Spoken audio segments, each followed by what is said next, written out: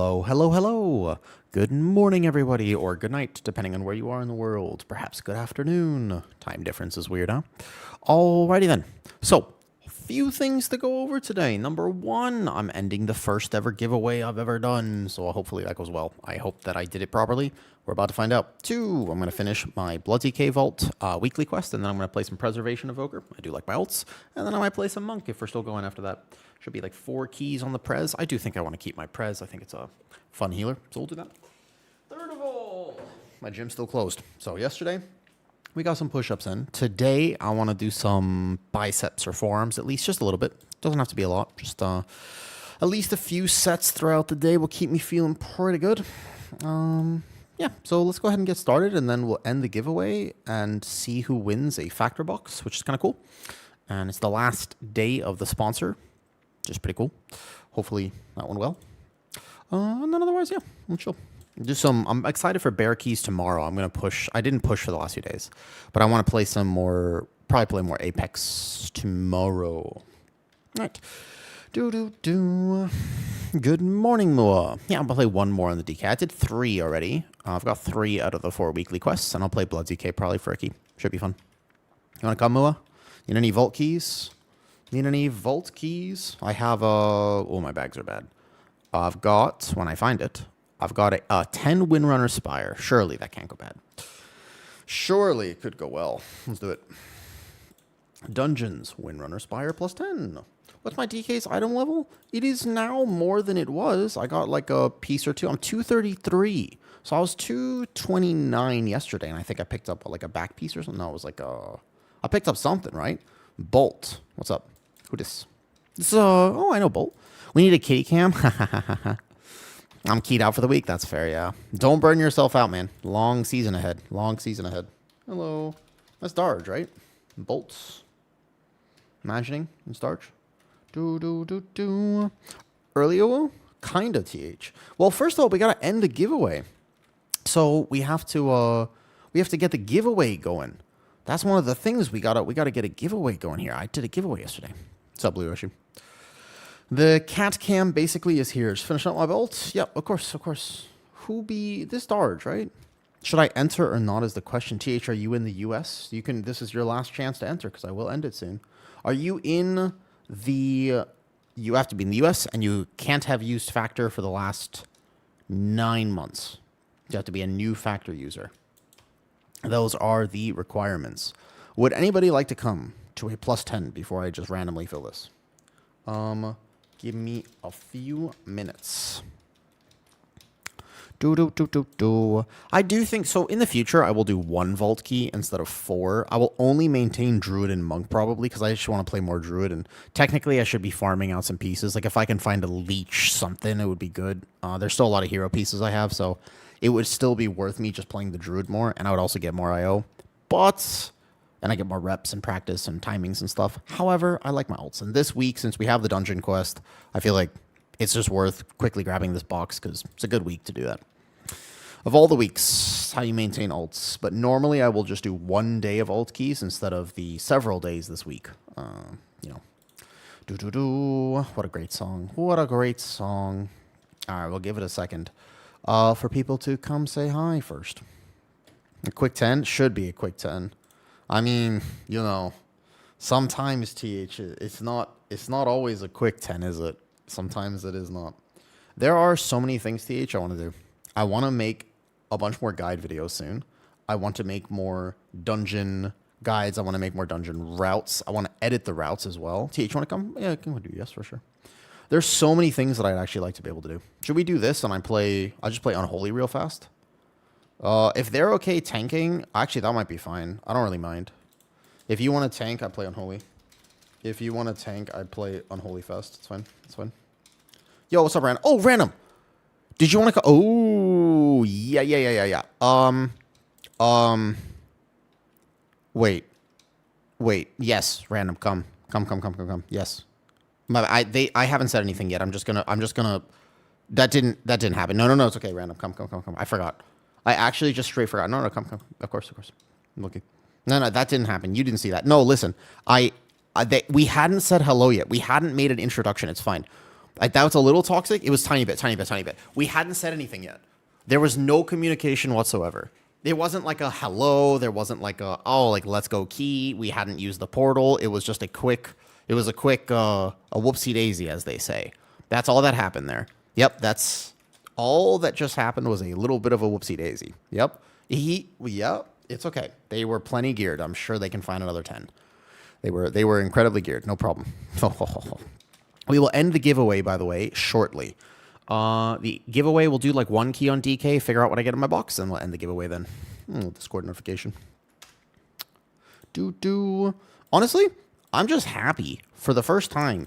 Basically, I mean, it's crazy cool that I even had the opportunity to do a sponsorship. Like, that's so cool, right? So we're going to end the giveaway for the sponsorship today. What's up, Harith? Good morning. Dima, good morning. Bazzer, hello there. Hi. All right, we're going to do Blood DK key, 233. Do we win? Probably. I actually think this will be fine. I'm sure this will go well, though. Can't time a freaking 12. You're having trouble with pits. Where do you fail? Dima, if you don't mind me asking. If you're struggling with a plus 12 pit or this, out of curiosity, where are you failing? Because one thing I want to do soon is make a guide. I want to make more guides. I want to make more helpful content. Obviously, I've just been keying hard, and this week, the pressure to do 4 dungeons on my ults was kind of a lot because I did 4 on Pally, I did 4 on the Warrior, I did 4 on, like, I've done 4 on everything. And so now I'm going to do 4 here, and then I'm going to do 4 on the Preservation Evoker probably today. Maybe if TH wants to tank some. I don't know if TH wants to do that. We'll see. TH, if you want to enter the giveaway, you're more than welcome to. It's the last day for it. Last day for the giveaway.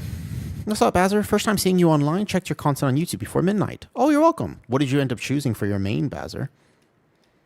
Yeah, what did you end up choosing? Demo, hold up. I don't actually ask this question enough. What have you guys chosen for your main? The Unsung Cesspool. That's the game right there. Brewmaster? Ooh, I'm going to play my Brewmaster more next week. Very potentially, I will actually play my Brewmaster next week. Yeah, I will we're talking, I might play it to Resil 17. Like, very possibly next week you see the beginning of the Brewmaster Wu arc. Like, I might have to farm out about 500 crests, but very possibly next week begins the actual monk journey. Here's the dependent factor. And this is it. This is what it comes down to. You ready? There's a single question. If I get a good vault on the Druid, that means that I'll get the hero discount by like exactly 1 upgrade. If I get the hero crest discount achievement, I'll play my ults. But I kind of don't want to do that. Whoa, what is that? Is that a bot? We haven't had one of those in forever. Wow. I haven't had one of those in a long time. Crazy. Normally I'm main heal, but I want to tank this season. I tried nearly every tank you like monk the most. Nice. What's up, Ekamon? Oh, that's a good emoji right there. That's a good one. Yeah, we can help you farm it. I mean, it's just a lot of work, right? That's the thing about it is like, it's so much effort to farm out that many crests. You know what I mean? Holy, what is this? What is this? How did he do this? I want to do this. Wait, what is this? What is this toy here? Wait a second. Absolutely massive W for RP. How did he do this? I want to be a giant panda. Wait, I want to do this? How did he do this? I need to figure out exactly what combo this is because now I immediately want to figure out how to do this. Whoa, that's so cool. I want to be a giant panda. Can he do the whole key like this? World Shrinker? Wait a second. How do you do that? Oh. How much would you pay for Spectrum Chicken Mount from the dungeon? What do you mean? Spectral? You mean the mount that drops from like Windrunner? I just traded it to people. I'm not going to lie. I honestly just experiment. It's the anima cell. Oh, okay. He can't move around. Okay, got you. You mean the mounts from the dungeon? I don't really care about mounts. 300k easy? Dude, I'm not going to lie. I just trade mounts to people if they drop because I don't really care about them. It's 1 a.m. I made it. Really got to stop by. Glad when I see you on. Thank you, Eric Renner. I do genuinely appreciate you stopping by and saying hello. I want to make a habit, by the way. If you are here, I want to make a habit. It's a cool habit, I think. And here's what's up. Every time you see me online, This is going to be a general thing. If you see me online, tell me one good thing that happened. Could be anything. Could be WoW related. Could be simple. Could be I had a really good pull. I popped off on that one for. It could be anything. I did a good raid. I got my item that I wanted. I filled up my vault. I played an alt. My weekly chest was good. It could be in real life. I got this. Just tell me something that happened. That's good. I realized just the other day that I was just like, I want to. There's so much stuff that happens in the world. Let's just add a little bit of good stuff. You know what I mean? All right, let's go. Quick blood DK key. I don't farm mounts on both, but I want the finishing Resil 15. Nice. That's good, DN. On your way to Resil 16. Very good. I'm so happy for the mounts and the gold I made. I really need that gold. Wait, you sold it? Somebody bought it from you for 300K? 300K for that. I gave it away for free. I should be charging. But I got the invisible. You got in. You're telling me that you don't care about mounts, but you just so happen to get invincible? That's a pretty good pickup, you know. That is actually a very good pickup. That's a good one. All right, so we're going to go bam, one blood boil. I'm sure that I can live this. And by sure that I can live this, I mean, I'm not as confident as I potentially could be, but I think it will be okay. I am not geared enough to be doing pulls like this, I'm not going to lie. There's a real world here where I just actually get one-tapped, but I have a feeling that I'll be okay. So we're just going to place this here. I'm going to zoom out a little bit because I'm actually too zoomed in here. And then we're going to go like this, and then I'm just going to make sure. I should have taken all of these. I got hit from behind. It's okay. There we go. Perfect. Holy. I'm gearing an AUG to play the... Yeah. Oh, I don't know if AUG is super brain off right now. I feel like AUG is actually fairly on top of it. You have to be kind of aware, but that's fair, DN. Honestly, if you play tank, I actually feel like it's a really solid choice to just gear a DPS. Easy. Easy. Blood DK feels weirdly good. The tanks that I have played that don't feel good are VDH. VDH doesn't feel good for me right now. But actually, like, Blood DK, I'm able to do things. Like, I'm feeling pretty confident on my Blood DK right now, though. I'm so happy I only have to work 2 days this week. Nice. That's a lot of WoW time, though. They really missed out on allowing Evoker to tank. All right, Eric Renner, what's your good news? All right, still time to 15 today. Nice. That's awesome. A 15 is massive. A 15 is, like, huge, man. That's a really good accomplishment, though. Can you explain the Dev and AUG Evoker damage profiles? Sure. Yeah, I can do that. So Devastation has two different things. Sorry to as a VDH is crazy. If everything goes so Cleanus, one of the Cleanus. Hold up, I'm processing your name. It took me a second. I'm in the middle of processing your name. One second. Okay. It hit me all of a sudden. I was just like, wait a second. No, I was like, hold up. No, I think that Monk weirdly feels, aside from Guardian Druid, I think Guardian Druid and Monk feel really good to me. Pally feels okay.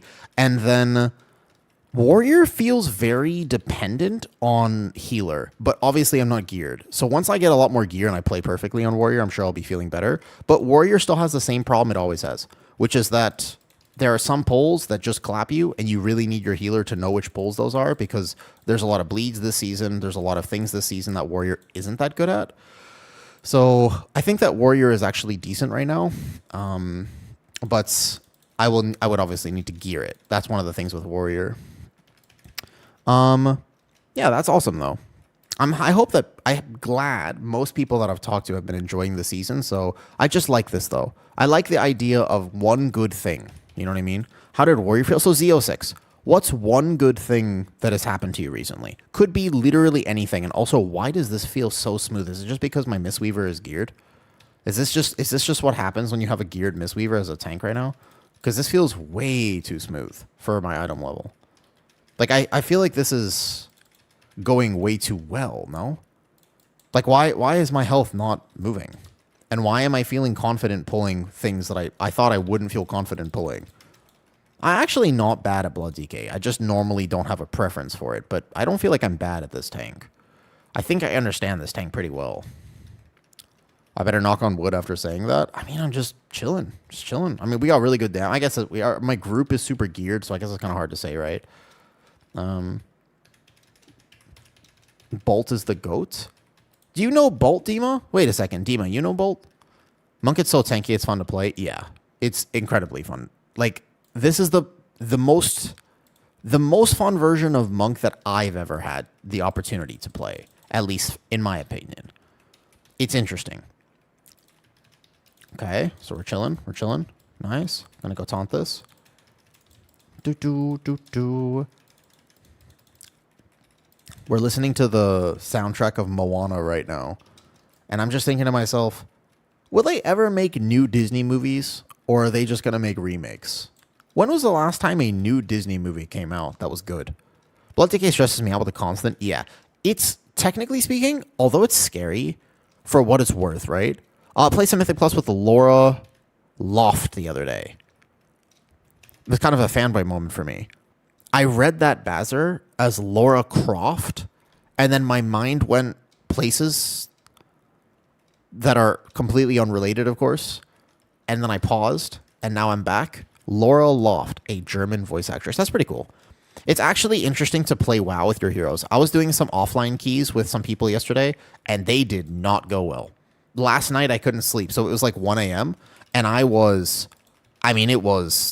we just had so many Resil 17 keys that just did not, they didn't go the way they were supposed to go, you know what I mean? Sometimes it happens, right? Sometimes you just have those moments, and you're like, this is exactly what we're not supposed to do. Did I somehow get this Trapper? Can you do that? Actually, kind of tech, if you ever need percentage, but you don't need percentage in this dungeon. So I mass grip this one, perfect. So then I blinding sleep the next, or single grip. I had the same moment the other day. Dryny from Liquid joined up and carried us in healing. That is awesome. Yeah, it's kind of cool though. Can I drink pre-workout but like work in the hospital? I mean, if you want to. Honestly, so I try to quit caffeine, right? It was something that I had in my mind as like, I'm going to quit caffeine. However, it didn't go well. And I had tea this morning. It didn't work. Actually, she voiced Lara Croft in Voice of the Tomb Raider. Did she really? There's no way that Laura Loft ended up voicing Lara Croft. Is that a coincidence? I don't think that's a coincidence. That feels like it was planned. That feels entirely intentional. I feel like there's no way that is a coincidence. You know what I mean? Okay, hold up. My warrior didn't get that memo that this was funnel. Yeah, that's a plan for sure. For sure. I'm drinking a Dr. Pepper right now. You know we don't have Dr. Pepper in Thailand. It's not a thing. Like, I think you can find it, but for some reason it's just not a thing though. Laura Lofters, her name is a voice actress. That's cool though. Black chai tea is sleeper OP though. 100% it is Tornado. Have you ever had Thai tea before? What is your Mythic Plus timer called? This one? I don't know if I like it actually. I feel like I might change it. This was just called, I'm pretty sure it is literally Mythic Plus timer. You can soak these with AMS, right? Oh yeah, that's tech. You can AMS soak these in the face. It's pretty cool. I think you can IBF soak them too. Yeah. Have you ever had though Thai tea? I prefer Warp Deplete. I don't know if I like this one. This one's a little bit too clean. It's a little bit too boxy, I think. You're welcome. Just type in on CurseForge. Just type in Mythic Plus timer. You'll find a bunch of options. Yo, what's up, Lona? How's it going? Hey, Lona. Lona, how are you? Lona, I'm trying to start this new thing. I want this to be a thing. I don't know if it'll work, but here's my plan. I think it's a good plan, Lona.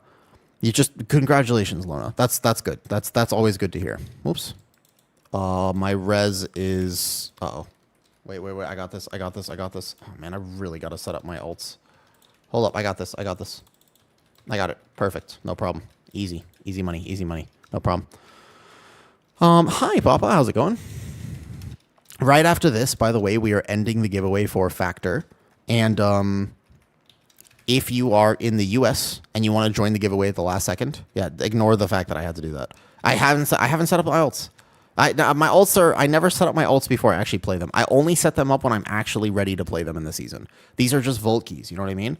Don't worry about it. Yeah. What was the add-on telling you healer was in CC? If you have to be, remember the rules for the giveaway are you have to be in the US or Denmark or Sweden, one of those options, and then you have to be, what's it called? And you couldn't have used Factor, the meal prep, for the last 9 months. So if I end the giveaway and there are there are 3 boxes on giveaway, and for example, somebody is not in that country, I will message you individually on Discord with how to do it. Now, just to clarify.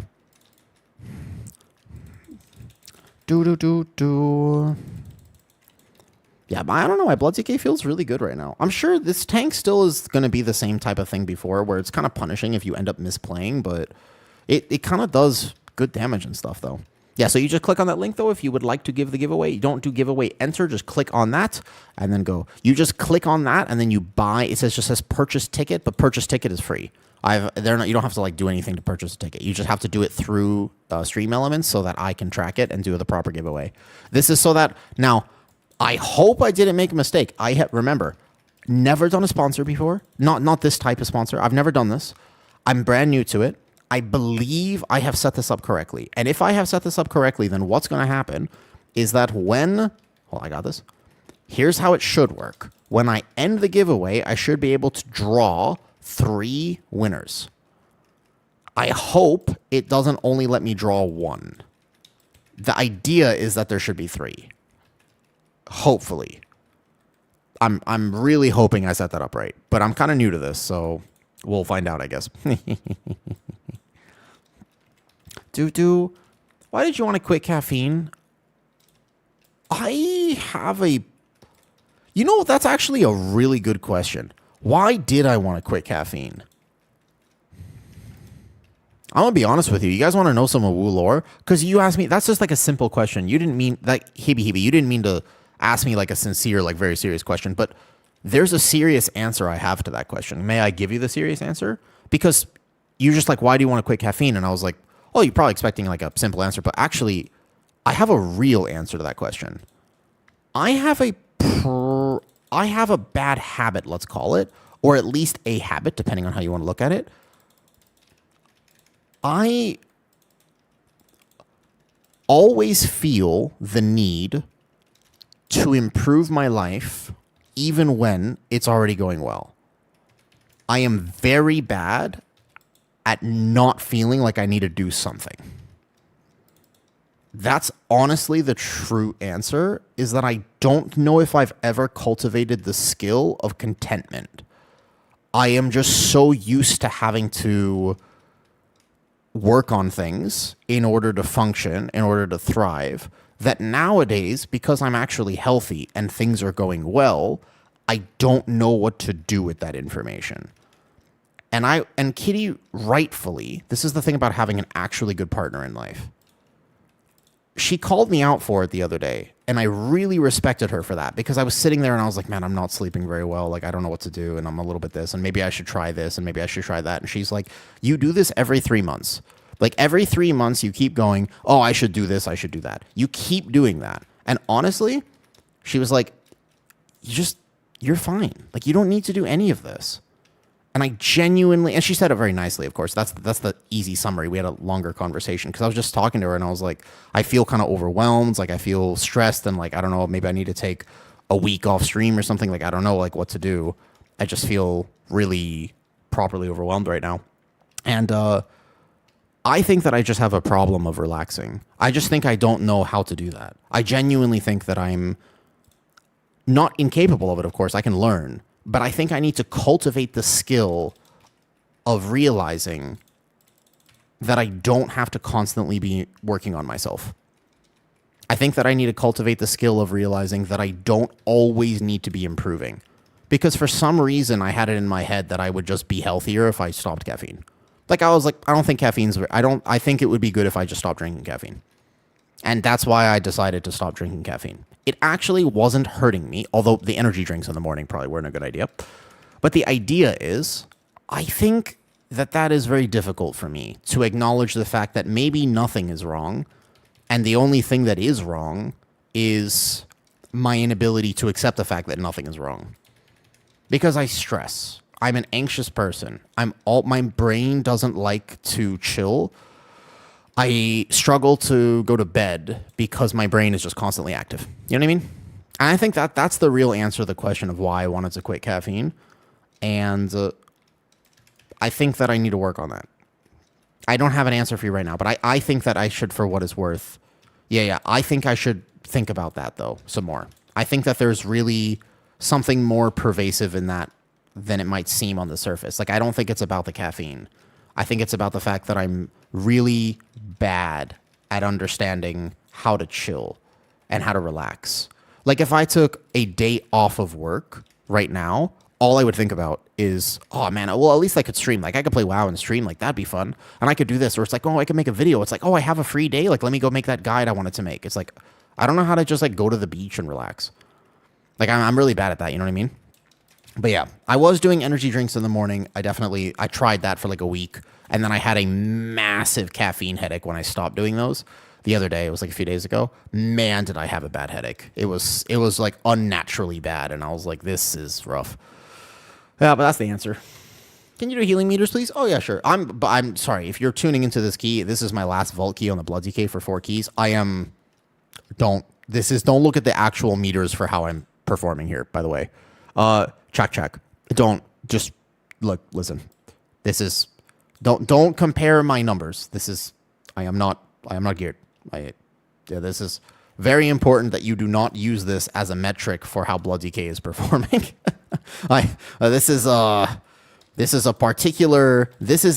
It is right before reset, and I want a vault key, and I want to complete the weekly. So congratulations.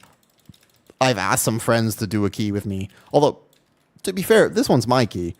Yeah, well, my T-Mog is awful because I don't have gear yet. That's why my T-Mog is awful. I'm a Blood DK. I can grip this for once.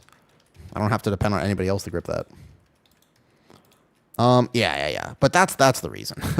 Try to give yourself time to do something else. Like I'm doing a lot of stretching. You know, honestly, like stretching and breathing exercises are great. I teach breathing exercises in my line of work because breathing is the way to access your autonomic nervous system. Like if you change the way you breathe, you change the way you feel. It's actually like it is clinically understood at this point, and it is studied, but we don't value it nearly enough, Tornado. The way that you breathe is a direct signal to your nervous system about how it should be feeling. So, for example, if you're feeling very anxious, most likely your breathing pattern changes. So if you can access that breathing pattern, it is a direct line of communication to how you might be feeling alternatively. You know what I mean? Okay, I'm going to live this, probably. I think. Most likely. Mass grip? Dude, mass grip is so fun, though.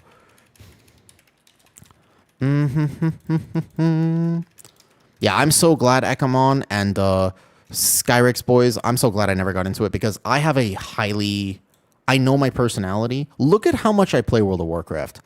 Guys, I got an addictive personality. I would be very scared if I ever got into habits that I shouldn't be into because I know myself, and it would be a bad idea for me to do anything that has any amounts of addiction related to it because I have a lot of willpower, but sometimes addiction is not about willpower, and it's just about literally not putting yourself in the scenario where you have to have willpower because otherwise, like I know myself, basically, let me put it this way. You know what I mean? You a healthcare worker? I work in health and fitness. I've been working in health and fitness for, I can't believe it's actually a decade of my life, basically. Yeah, I help people with their joints. I'm a trainer. I work with people online, Jonik. And I can work with people. Working with people online was actually it was a leap for a little bit. For like 5 years ago, I swapped everything online. And it was kind of hard to see things at first, but I learned all the tricks to do it. So I'm not a doctor, to clarify, Jonik. I don't work as a medical doctor. Blood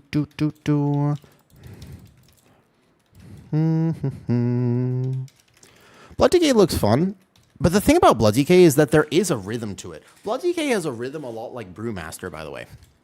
It's not nearly as complicated as people make it out to be. Like, for example, it looks scarier, but it's just how it is. The thing about Blood DK is that actually when you get better at it, there is a rhythm to Blood DK, and you don't really think about your Death Strike at a certain level. You actually just kind of alternate to the Death Strike, if that kind of makes sense a little bit. Like, I'm not currently thinking, oh, like, I have to Death Strike now. I just know that rotationally, it's going to be 1, 2, 1, 2, 3, 4 type thing. So there's a specific rhythm to Blood DK, and it makes it feel way better when you actually get into that rhythm. You don't really have to panic as much. You kind of just have to trust. It's a big trust type tank, actually.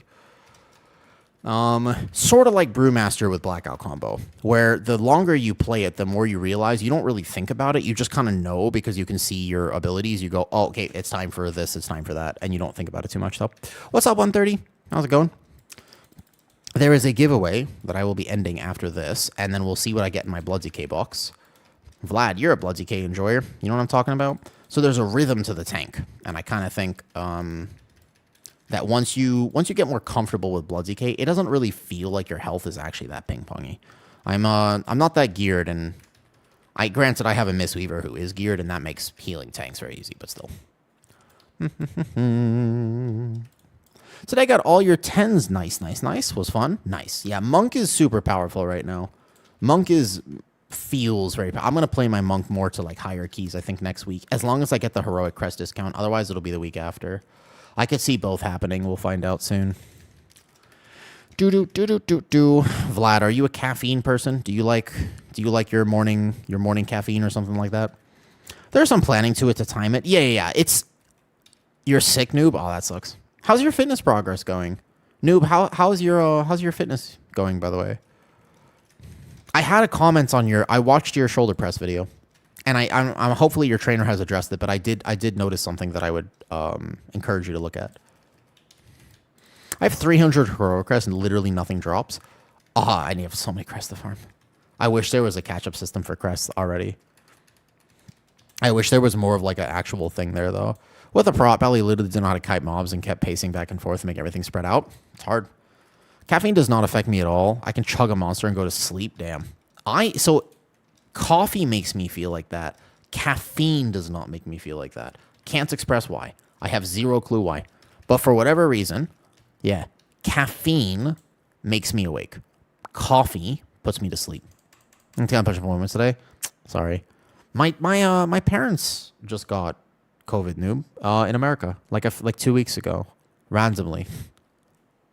Oof, I am sweating. Holy. It's so hot in Thailand. It's the Thai New Year today.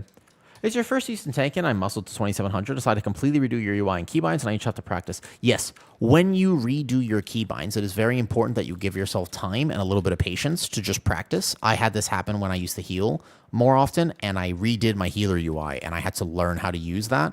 Took me like a few weeks to get really comfy with it, but ultimately having a UI like that is really helpful. You should, especially as a healer, you know what I mean? It flushes the high. I wish it did that for me. My stomach works weird, Vlad. I've got let's call it a unique digestional system. I don't have a normal system. So, I wish. That'd be cool. Can you AMS this? Yeah, you can. You don't even have to take a feather. That's crazy. So you can AMS, then IBF, then AMS? You don't even, I mean, you could also just take a feather, but still, that's kind of massive. Could you AMS the application of the Squall Leap? I drink it at the right time. I get a nice boost from coffee, but more often it makes me crash hard. Coffee is not the play for me. I always get so tired after, though. Pots, you said, right? Can of fiber. The fiber is the gastroparesis part of things. They're all related. They're basically the same condition. There's like an umbrella for health. You know what I mean? What's up, Grim Riders? How's it going? Oh, it's going pretty well today. I'm finishing my last Blood DK key, and then we're going to see what I get in the vaults. And then I will close the giveaway. And it'll be the first ever giveaway, so I really hope I did it right. We'll see. Otherwise, yeah, it's going pretty good. Can't complain. I slept at like... I couldn't... I finished work around midnight yesterday, right? How do we join the giveaway? The giveaway is for a meal service called Factor Grim Rider. The only requirement for the giveaway is that, you need to be in the US, Denmark, or Sweden. You have to be in one of those places. It's only available in those countries. And then you also have to just go to that link, and you have to make sure you haven't used Factor meals before in the last year. If you win the giveaway, I will message you on Discord with instructions on how to do it. That would be how you do it, though. What's up, Mimola? How's it going? But yeah, Vlad, I have a bunch of like cool videos that I want to work on soon. I'm pretty excited about it.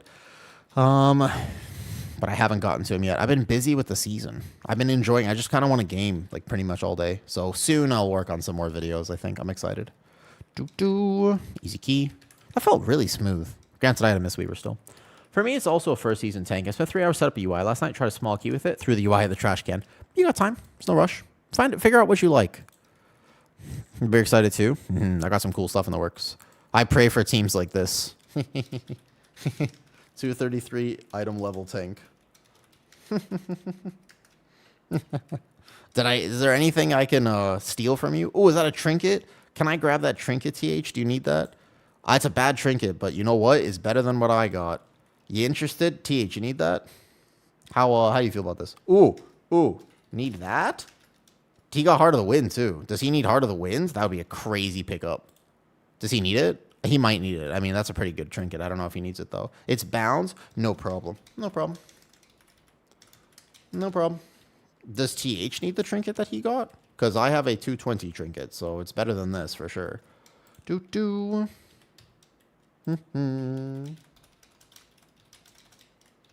If you dance for me, dance for you. Damn, that's a perform for your loot. All right, I will do what I have to do. I will do what I must. Fair enough. Fair enough. Scavenging at the end of dungeons. TH made me dance for it. That's rough. Item not modified. Oh, shit. Okay. Okay, that's actually a good pickup because right now this trinket does nothing.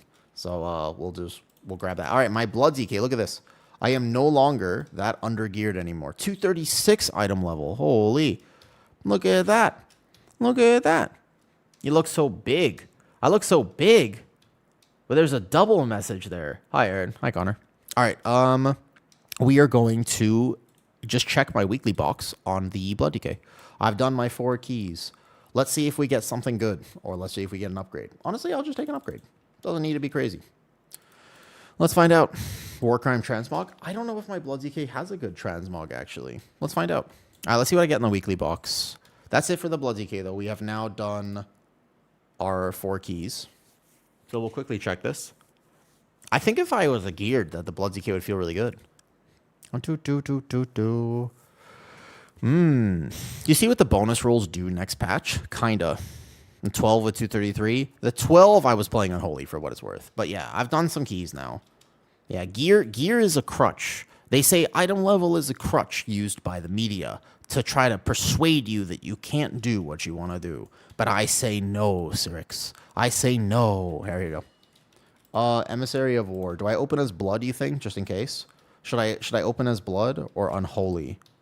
Let's go unholy for this one. Ready? 3, 2, 1, go. 3, 2, 1, bam!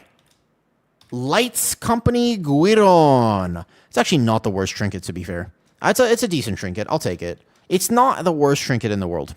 I'll take it. Okay. Yep. Not bad for the Blood DK. Not a bad trinket, actually. Okay. Yeah. I'll take it. It's not actually the worst, right? It kind of overlaps with every Dancing Rune weapon. You just get... It's like a DPS trinket at this point. Yeah. Yeah. I don't think it's a very good trinket, but it's not the worst. I'm curious about how this one... I've never actually used this before, the War Banner trinket, though. It's one of the best for Blood DK. Damn, look at that. Easy money. Easy money. There's the weekly box. Not item level upgrade, but here we go. Okay, I'm going to log over to the Preservation Evoker now. Random, you still want to run some more, yeah? I don't know if the Warrior wanted to do more. He was good. According to guides up there for Blood DK, nice. It's also, I'm pretty sure it would be very decent for Unholy as well, because 130 cooldown. For sure, cool. Let me end the giveaway. Let's do the giveaway. Last chance to enter. You have to be in the US. We'll wait for the ad to finish, and then we'll do that, though. Yeah, of course. I don't know. It's a big question of whether I'm going to do 4 keys on the Prez or if I'm just going to do more Monk keys gearing. I don't know if you think 4 keys on Prez is worth it. I don't want to not gear the Evoker. 4? I could do 4 real quick. What was the question you asked when I first stuck my head in? I had to take my headset off in the middle of it. Oh, I was just wondering how you said you were sick. How your gym progress was going, and I watched the shoulder press video you sent me, and I did have a piece of feedback to tell your trainer if he has not already looked at it. That's what I was going to ask you. I had a piece of feedback based on the shoulder press video, which is not surprising to see. All right, my Evoker is 219 item level. That's pushing it right here. I'm pretty sure I can heal keys at 219, but yeah. If the Warrior would like to stay, he's more than welcome to. However, we will need a second. And hopefully we don't lose the 10. I got elbows forward and under the bar. Lower back wasn't stable enough. The lower back not stable enough means you got rib flare, which is you can correct that. But you have... It's called rib flare. What's up, kitty? We're about to end the giveaway. The best advice you gave me was to add people. That is seriously good advice in game. I can't. People significantly underestimate the power of their friends list. Yeah, super important. Super important. Yep. Yep, that's correct. He said that when I first met him. There you go. Made it just in time. We're going to wait for this ad to finish. And then we need 4 keys, basically. If I want to actually do this, we need 4. Not 1 or 2. My Evoker has gotten, by the way. Kitty just subscribed for, wait a second, 12 months? Damn. Thanks, Kitty. Yo, mind if I ask a quick question? Yeah, of course, Rocky. Go for it. In about 1 minute, I'm going to end the giveaway for Factor. And then I will message the people who win. Hopefully, like I said, it goes well. I will message the people who win about what we're doing. About how the instructions for how to order your box. Yeah, go for it. Also, for real, I mean this, by the way. TH, you want to come tank? If you're interested in like a few minutes, up to you. If you're not busy and you're bored, kind of. But I really did want to start this as a habit for what it is worth, okay? I just tried 15 Academy, got destroyed by the bleeds. What tank are you playing, Zaraki? That'll answer that question. There are different tanks have to handle first pull of Algathar Academy differently. Okay. What was I going to say? I was thinking about it. I'm considering it. He spawned with Seeded Prot into a half-kneeling landmine shoulder press. Yep. There you go. Sounds like a good trainer. You got a good one, noob. You got lucky, honestly. Brewmaster. Here's the thing. If you can't track them, then your UI is a little bit off. Because you can see something really interesting, though. I know. There was a lot of build-up, TH. Zaraki, for Brewmaster, 1, 2, 3, kite. 1, 2, 3, kite every time. 1, 2, 3, roll out. 1, 2, 3, roll out. Even if you're in Ox or Fort Brew. Just go 1, 2, 3, backpedal. 2 seconds, go back in. 1, 2, 3, back out. In. 1, 2, 3, back out. You took our shirt off? Yep, exactly. It's the scapular motion, noob. I can explain it to you as well. But that is actually, you got really lucky with that trainer. Random, do you have a key on that, though? Okay. I hope this works. I'm going to end the giveaway. I hope I did this right. NA need a tank. If TH does not want a tank, then yes. I don't think I'll have a problem healing at this item level. It could get a little sus, but I have a mythic chest and a mythic weapon because 1 volt a week. 10 Mysara. Okay, so we have a few to rotate just in case. Okay, guys. I go to giveaways, loyalty, giveaways, and then I end the giveaway. Close giveaway. Okay, draw a winner. Okay, stream elements. You can no longer enter the giveaway. For a UI that shows the bleeds, it should really show that. You should see it very obviously on your frame, Zaraki. It should not be difficult to track. I don't know why it wouldn't, by the way, be easy for you to track. But we'll see. Yeah, drum roll. All right, here we go. You want to see the screen for the giveaway? You guys want to see who's getting it? Or I'll just draw a winner. I'm going to hit draw a winner. Ready? 3, 2, 1. How does this work? Draw a winner. Frosty Walrus. There you go. Frosty Walrus. Are you still here? You entered earlier today. Mr. Frosty Walrus. Are you here on stream? We have to count. Where are you, Frosty Walrus? Now I'm going to have to figure out who everybody is on Discord, too. All right, we got to add him. At Frosty Walrus. Yo, are you there? All right, so we got to figure out if he's not here right now, no problem. We're going to have to catch him later. This is one of the things with the giveaways. All right, we're going to add him and just see if Mr. Frosty Walrus shows up because that was the first winner of the giveaway. I would have to message Mr. Frosty Walrus on Discord. Do you think his name on Discord is Frosty Walrus?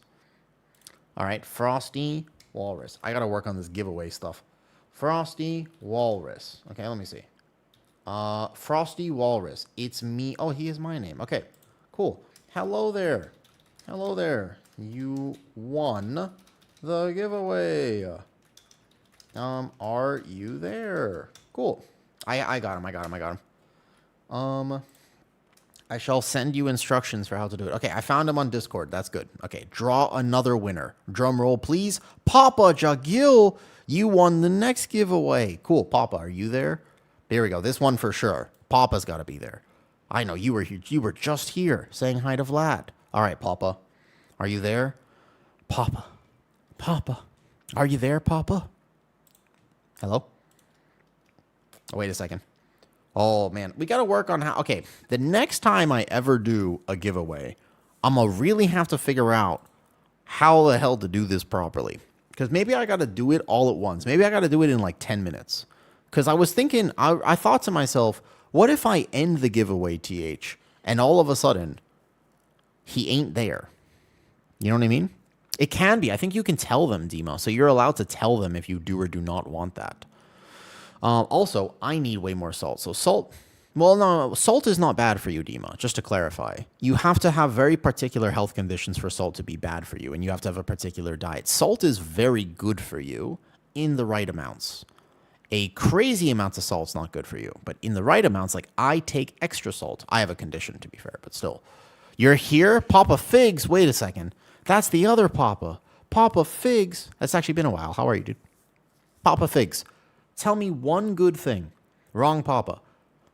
There's never a wrong Papa, Vlad. Here's the thing. Papa Figs, tell me one good thing that has happened to you recently. It could be anything. I remember you actually telling me about the figs, because I asked you about your name before, and you had mentioned to me that you have fig trees. Or it's not trees, but you know what I mean? It is a fig tree, right? And I remember this. Okay, draw the third winner. 3, 2, 1. Who's the last winner here? Requiem won the last one. All right, Requiem is normally here, but it would appear very potentially that all 3 people are not actually currently in stream. So we're going to track them down. Requiem. I do know who this is. Requiem. Here we go. Yep, the hype, well, it was there for a second. Okay. For what it is worth, one factor box that they can order is worth anywhere between 50 to like $100 bucks. So that's pretty cool. It is actually a pretty good giveaway. All right, here we go. I'm coming forward. I'm scooting. Okay, Requiem. I definitely know he's going to show up at some point. If I can't find him on the Discord in particular, then I will have to find him later. What's up, Barish? Happy New Year. I had a question if it's okay. Yeah, of course. Go for it. Okay, hold up. I can find him. I do know who this is. He's got to be here somewhere. He needs to go to Portugal to have the best ones. That is what you told me before. Right. Hello. Hey, Miel. Have a good stream? Thank you for stopping by and saying have a good stream. I appreciate it. Yeah, it's okay. Go for it. Shoot your question. Okay. One of the meals on the menu has 520 milligrams of sodium, and that's just one meal. Visit to buy a... yeah. To apply... Now, noob, we will not get into this conversation on stream for very obvious reasons. But, no joke, there is actually a lot of evidence to suggest that more people should be doing little things like that. Need tank? We don't need a tank right now because TH is about to tank. We do need a DPS last slot. If you want to come cape on your hunter, potentially, you can. What's up, Lona? Yeah. I won't talk specifically about the perineum on this stream. However, the pelvic floor functions of many people are impaired, let's say, nowadays. And you can fix that. But in order to fix that, you kind of have to, well, you have to go in there and fix it. It's a thing. Welcome to life. All right, Warrior wanted to stay. Let's do it. I have had many procedures, by the way. I was surprised when I read the studies, but it's worked for a lot of your patients. Is that a pic of Kenshin? Yeah, I like Kenshin. One of my favorite anime from a long time ago. I mean, it's an absolute classic, right? I'm finding when I'm tanking and losing aggro on one thing, I panic. That is one of the things you go over on coaching because it'll happen, though. I use a tens machine, but logistically difficult. No, just go up there, noob. I mean, to be fair, noob, it's more uncomfortable for people not of your disposition, to be fair. You understand what I'm saying here? You're going to have to read between the lines just a bit. So it's way more uncomfortable for people. There's a lot. Imagine telling that to like a very, you know what I mean? Yeah, exactly. Think about it from that perspective, because there have been conversations on occasion, which is like, yeah, you just got to, get comfy, figure it out. You know what I mean? You got to do what you got to do type thing. That's how it is. All right, let's see how quickly we can knock out 4 keys real quick on Prez. Let's go, Terrace. We're just going to see if we can go this real fast. Cape, maybe later. My favorite anime, samurai anime. I think it might be one of my favorite samurai anime. I'm not sure. I don't know, Zaraki, exactly how you could try. I use default UI, and honestly, I can see the bleed in Algathar just fine. But I have heard from many people at this point, actually, that you you're not always able to see it, though. How about positioning themselves regarding regaling your mom with it? Yep. I managed to get her speechless. Well, you haven't done coaching with me yet, noob. Because, noob, I have many suggestions for you. If you think that's all, I got even more for you. Because you can rhythmically... like EFT, which is a questionably scientific thing. It's not exactly scientific. You can EFT your perineum.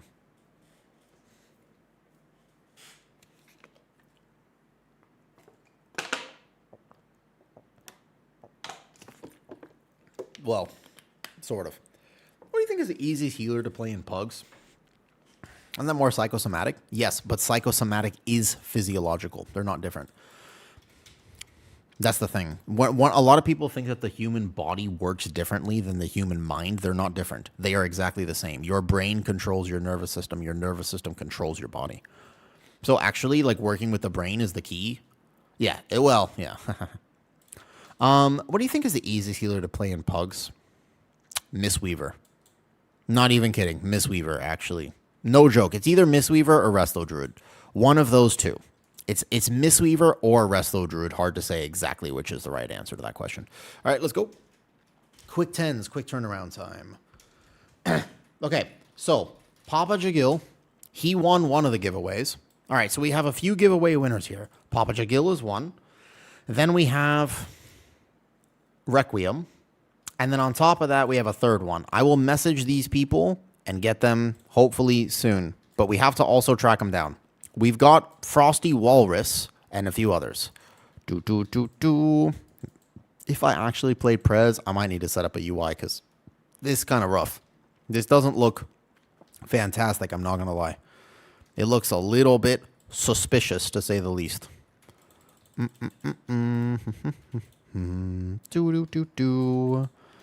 Also, I noticed that some Preservation Evokers, when I actually took a look at Murloc.io, I need to ask Kig about this.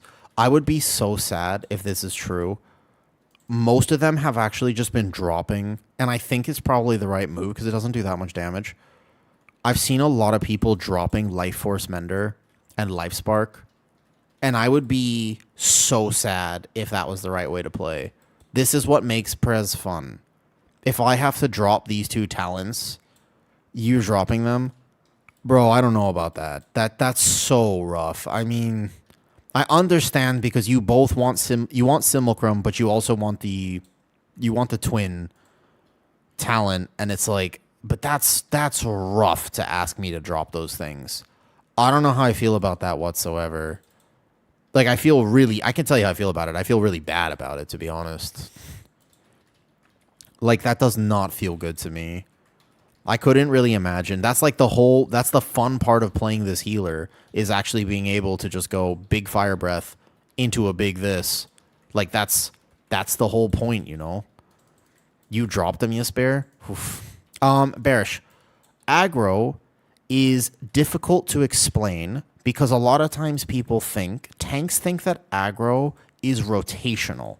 Aggro is not so much rotational as it is positional.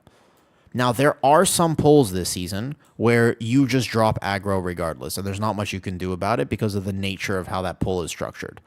But in order to successfully obtain threat and get better at threat, the key, in my opinion, is just going to come down... Hold on, let me heal this first.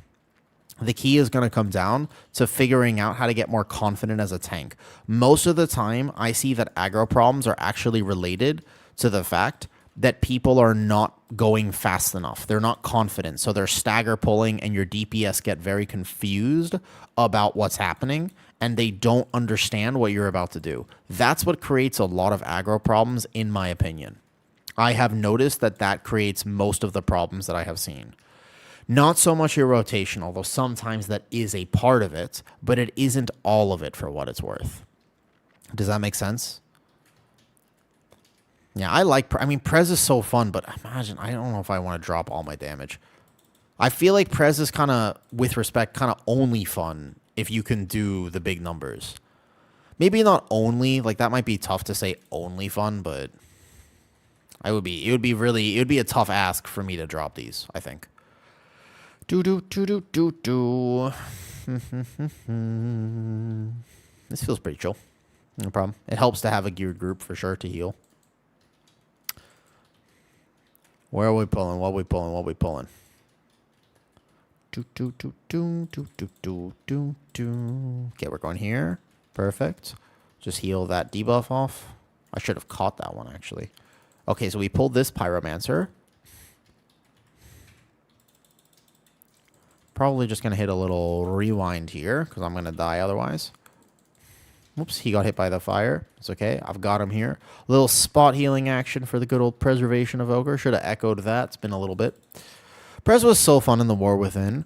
I mean, I think that Prez has always been fun, to be honest with you. Like, I've always enjoyed Prez. It just takes a lot of brain power to play. And it's also so easy to mess this healer up on stream. Like, if I'm streaming, right, this is the healer that's probably the hardest for me to play. I mean, my item level is really low, so I'm going to die to jumps and stuff. I could have time dilated myself. But, like, I just really significantly enjoy Prez. It is a very fun healer. It's got such a unique way of doing things. And for whatever reason, you know why? I've thought about this before. Because I was thinking about how to explain this to people. Of, like, why Preservation Evoker is fun. Especially for me. Preservation plays pretty much identically to how tanks play. It's the only healer, in my opinion, that plays very similar to how a tank plays. The decisions that you have to make on Preservation Evoker are very similar to the decisions you have to make on tanks. Yo, what's up, TG Falcon? Hello there. Thank you for the YouTube sub. As a prop pally, what's the order of importance of your cooldowns? Your only cooldown reduction right now is on your kings. So when you're playing prop pally, in general, if you have to sequence everything in a poll, you kind of want a kings first instead of ardent first now. It used to be that you would always ardent, but I don't know if that's actually the best practice anymore. I think that because you still get massive CDR and you get way more shield resets, and you're going to be sending those shield resets on cooldown now as a rotational difference to how it used to be, then actually speaking, I'm not convinced that you shouldn't just open a pack with kings instead of ardent. I would most likely, if I was playing Pally, consider doing that because I'm going to get a bunch of CDR on that kings, whereas I wouldn't get that CDR on ardent anymore. So I think I would actually go kings into ardent into whatever else I need, or obviously Sentinel first, like wings takes priority over everything else. But the idea is that I would be sequencing things based off of cooldown reduction. Don't let that hit. Okay, if that hits, I can't heal it. Okay, good job, good job, good job. Pretty sure I one tap. Does that answer that question, Razrune Lord? So it's about prioritizing based on the fact that you want, like, wings is your first one because it will also give you damage. And then you want to prioritize based off of cooldown reduction. Because you're technically losing cooldown reduction. You're losing a use of it, which is something you don't want to do if you don't send kings. If you sit on 2 charges of kings right now, you're losing a ton of value, if that makes sense.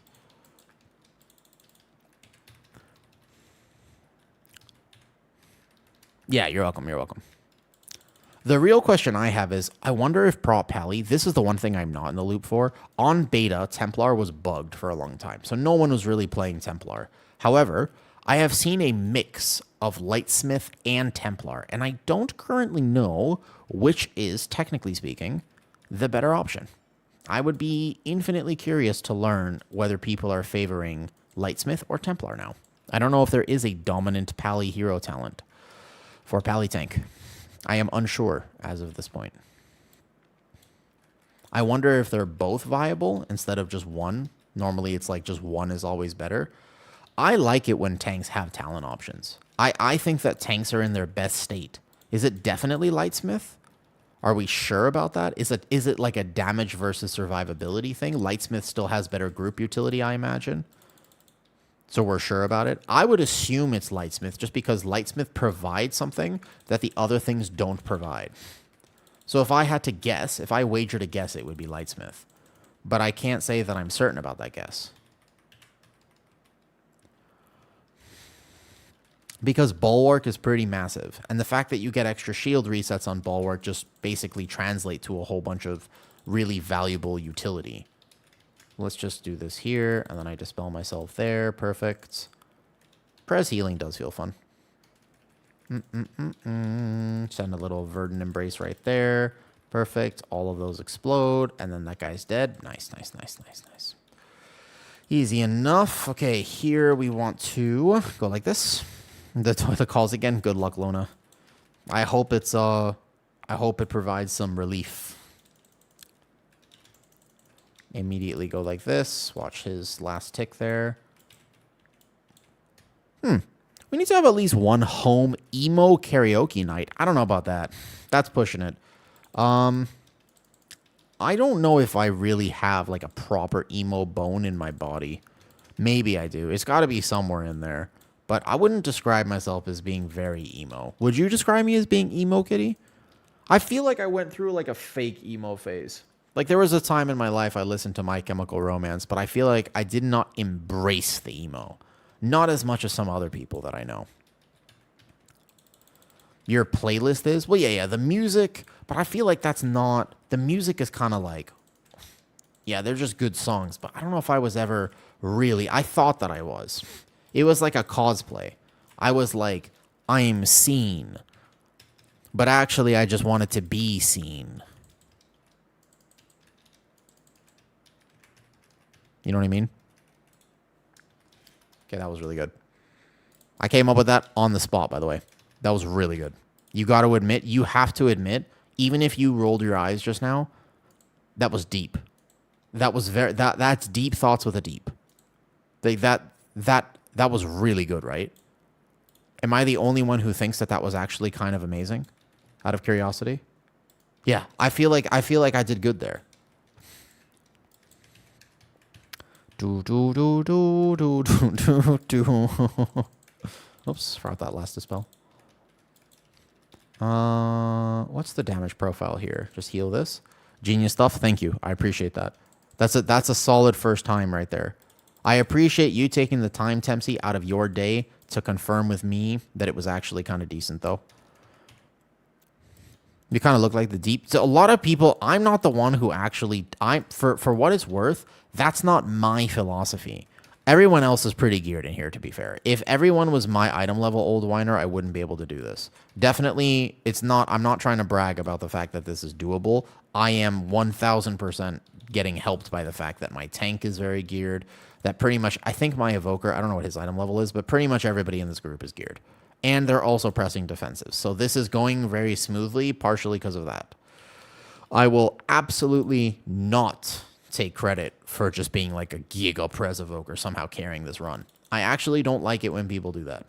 Including when I tank sometimes. Like on my Blood DK, I was like, well, I have a very geared Mistweaver who is definitely helping me out.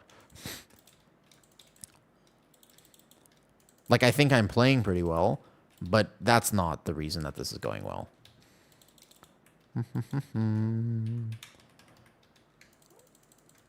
Oh, he is.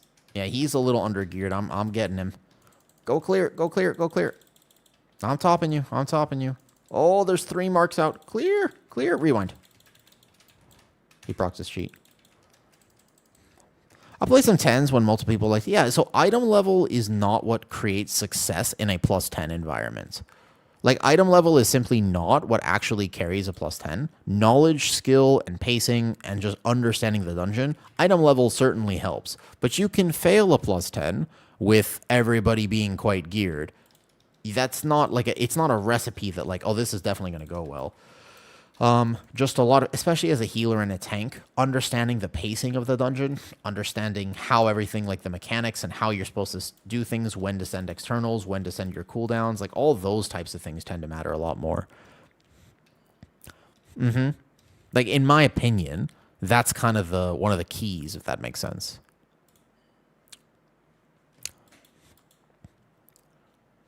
A lot of people feel, it's the same question as when people say, hey, should I go for like crit or verse here? Or it's like, what should my secondary stat breakdown look like?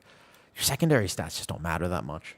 They really don't. They're a min-max that at a certain level, it's not a bad idea to optimize them. but they're not going to take your play from really, really, really, really good to really, really, really, really bad, if that makes sense. Like, they're just not that impactful. They are a optimization that you do not have to make. But people oftentimes think that if they just swap 3% crit to 3% mastery, because mastery is simming slightly higher, that it will fix, that they'll all of a sudden, like, they'll go from a single digit parse to a, you know, gold parse. And it's just like, that is not, it's not gear related. Actually, somebody was asking really good questions in my Discord this morning. And the truth is, man, it really was not. WoW does a very bad job of explaining gearing to new players. I thought about this. I was really thinking about this. WoW does an incredibly bad job of actually making it very clear what is going on for new players. Because they were asking questions about it, and I was like, oh, you know what? That is not understood anywhere, is it? For example, one of the questions that was asked is, do I have to chase the BIS list from World of Warcraft? Like, is there a gearing list that I have to follow? And I'm like, oh, no, you don't have to follow it. Like, it might be valuable for you to take a look at it, but they have to make them because the guide writers, first of all, they are required, as Lint said, you have to submit a BIS list because people will click on it. But the biggest thing about BIS lists is they're simmed for raid, accounting for the fact that you will play according to that sim, and you will also play the build according to that sim.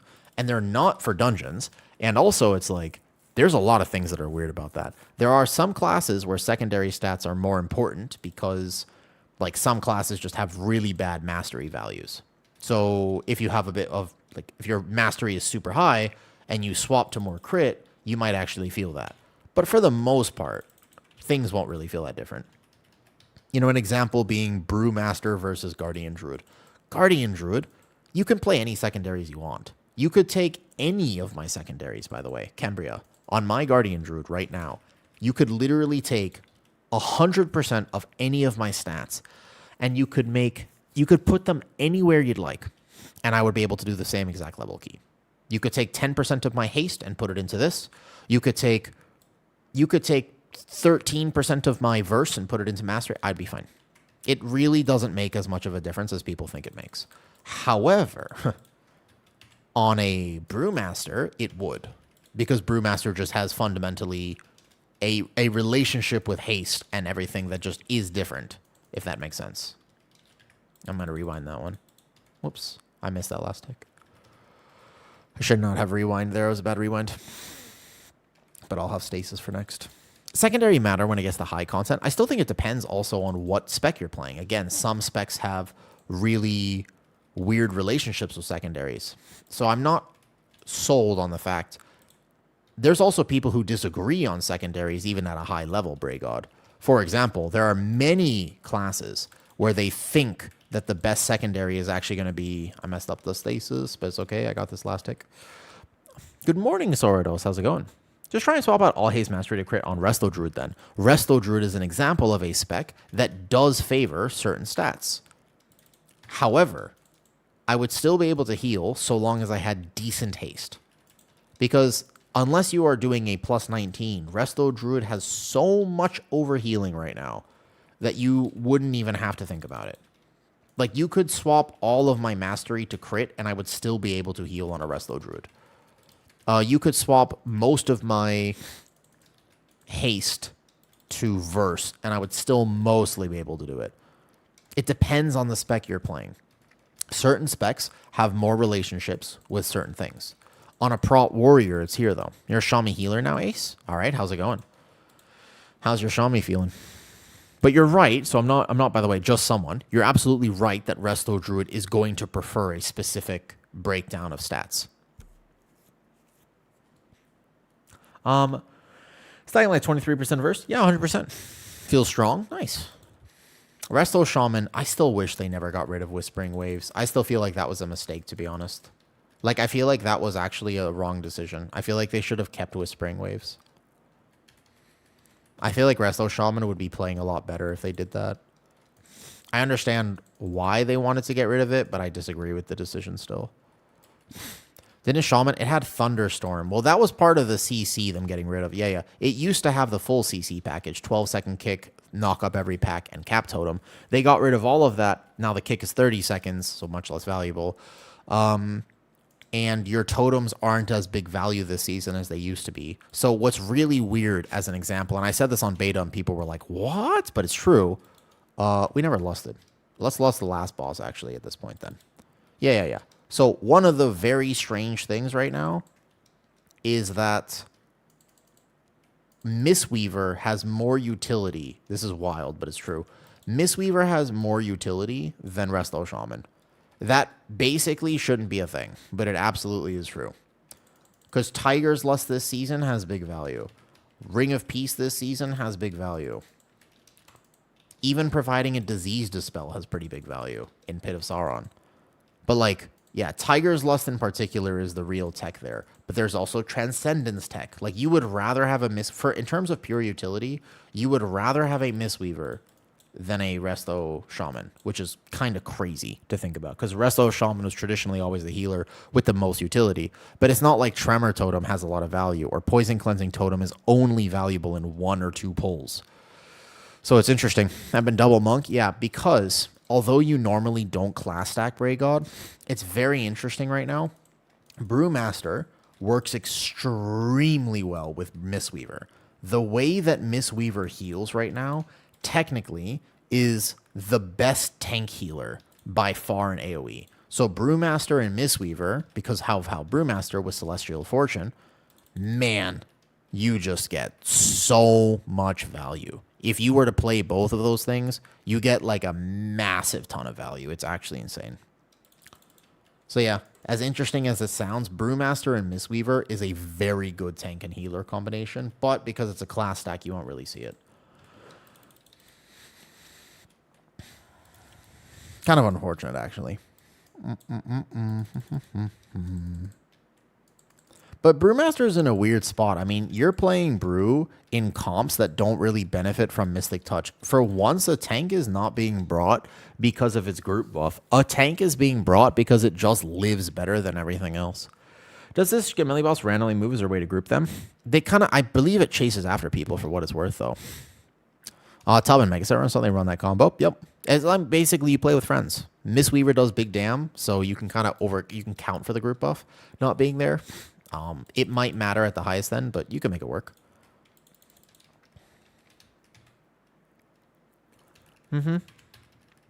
I think that the Gamelli boss chases people, so I'm pretty sure if everybody is stacked, then it will... I don't know if they just randomly walk around the room.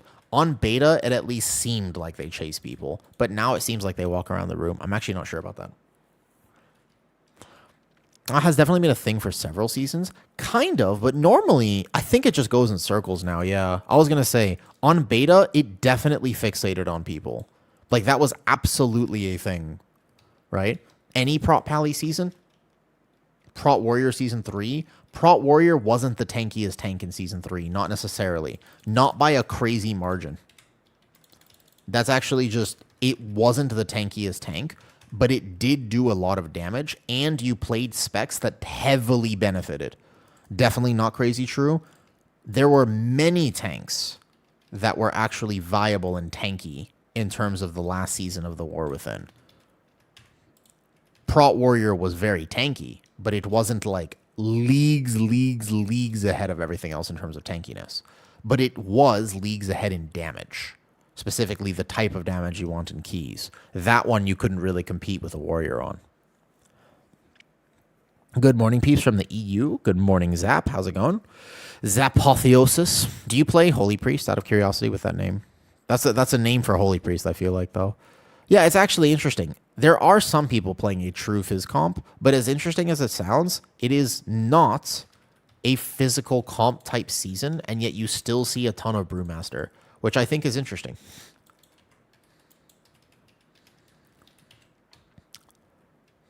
Like, if, for example, there was a caster comp in the War Within Season 3, I'm not sure you would have seen the dominance from Prot Warrior that you did see. Like, if, for example, the best DPS did not benefit from Battle Shout, I actually don't know if you would have seen the same absolute dominance of Prot Warrior. Maybe. just because it was they do a very bad job of tuning tanks in Mythic Plus. It's probably one of their worst skill sets. In terms of Blizzard's skill sets, like it is just pretty atrocious sometimes, you know what I mean, about like how they decide to tune tanks in keys. They do okay for raid, but they always tune tanks for like raid based off of Warcraft logs, and it is noticeable. I hope that this season feels a tad bit better, to be honest with you. I hope so. Forgot I have to actually heal this fight, Rob. I'm a Prot Warrior. Since I'm Greek, the name is kind of stuck on you. Oh, wait a second. What's the Greek what does it mean in Greek? Out of curiosity. Zapotheosis. What does that mean? I don't actually know the answer to that question. What's up, Captain and Shaman? How's it going? How does your Captain and Shaman feel right now? I'm going to tip that because I'm a little behind. I need to actually make a plan for healing this in the future. As funny as it sounds, I'm going to have to make... If you actually play Prez in a season, you'll have to make up like a more plan for this boss. Either that or just have more gear, I guess. So I'm actually Captain of Druid. Aha! An imposter. An imposter. Your name is Captain of Shaman. I'm assuming you would play Shaman at one point in your life, right? So you guys know this mechanic, right? This mechanic is not too bad. You see a little puddle, you soak the puddle. Yeah, on this boss. Last night I was healing a plus 17, and we missed the mechanic. Oh, that is an upgrade right there. That's some item level. Nice. Take as true Fizz combo will always work no matter how bad the meta is. I guess it depends a little bit on tuning, but yes. Look at this. That's a 204 item level helmet to a 266. That's a pretty nice. Want this weapon? No, thank you. I have a mythic one. Look at that. That's an upgrade. Oh, it does feel good to play alt sometimes because, damn, we go from this to that.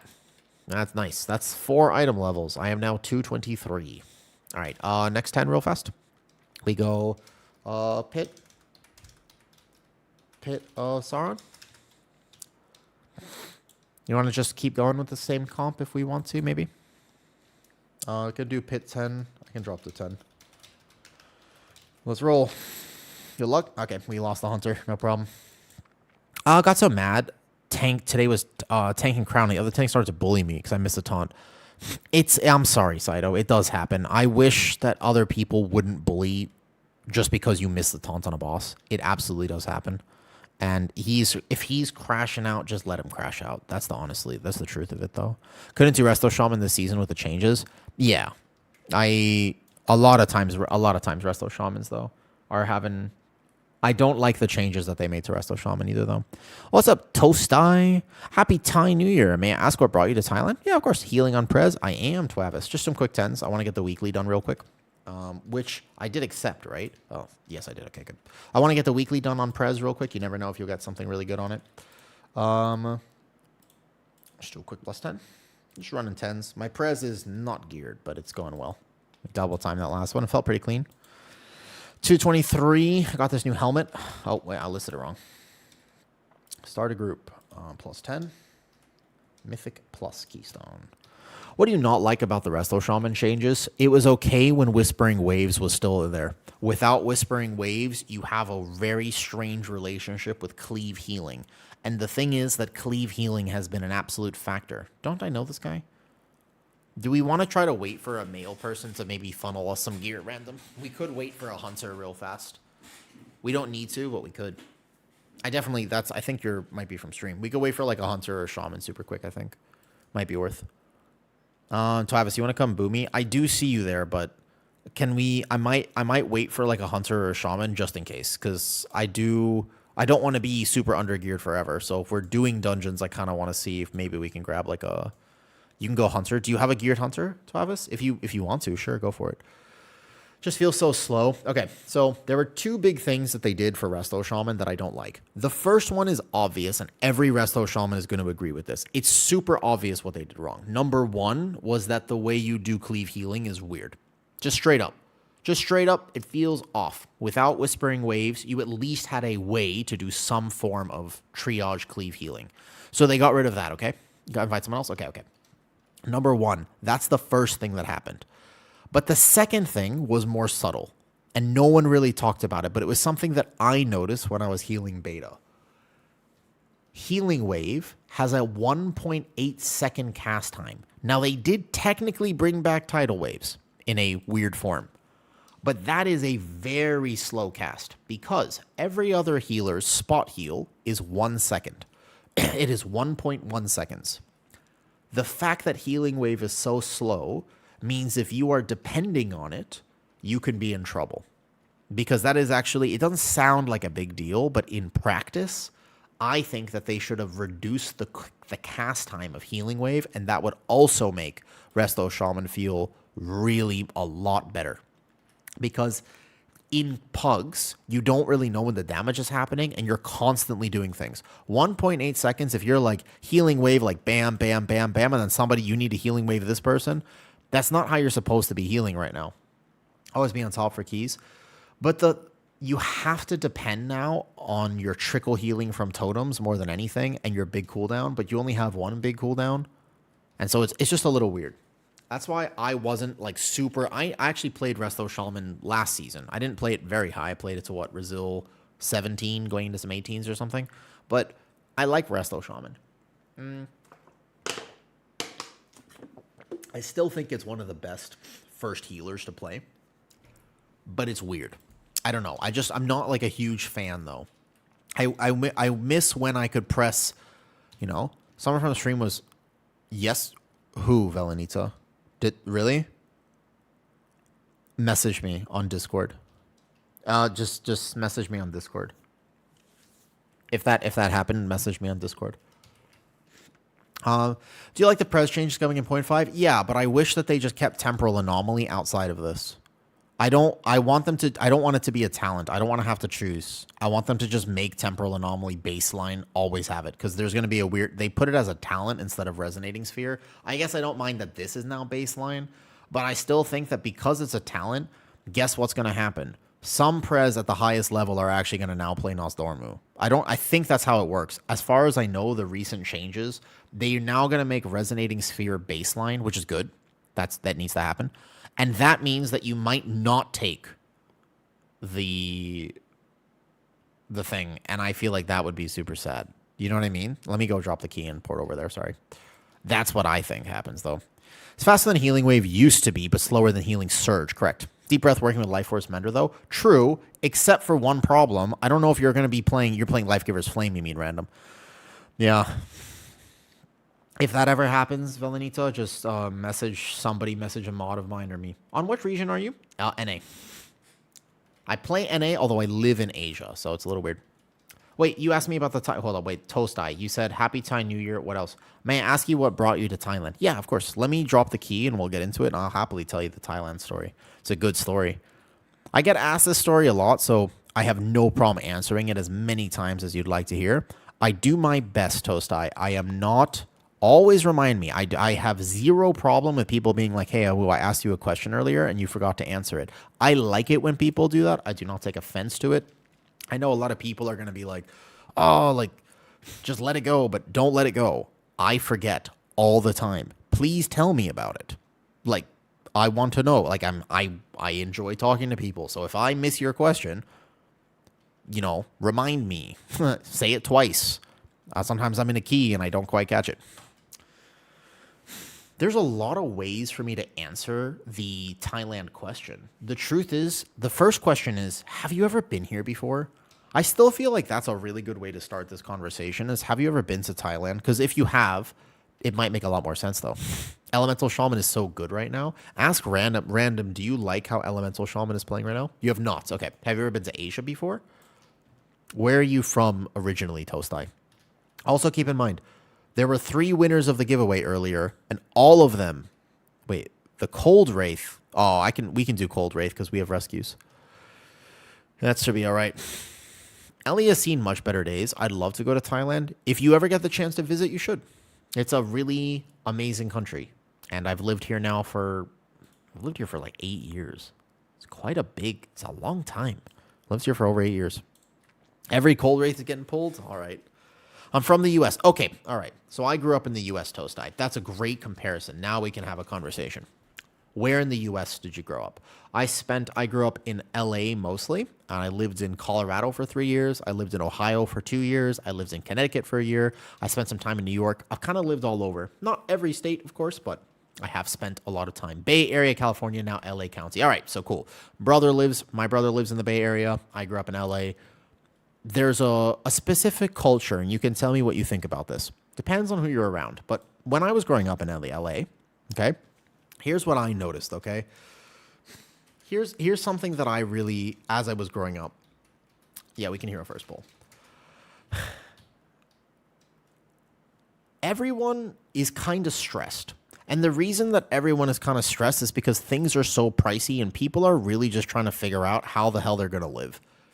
It's just really like it's a constant feedback loop of people thinking, how am I going to feed my family? How am I going to set up my future? And no one is really genuinely content. If you happen to meet extremely rich people and they are like, if you meet a millionaire, they're thinking, I need to be a double millionaire. If you meet somebody who makes $2 million, then they're thinking, I need to make $3 million. There's never really a world where they just go, cool.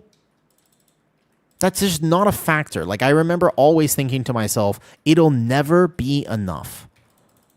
I really, really grew up like that because I'm a person who observes everything around me. I really pay attention to what's happening. And I like being able to identify what people need. And I was thinking to myself, okay, so what people need, honestly, is money. Like people are needing money. Like that's the really what people are looking for. And that's what would solve a lot of my problems. And that's what would solve a lot of other people's problems. It seems to me that money is going to be very impactful. Velanita, thank you for letting me know. I will take a look later. Also send it to Noob real fast. But I'll take a look after this key, okay? But, you know, money never really made sense to me as a kid. Mostly because although it saved my life to have my family having enough money allowed me to get the medical care that I needed.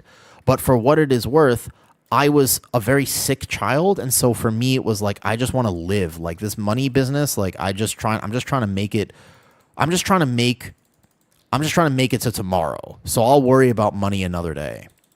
That being said, when I came to Thailand, something very interesting happened. The more that I talk to people here, the more that I realized people don't care what I do for work. Very few people ask me that question. In America, when you meet somebody, especially in like LA or some of the bigger cities, it always feels like you go, hey, what's your name? And I go, oh, my name is Steve. How you doing? They go, oh, Steve, what do you do for work? It's like the first question that people ask you. It's a very, very common conversational pattern. You go, hey, what do you do for work? And the reason they ask you that is because A, it's a massive part of the culture, but also B, they kind of want to know if you can help them. They go, oh wait, you work in social media? Oh, that's great. Like I run a an Instagram thing. Oh, we should hook up. We should benefit each other. It's like always this constant thing of like, can you help me? Can I help you? Like what's going on? You know what I mean? It's kind of a constant feedback loop of what can you do for me? And the reason that people are doing it like that is because they're stressed. And that's not a bad thing. Like you have to understand, this isn't a reflection on people valuing the wrong things. It is a reflection on the environment that they live because they need to figure it out. Otherwise, they cannot eat. They cannot live. So it is not about people being greedy or selfish. It is about the act of self-preservation. Literally. They just want to know how they're going to make their life work.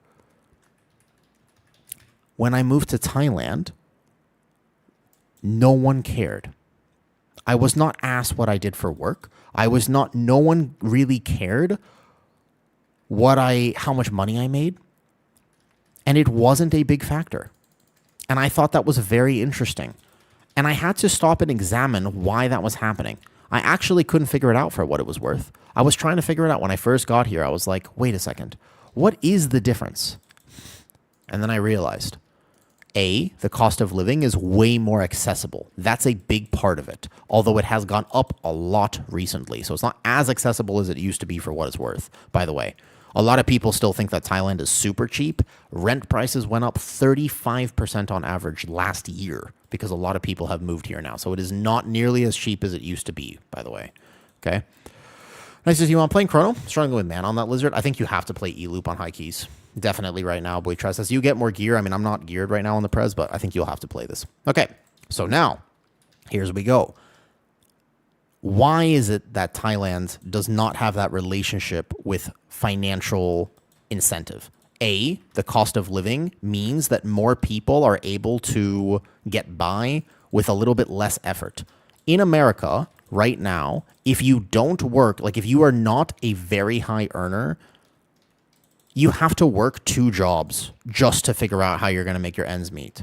And most people have like roommates and this and like situations. And even if you're earning a pretty decent living, you probably still have roommates and stuff. It's wild. Like that is, by the way, like that's just crazy to me that you could earn, I don't know, $5,000 a month and still have a roommate because you can't afford your rents. You know what I mean? This Guardian Field Guardian. Oh, I'm glad you enjoy it, Chuck. Awesome. Very happy that you enjoy it. I like the Guardian Druid build too. I'm making okay living and still, yeah, exactly. So, Toastai. I live in a 4-story. It's vertical, so it's not as big. But I live in a 3-bedroom, 5-bathroom, 4-story house. 3 stories, technically. Yeah? We have a wonderful, beautiful chandelier. Two tiny little ponds outside with a nice yard. We have to clean up the yard a lot because there's a lot of trees around the area. Beautiful place that we live. Very, very nice house. We pay less total, we split rent, than $2,000 a month for it. So with all of my utilities and my bills and stuff, give or take, I am spending about $1,000, slightly more than that, for like electricity, for my rents and everything like that. And we live in a nice house, so you can get by with a little less here. Yeah. Imagine this house in LA to rent would be $10,000 a month. Something crazy. I mean, it would be very, very expensive to live where I live in LA. But when I came to Thailand, the thing that I couldn't figure out and the thing that I actually struggled, I genuinely struggled and I contended with this information. I was just like, how do I understand? Why are people happy? Do you know what I mean? I was just like, how are people happy? And something that I noticed was when I first got here, right? There were like a lot of fruit vendors on the street. So like basically you can get like fresh fruit. It's a tropical country. So fresh pineapple, mango, papaya, guava, whatever you want, right? You can get all that on the street for 50 cents. It is still about 50 cents to do this, by the way. That hasn't changed a lot. But the fruit vendor on the side of the street, he seemed happy. And I was like, what? Really? It was super weird to me because in LA, if somebody had a little stall on the side of the street, that means that they were struggling. Yeah? That means that they're like really not doing well in general. However, here, if you have a little fruit vendor, you just have a little stall on the side of the street, and you're selling fruit for 50 cents, you will not make a lot of money. You are certainly making, minimum wage, less than minimum wage, and yet you have enough. You probably live with your family. It's a big cultural thing. Most likely somebody like that does not live alone, among other things. But that person, I could not figure out for the life of me. It occurred to me that person goes to sleep with a smile on their face. And I was just like, but how? Like, that's the thing that my brain just could not fathom. But how? I always thought, but how is this possible? Because I'm from a culture where that just doesn't make sense. Like, you have to get the degree, and you have to get a high-paying job, and you have to do. It was always like that in America. You have to. I don't feel that way here. In Thailand, we have a saying called sabai sabai. It basically means no worries. It's effectively Hakuna Matata. Thailand is 98% Buddhist. I didn't know all this when I first got here. There was the vibe of this place I couldn't explain to you at the time, but I can better explain it now, what the differences are in culture. Does that make sense, though? There's more conversation points. Well, can't catch it. People ask questions. I'm happy to answer the same questions. I know I end up talking about it every time, but I have no problem with that. There's a lot of streamers and there's a lot of people who, by the way, just absolutely hate mentioning the same thing all the time. I have no problem with it Because when I'm streaming, I'm meeting people for the first time. For example, Toastai hasn't heard this story. Captain of Shaman hasn't heard this story. And they're asking me good questions. And I know that you might have heard the story, but that means there's new people on here. It would be very rude of me. It would be extremely rude of me, for example, to just say, I've already answered that question. Imagine that. That would be poor social skills. I stream for 5 hours a day, 8 hours a day. Sometimes I've been streaming long hours recently. Of course I'm going to have some people who haven't heard the story. If it's not your thing, that's fine. But I'm not going to say, oh, no, I've already answered that. That's so weird. Imagine this, though. Yeah, I could clip it, but if I clip it and then people say, why did you move to Thailand? It takes away the potential of having a really good conversation.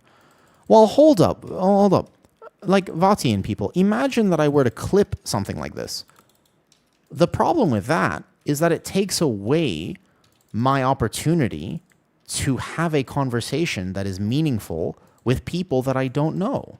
And that's why I stream. I would so much rather just have the conversation again. I don't mind. I'll have the conversation 20 times a day. If I don't want to have one of the conversations that people bring up, I'll tell you. But I enjoy getting the opportunity to talk to people.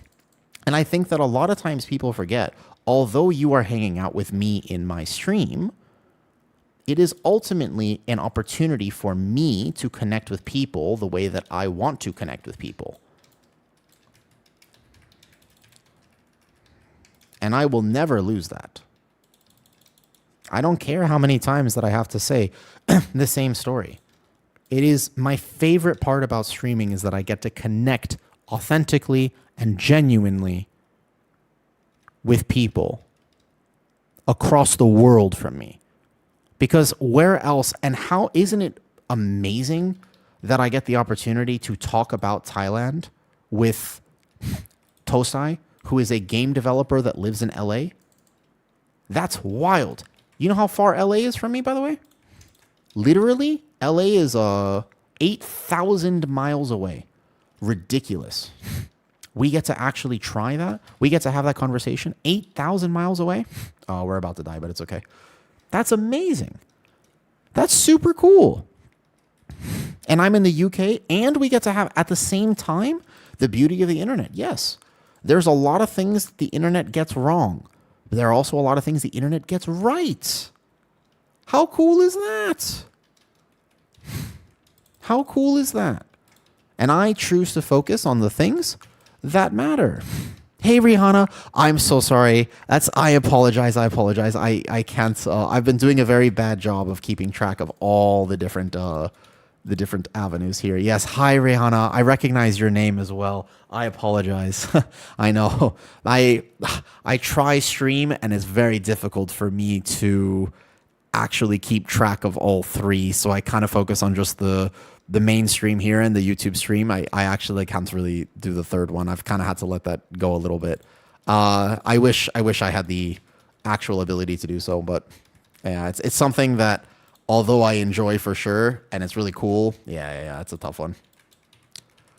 I like that conversation you were having. I appreciate it. I sent you a gift. You did? I'm so sorry that I missed it. I am live there, but I currently don't have it up. I am so sorry. Thank you for that. I appreciate it. And I hope that you're doing well, because I recognize your name. I kind of miss a lot of my friends over on the Green website, but I had an issue there at one point, and it has been difficult for me to think about really going back and doing that, though. You're well? That's awesome. Glad to hear it. Whoops. I was opening it up real quick, though. You did send a gift there. Thank you for the gifted sub on there. I appreciate it. Hi, Alter. So tempted to try and get at least 110. Oh, you will. Last one failed, so I haven't tried again. What's the Green website? No, so I stream on 3 platforms all the time, save, but normally I can only focus on the 2. The Green platform is, it's like weird to mention it. Somebody else can mention it.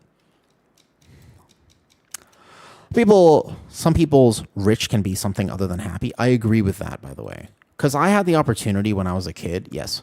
I had the opportunity when I was a kid to Spotify. I got to meet a lot of very cool people in my life. I thought that I was very fortunate for what it is worth. Oh my god, my gear is red. That's why I'm dying. Oh, do we have a repair hammer? Oh, I'm going to die immediately on this fight. I can't heal this. Oh, wait. Oh my god, I just figured it out. Oh, I was trying to figure out why I was insta-dying. Anybody got repair hammer? Oh, this is not going to go well. Uh-oh. Can I live? Is it possible? I didn't even think. I wasn't paying attention. Uh-oh. Uh-oh. Okay, time dilate myself. Wait a second. I need repair hammer real bad. Uh-oh. This is not going to go well. I don't even think I can live the one tap. It's okay. It's okay. It's okay. Hold up. Wait a second. I was wondering about that. I could not figure it out, to be honest with you. I'm dead. I need repair or reset real fast. All good. All good. We still time. We still time. We still time. I was trying to figure out why I was dying and not able to heal. How interesting. That's a lot for streamers recently. Yeah, it's just a little weird thing though. Oh, you know what? Makes way more sense. We're good now. Yeah, I'll just repair here. We got him out. That's okay. No problem. All good. Now we're good. Who would have thought about repairing gear? Yeah, I think they should get rid of durability. I think at some point they should just decide to not have durability in World of Warcraft. I think that'd be good though. Morning, Crex. How's it going? That's what I was trying to say. I agree with you though, Rihanna. Ultimately, people think that just having more money is going to make you happy. It certainly will help. Let's be real. I don't want to be optimistic without any sort of foundation of knowledge, because it would be wrong for me to tell you that it doesn't matter. That's a bad way of looking at that piece of advice. If, for example, people are like, guys, money doesn't matter. Yes, it does. But it is not the only thing that matters. And it is not the recipe. It's not a true recipe for success. It is part of the recipe for success, if that makes sense. Whoops. Well, this boss is getting tough. Hold up. Wait a second. Oh, my God. I might have a battle res somewhere. But yes, I do wish that people understood that money was only one part of life. And including myself, sometimes I also get sidetracked with it. But I really enjoy being able to talk to people.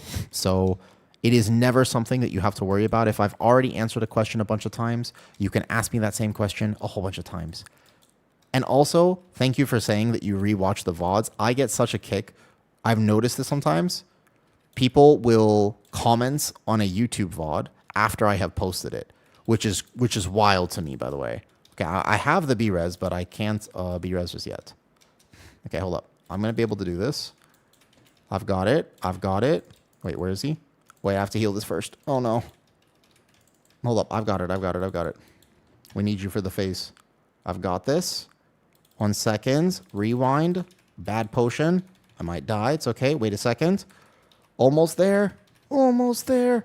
Almost there. We've got it. We saved it. We did it. Holy. They tried hard enough. Honestly, Bear, do you have gold?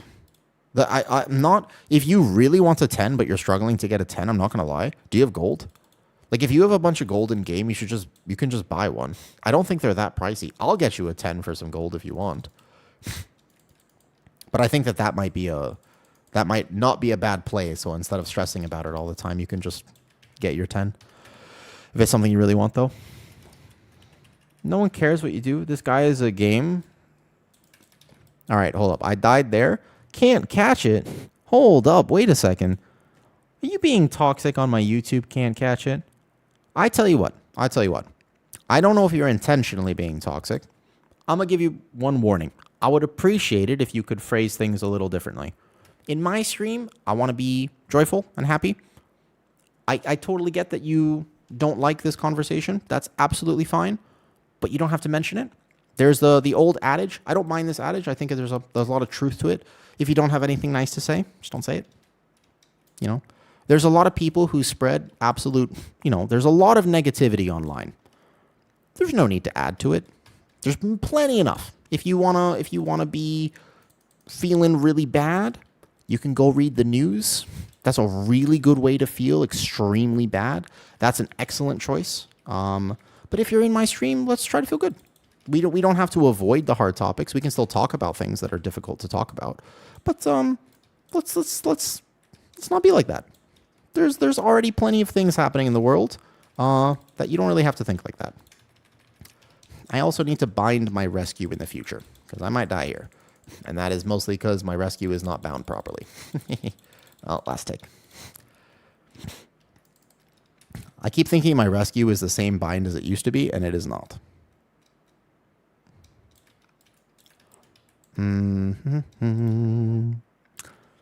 Yeah. It's like rating for a lot of dungeon most easier to get in. 100% Bear. Yeah. The early IO will make a massive difference in that. 100% it will. Do.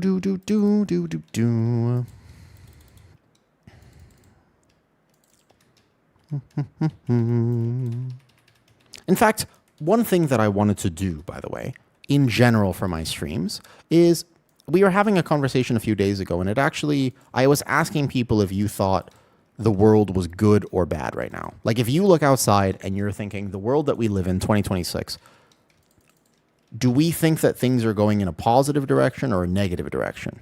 Was a big conversation we were having. And rightfully so. I think a lot of people were like, it's all bad. And I was like, well, it's not all bad, but I understand if you think that the direction of how things are going right now is concerning, to say the very least. That would make sense to me. But I don't think it's all bad. People were like, nah, you don't understand. Look outside. It's all bad. And I was like, there's a lot of good too. And I think that the problem with good is that good doesn't make headlines. So we hear about the bad. And I feel like straight up human beings were not meant to process or tolerate all of the information that we are currently getting right now. When I open Twitter, it's the opposite. That's the thing, right? Because we're competing in an environment where your attention is currency. And in order to grab your attention, if I say, this great thing happened, you go, aw, scroll past. But if I say, you don't understand, there's something terrible, you go, oh my God. And then you click and you read and you spend more time there. And that's the currency. And they're trying to get that from you. So good news doesn't make headlines. Trying to learn tanking, now accidentally stumbling upon your stream. Hey, Malia. I hope that my videos have helped. I want people to enjoy tanking. I think this season has been a lot of fun, although very punishing for tanks. I've had a lot of comments, even in pugs, like I make a small error as a tank or something like this, and people go, what happened? And I'm like, oh, I missed a single global. It's my bad. That was a really hard pull. And they go, but like, what happened? And I was like, oh, it's a lot of damage. I just missed like one button. And they were like, but like, what happened? And I was like, oh, like I understand the mechanic. I just missed a button because it hurts real bad. And there's like no understanding of it whatsoever. Like there really is just like a complete disconnect for DPS, not understanding that the season just hits tanks like really hard. You know, like first pull Algathar Academy, your tank dies and you go, bad tank. It's like, not bad tank. I missed, like I could have reset and I just missed the timing by like 0.2 seconds. And so, you know, insta death, nothing I can do about that. Could have played better for sure. But it's like, you know, it could be tough though. Discounts for multiple runs, soon are about 240k. If you ask me for one bear, I'll give you one for much cheaper. If you want a 10, I'll give you one for like probably half that price if you want one. Heal got DCM. Yeah, exactly. Exactly. And it's exactly. And internet problems, you can't ever fight the internet boss. 100%. I agree with that. Try tanking on bear for first time, and the damage intake really is something else from the last season I tanked. It's a lot of damage, yeah. This season is not very friendly to tanks, and it's also punishing for healers too. There's just a lot of checks. I think that the checks are fair, but maybe unintuitive is the right word for new players, if that makes sense. Okay, I might just stasis this one, actually. Just to really settle here. And this conversation is concerning. Why do you think, Moonchill? But not in a way that is unfair. You can learn how to do it, but I think that a lot of the checks in these dungeons, one of my problems with how they're working right now is just like my issue with how tanks are being checked is that it's very unintuitive. So you wouldn't really know that you're going to take a lot of damage because most of the damage is based off of like auto attacks, like the Algathar, battle axes, etc. There's so many things that are just kind of based off of damage intake patterns that are not well telegraphed or understood. It's not like there's a giant frontal you get hit by and then you die, so you understand how to play it better in the future. Like, that's not the nature of the season right now. The nature of the season is, well, there was a debuff that you weren't aware of beforehand because there's no telegraph, and then you die. And it's like, that doesn't feel great to me, you know? Like, that I think is the punishing part of the season. Keep in mind, if you can watch a guide for it, if you can do a little bit of homework, if you can just get a little bit of reps in, or at least apply the mentality of being a gamer and seeing like how you can improve, then you're gonna be just fine in terms of being able to tank the season. So don't worry about it too much. Tanking being so much more, it is for sure, but it's also it's not as bad as the War Within Season 1, but it's certainly not like the War Within Season 3. Because then we were at the end of an expansion. We had a ton of power. We had Prot Warrior being effectively a tank that took very little damage. Right now, the metric for success on this is just different. That's how I would describe it to you, honestly, is like healers, for example, are not really doing damage anymore. They're mostly just healing the tank. Like, it's more appropriate than ever to just do tank healing. It used to be that, like, you were like, I don't need to heal my tank. Like, he's fine. It's not that way this season, especially because Brewmaster is meta. But even without that, it's like, yo, it's actually like you should be, if you're ever doing damage instead of healing, you're probably doing the wrong thing. It's a very interesting season. I don't think that that's bad. It's just different. In a weird way, I kind of think it might be good. Like, I actually think that, I'm serious, I think it might be good. Does that make sense? Because, like, healers, I've always enjoyed healing when I play healer. It's fun to do damage, but in a weird way, I think it might actually be productive. Do you know what I mean? My acid rating, well, there's a lot of things like that. My bad on that key, by the way. I wasn't really paying attention there. I'm still a little bit low. Yeah, I gotta focus. If I'm doing a few more of these, I'll focus up just a little bit, though. If I would miss as much as on my bear as I do on my lock, I'd be playing like 10s. Exactly, right. Yeah, DPS are just far less punished than before. Here, let me just see what this message is real quick. Let me check this. They said, this is a must respond for yours. Let me see. Yeah, okay, I'll message this. I'll figure that out. Yeah. Yeah, okay, Villanita. I see it. I will... Villanita, I got your message. I'll take care of it. Thank you, Villanita. Yeah, okay. Got it. I will... Very...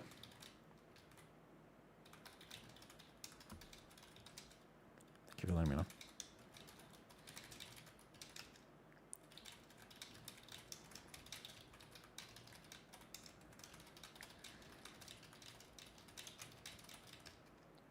Okay, noted. I've been trying to cat weave, and even at plus 15, I'm just having to heal. Cat weave only on single target. Easy solution for Resto Druid if you want Captain a Shaman, if you are playing Resto Druid right now. Super simple. Just, it's super easiest thing in the world actually right now. Literally, just think single target damage helps. AoE damage doesn't matter. That simple. It really is actually at the end of the day, it's just that simple. You know, when you're thinking an AoE, if you're not greeting your damage, don't worry about it. If you're thinking single target, try to keep your bleeds up on a boss. If you can't, though, it's fine. Just keep your team alive. You can absolutely time 17, 18, 19 even as a Resto Druid with effectively doing 5 or 10k overall. Yeah, priority damage, like getting your Feral Frenzy out, that is important. That will help. That is good. Feral Frenzy, big damn. But AoE damage as a Resto Druid right now, don't worry about it. If you do want to pad, though, I have one suggestion. Like first pull of Algothar Academy, you want to know some Resto Druid tech? You want me to? I'll tell you something. I do have one suggestion. First pull Algothar Academy. Let's roll. Let's do it. Here. Thrash. Go bear form in Thrash. Thrash is uncapped AoE. You can go bear form as a Resto Druid, and you still have Thrash. It's not cat form anymore. Make sure you repair. Thank you. All right, Skyreach. Yes, no, Velanito, of course, I don't tolerate that at all. Yeah, no, my stream, for as long as I stream Velanito, my stream is going to be a safe place for everyone. I'll make sure about that. Cool. It's not even a question. We can joke. Obviously, I'm sarcastic at times. I'm a humorous person, and sometimes my humor gets me into trouble. But certainly, zero tolerance policy for actual weirdness. Yeah, we can be weird in a funny way, but not weird in like a disturbing way. Does that make sense? Well, okay. I should probably clarify. Well, I wouldn't say disturbing is not the right word, but you get what I'm saying, right? Because I guess I'm kind of disturbing at times. It's not like I've never said anything that isn't disturbing. Many clips have been made of me saying things that are they're definitely pushing it, but intent matters. Let's put it this way. When you say something and you're making a joke, I think the intent of that joke significantly matters. I think that if the intention is correct, it is. No problem, Vlad, but I don't think you're second. You've double-binded me here. I just realized I've been double-binded. There was no way for me to answer that question correctly. Ha ha ha, well played. I see what happened there. Yeah, there was zero chance of me answering that correctly. TH, would you still like to tank a key or two? I will lock in slightly more for the Skyreach. And then he's coming on. Random's coming back on his Druid. We got 2 more. All right, sounds good. Thank you. There's also a big difference in torn perception between comments. That's also true. 100% about that. So, like, specifically DMing somebody is intention. Intention matters. When you deal with people on the internet, I like people on the internet. All of my friends are on the internet. Playing an EU? No, I'm actually playing NA. Would you be willing to sell it? Oh, 100%. Yeah, Bear. Like, I will, actually. I am very down to sell runs on this. However, you want to come right now? Bear, what's your item level on the Warlock? What item level are you on Warlock right now? Let me think about if I could do it on my Prez. 264. You're fine. Come here. I'll get it right now. Can you apply for this? Yeah, let's just do it right now. Come to the Skyreach. We have... Hey, Random, what's your Druid's item level? Wait a second. That looks a bit suspicious. One second. You're 264 on the Warlock. No, you're fine. Okay. I was going to say, are you like really low? No, I should be fine. Don't worry about it. 250? No, Random. We'll be chilling. I just focus slightly. Is it one dungeon you want a 10 that isn't Skyreach? Will you be around after this, Mr. Bear? How long are you going to be up for? Because I know it's kind of late for you. Most intentions. The path to hell is planted with good intentions. True, Velanita. Although, luckily for me, I live in Thailand, and I already know how much funny, like, I know what I laugh at on Instagram, so I have specifically prepped my system to handle the extreme heat of what I will experience in the afterlife. You see, I have planned ahead. 3,000 IQ play right here. Because right now in Thailand, it's like 100+ degrees Fahrenheit. Or if you use Celsius like a normal person, this summer supposedly will get up to the heat index that it will feel like 60 degrees Fahrenheit, Celsius, which is redonkulous. And so I am just basically planning ahead, you see? I've done this now. Been recovered from wisdom. How are you, by the way, with that, by the way, Bear? Yo, thank you for the subs, guys. Bezos Bucks, thank you for the Prime sub, Jog. Aggie, thank you for the resub. But yes, Velanita, intention matters, and clearly the intent there was not okay. 100%. Ever been to Death Valley? I have been close to Death Valley, I think, but not actually Death Valley. Oh, so wait, Bear, I'm sorry. To clarify. Yeah. Truth of existence. When I was a kid, I mean, a few times. So wait, Bear, yeah. Going super smooth, to be honest, not bad at all. Great. So wait, sorry, did you want this 10? So you wanted a different 10 that was not Skyrim. You just woke up. Okay, so how about we get you a 10 later. Is that fair?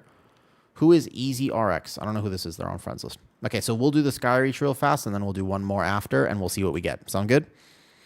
Deal. All right, we go Skyreach. I'll drop the key real fast, and we'll do that. The hype train is here. Thank you, guys. I'll put it this way. Of all the people I've met that think they're going to heaven, I have no interest in going... Noob, that's funny. I'm going to read that out. I'll put it this way. Of all the people I've met that think they're going to heaven, I have no interest in going there. and I would prefer the direct ticket to hell. Thanks.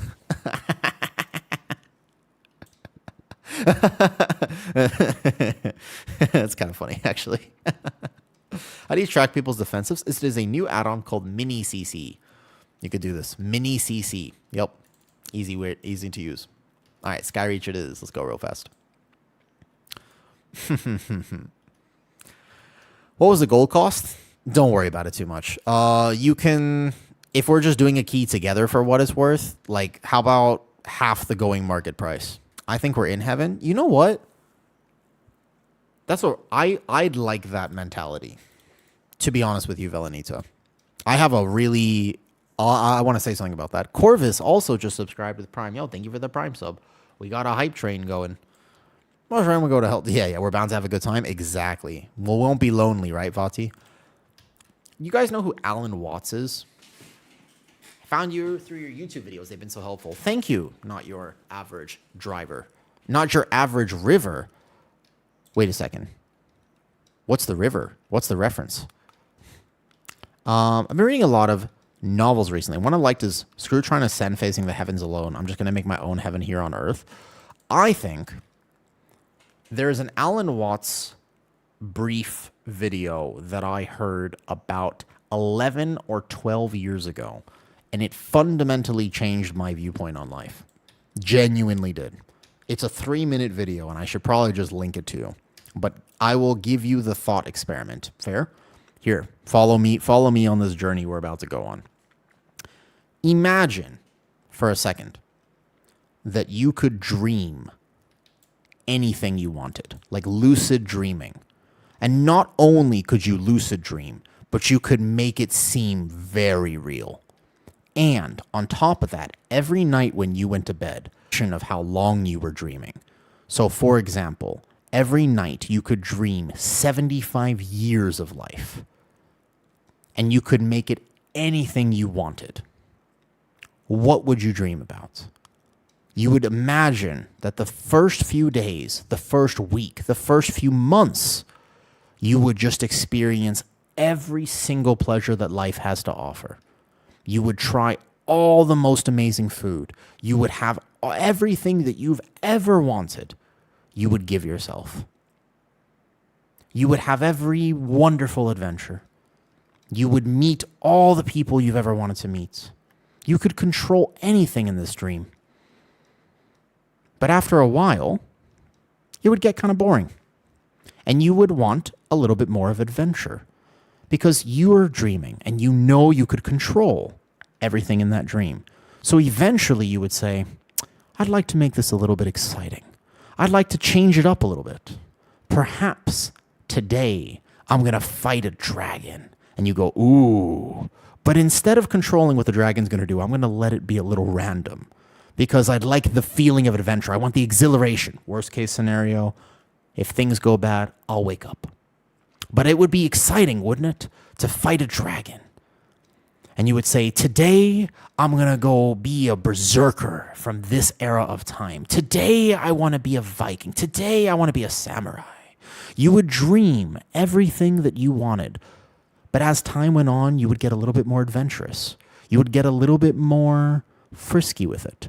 Perhaps after a month of this, you would say, well, what would it be like if I wasn't powerful? Because right now I'm too powerful. I fought the dragons. I fought the knights. I've done all this really cool stuff. Now, let's make it a bit more surprising. And so you might nerf yourself in the dream so that you could actually have a wonderful dream where you didn't know what was going to happen. And so you would say, okay, this time I'm going to see if I can get into a bare knuckle fight. This time I'm going to go try this. This time I'm going to walk on a tightrope. And after a while of doing that and exhausting every possible adventure, you would say, okay, what's next? What am I going to dream now? And you would keep doing this until eventually you dream exactly where you are now.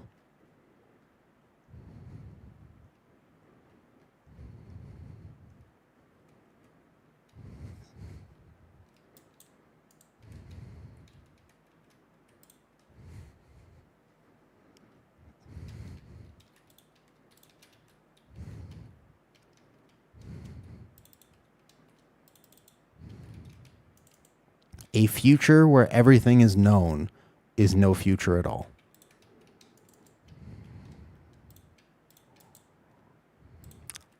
Changed my life when I heard that the first time. We want so much control over our lives, but control is overrated.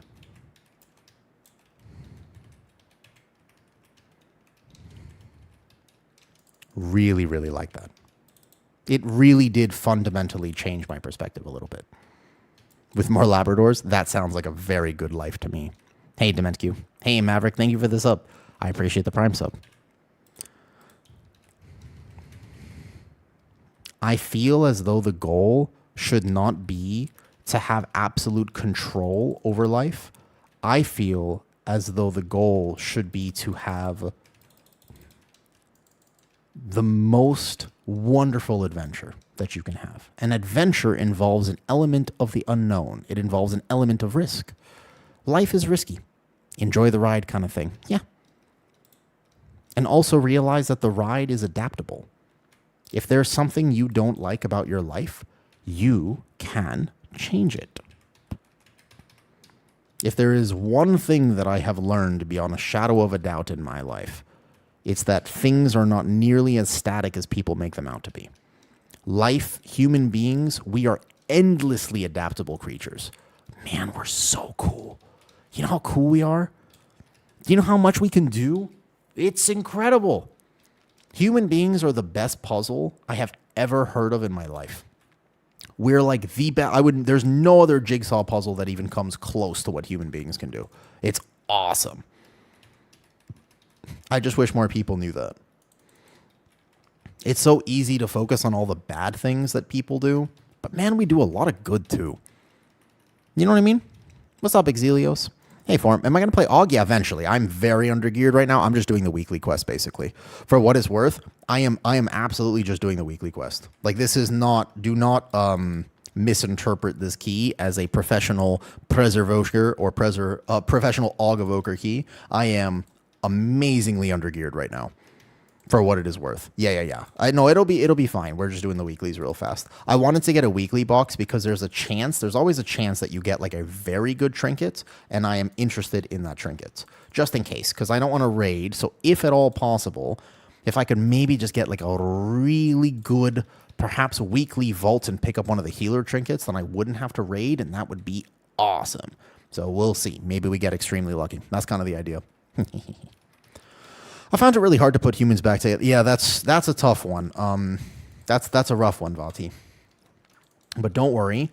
The good news, Vati, is that you will have a fantastic episode of TV soon. At some point, you're gonna have like a really good. People are really good. There are people all over the world who will fall asleep to your story. That's the good news about that. Which race is recommended for a red paladin? Ultimately, you can play whatever you'd like. Dwarf is particularly powerful this season. There are many situations where dwarf will help you, but it is not necessary for you to play a specific racial ability. If for any reason you just wanted to play a Tauren, you can use War Stomp, and War Stomp could really save a lot of keys. If you, for any reason, wanted to play... you could play anything for Ret Pally. Don't worry about it. If you wanted to play Draenei, you could. It's not ideal, perhaps, but it's a very minor difference. And people spend way too much time thinking that a specific racial ability in World of Warcraft is going to like make or break their gameplay or their success. It's totally fine unless you are pushing extremely high levels of content. Just play what you want. Like, what aesthetically do you... If you could be... Let me put it this way. If you could choose anything, what would you want to choose, Choco Henry? And that's the question I would have for you. Yeah, imagine you could choose any race in World of Warcraft for your Ret Paladin. What would you like to choose? I'm sure there is an answer if I were to ask my Melee, the #1 Ret Pally in the world right now. If I were to ask him, he would be whatever. Can I be a Tortillan monk? Didn't they say they were going to add... I thought there was like a hidden conspiracy theory that instead of Harnir, we were going to actually get the Tortillians as a playable race. I don't actually know what the right name is for them, so you're gonna have to excuse my pronunciation. But I thought there was some cook that maybe we would see them. You want a warlock tank? So you were thinking between human, a Tortolan. Thank you. Wait, human or dark iron dwarf? If both are equal to you, you're gonna have a lot of value from playing dark iron dwarf. But the truth is, it's really not that important. Don't think about it too much. Seriously, both will be just fine. I feel like dark iron dwarf is technically the answer I'm supposed to give you, but you're gonna notice it once or twice tops. Yeah. I would say a dwarf, though. You could be a ninja turtle. That's true. You can be whoever you want to be. But Velenita, I do like the idea personally. And something I'm serious, though. I really want to do this. If you want to participate in this, let's call it a stream challenge, yeah? What I'd like to do is every time you see me live, could be on any platform, tell me one good thing that has happened to you recently. I want to know. I'm genuinely curious. One good thing. It could be in WoW. It could be in real life. But I would like to make this an actual habit. I think this would be a really cool little idea. Yeah? What's one good thing? Shy, tell me one good thing that's happened in your life. Nothing? Oh, we got a cast that went off. We are dead. Super dead. Do you find Resto Shaman or Resto Druid more fun? At the moment, probably Resto Druid, because I'm just not a fan of what they did to Resto Shaman. But traditionally speaking, Resto Shaman, actually. Traditionally speaking. What's breaking? Like, yeah, Seed of the Triumvirate is a particularly difficult key right now. There's a bug on me. Yeah, Seed of the Triumvirate is not an easy key. Good job, TH. Kite, kite, kite. Run. I kind of wish that, what they've done to Resto Shaman, I was talking about it earlier. I'm just really not a huge fan of it, though. It's not much, but here you are. Oh, you gift a sub? Thank you for gifting a sub. There you go. There's something good. Voila. Somebody on the internet. Yeah, there you go. Skyrix. Somebody on the internet has now thought, how can I make your day better? That's pretty good, isn't it? Genuinely. What about that? Something good. There you go. I'm serious. Why not? That's something good. Somebody cared enough to try to make your day better. That's pretty nice. If we look for good things, we'll find good things. Made you smile? There you go. That's the thing. I really believe that for what it's worth. There you go. But I said 17, yeah, lag like a potato. Yeah. I did not die, and I learned that AUG is the cheat code to being lagging. Yeah, it's true. That's actually a good point. Are you playing AUG this season 4? I think AUG is interesting. I did not think that it was ever actually going to see meta play, and I'm a little upset that I was wrong. It was still my prediction that AUG, although it was doing decent damage on beta, I really thought that it wasn't actually going to be like a pick, quote unquote. Like, I didn't think it was going to be an option. I'm almost upset. I don't think that AUG is good for the game, even though I like it and I think it's fun to play. Like, no joke, I think that AUG is enjoyable, and I've always liked AUG Evoker in terms of how they play in keys. I used to main AUG Evoker, like back in the day, but it do be tough. Holy, double cast on me. I can do this, and then this. I am not quite geared, but I will still somehow live with both scales and time dilate. We got this. Okay. One of the most satisfying things I've ever done is send some kids through a community program from a rough part of town to go see Hamilton. That's awesome. Did they enjoy it? How did they feel about it, Shy? What experience with Hamilton? I wouldn't classify this as a good thing quite yet, but I just told by some friends that your high school sweetheart may be... She got married 13 years ago. Ooh, wild. Good luck. Good luck. I wish you all the best of luck on that one. That is... You never know, huh? You never know. When an AUG gets invited to a 15, it's a little tough because AUG is, although it's good right now, I don't think it's mandatory. That at the very least makes me feel a little better. AUG is good, but it's not like it's like you have to play AUG Evoker. That would feel, if it was as dominant as it used to be, that would feel terrible. So at least that it doesn't feel that oppressive right now, and I think that that's kind of okay, right? The fact that it's not oppressive is pretty nice. Okay. Let's make sure we heal this properly. This will be a challenge for me at 223 item level with no tier set, but I should be able to get it. We're going to caught this one. We're going to dispel this one to make sure the boss does not get buffed. We have big here. Nice. And we have time to help heal people. This one will be tip to scales and then a stasis here momentarily. I'll also scales myself. Boom. We're also buying a house in another property in another state in the next few months. As long as you're respectful about it, why not say hi? I can't tell you what to do on this situation, obviously, right? Like I'm not able to tell you that you should definitely do one way or the other here, but can't hurt to just say hi, right? Is mandatory for CE rating. I would say outside of raid. I'm not up to date with raid though. I like the vibe of the stream. Thank you, Apotheosis. There are a lot of people who don't like the vibe of my stream, and that is very okay with me. I decided a very long time ago that I was not going to try to live for other people. I used to try very hard. I got this last tick. Yes, I got him. Nice, beautiful. I have time now. I used to try extremely hard, Apotheosis, to be liked by everyone. It was something that was incredibly important to me, actually, because I grew up and I was not liked by many people. I was always a bit weird. I was always a little off, to be honest with you. I didn't know how to talk to people. I didn't know how to react to... I didn't know how to deal with people, to be honest. And so it took me a long time to develop the skills in order to have the opportunity to actually chat with people. And when I learned how to talk to people, and I also got in shape and I started working out and I started looking a certain way. So Velenita, I'm sure you can relate to this, as when you look a certain way, it is actually sometimes complicated whether people are talking to you because of your appearance or because they like you as a person.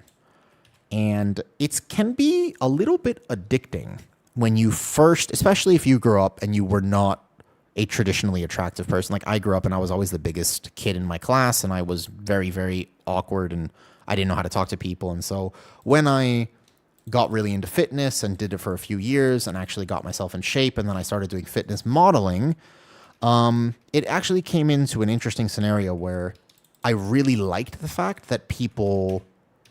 Yeah, but like I actually really liked the attention that I got when I first moved to Thailand. And interestingly enough, I wanted to keep that attention for a little bit.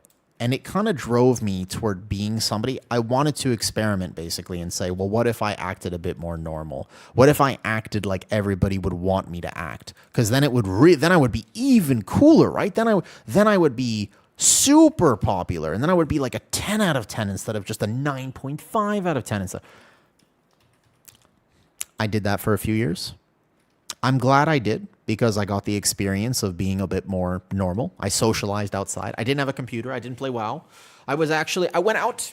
I went to my first ever club. I went to my first ever bar. I went to, I went and I got drinks with people. Like, I did normal stuff for a little bit of my life. Not for me.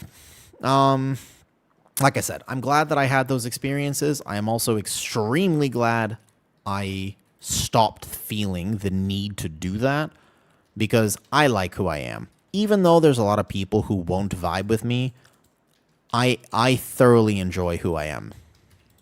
So I'm glad that you like the vibe of my stream, Apotheosis, or Zapotheosis, because I like the vibe of my stream. It is just who I am.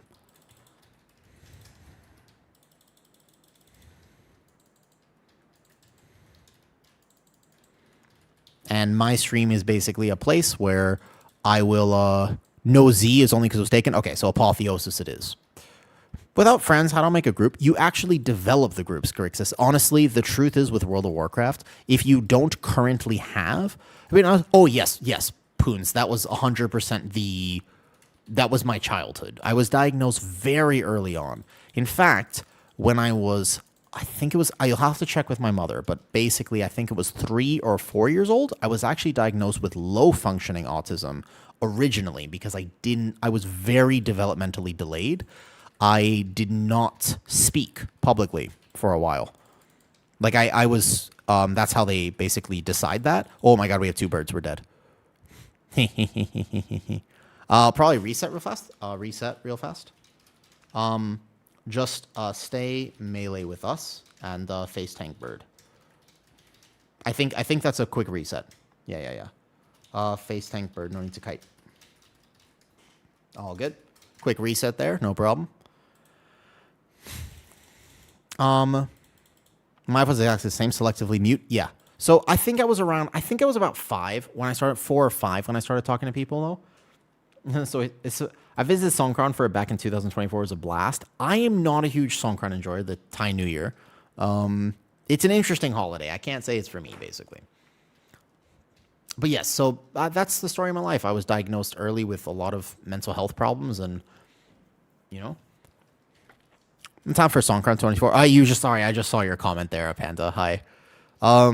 It's an interesting holiday for sure. It's a very interesting holiday.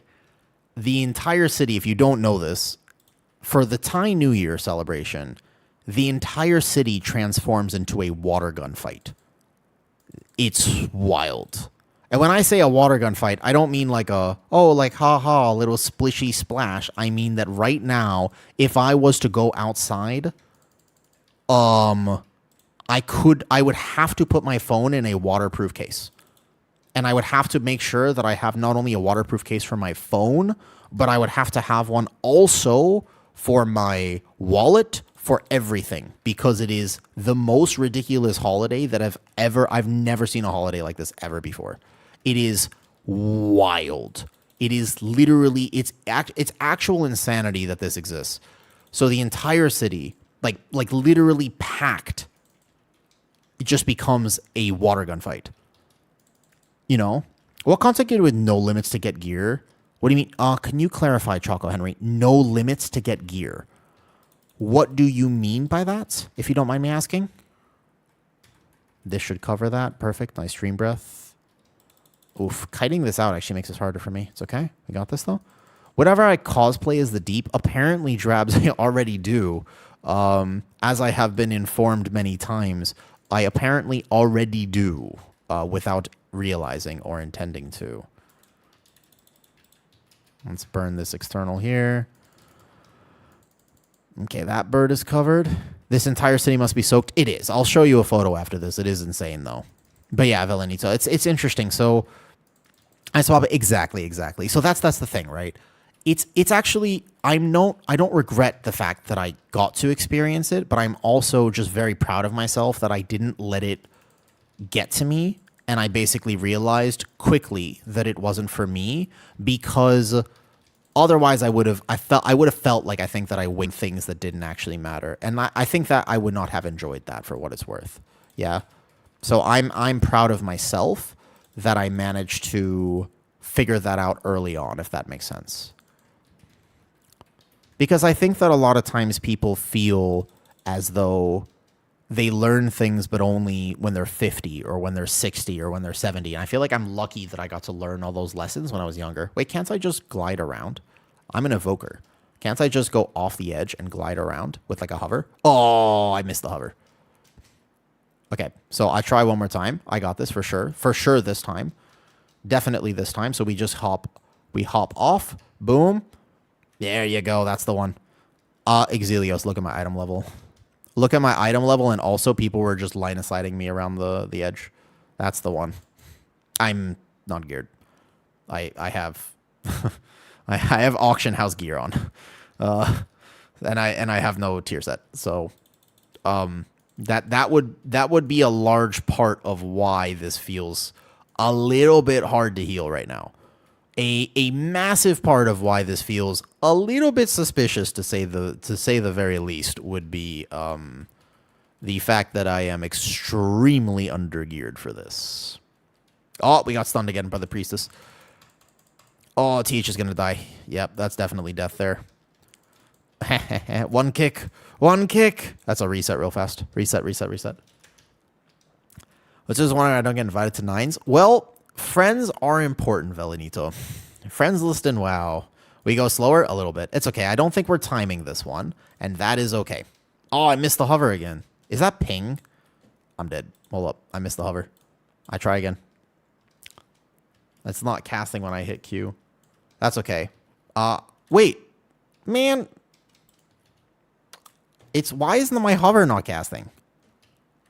It's actually, am I just like super ping diffed? I swear when I play Evoker, I think I need a server transfer my Evoker. In particular, every time I play Evoker, I notice that my ping is worse. Like there's more of an input lag on my Evoker than any other character. And I think my Evoker is the only one on Frostmourne. So out of curiosity, I wonder if actually I need to server transfer the Evoker.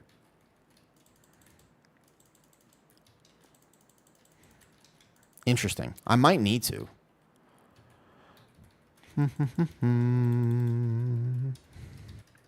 Lack of tanks heals makes it very hard to game. Yeah. Velenito, what did you decide to play this season? But item level certainly doesn't solve your problems in World of Warcraft. There will always be somebody more geared than you. It's like the first Star Wars movie, Phantom Menace, #1 of the series. It's like, there's always a bigger fish. In Wrath of the Lich King was way easier. True. It is certainly not easy, but Brixis, you asked me a question earlier. You said, how do I make friends in WoW? Are you still here? Because I'd like to answer that question for you, though. Okay, that's good news, noob. I mean, you take the news, right? You take the news. Also, you mentioned this. You redeemed a flex redeem. Hold up. You redeemed a flex redeem momentary. I got you. Flex redeem. I can do this. First, let me make sure my tank doesn't die because I still feel bad. Yeah. Sometimes when you feel bad, don't you kind of wish that it was the really bad thing? Because then you're like, oh, I finally understand why I feel so bad. Here, flex redeem. Watch. Ready? If I get bits today, by the way, I'll do biceps. That was the plan, actually, because my gym is closed for Thai New Year. So I think that I was going to do I did some push-ups yesterday. It wasn't bad. I got like 60 push-ups done yesterday, so that's not too bad.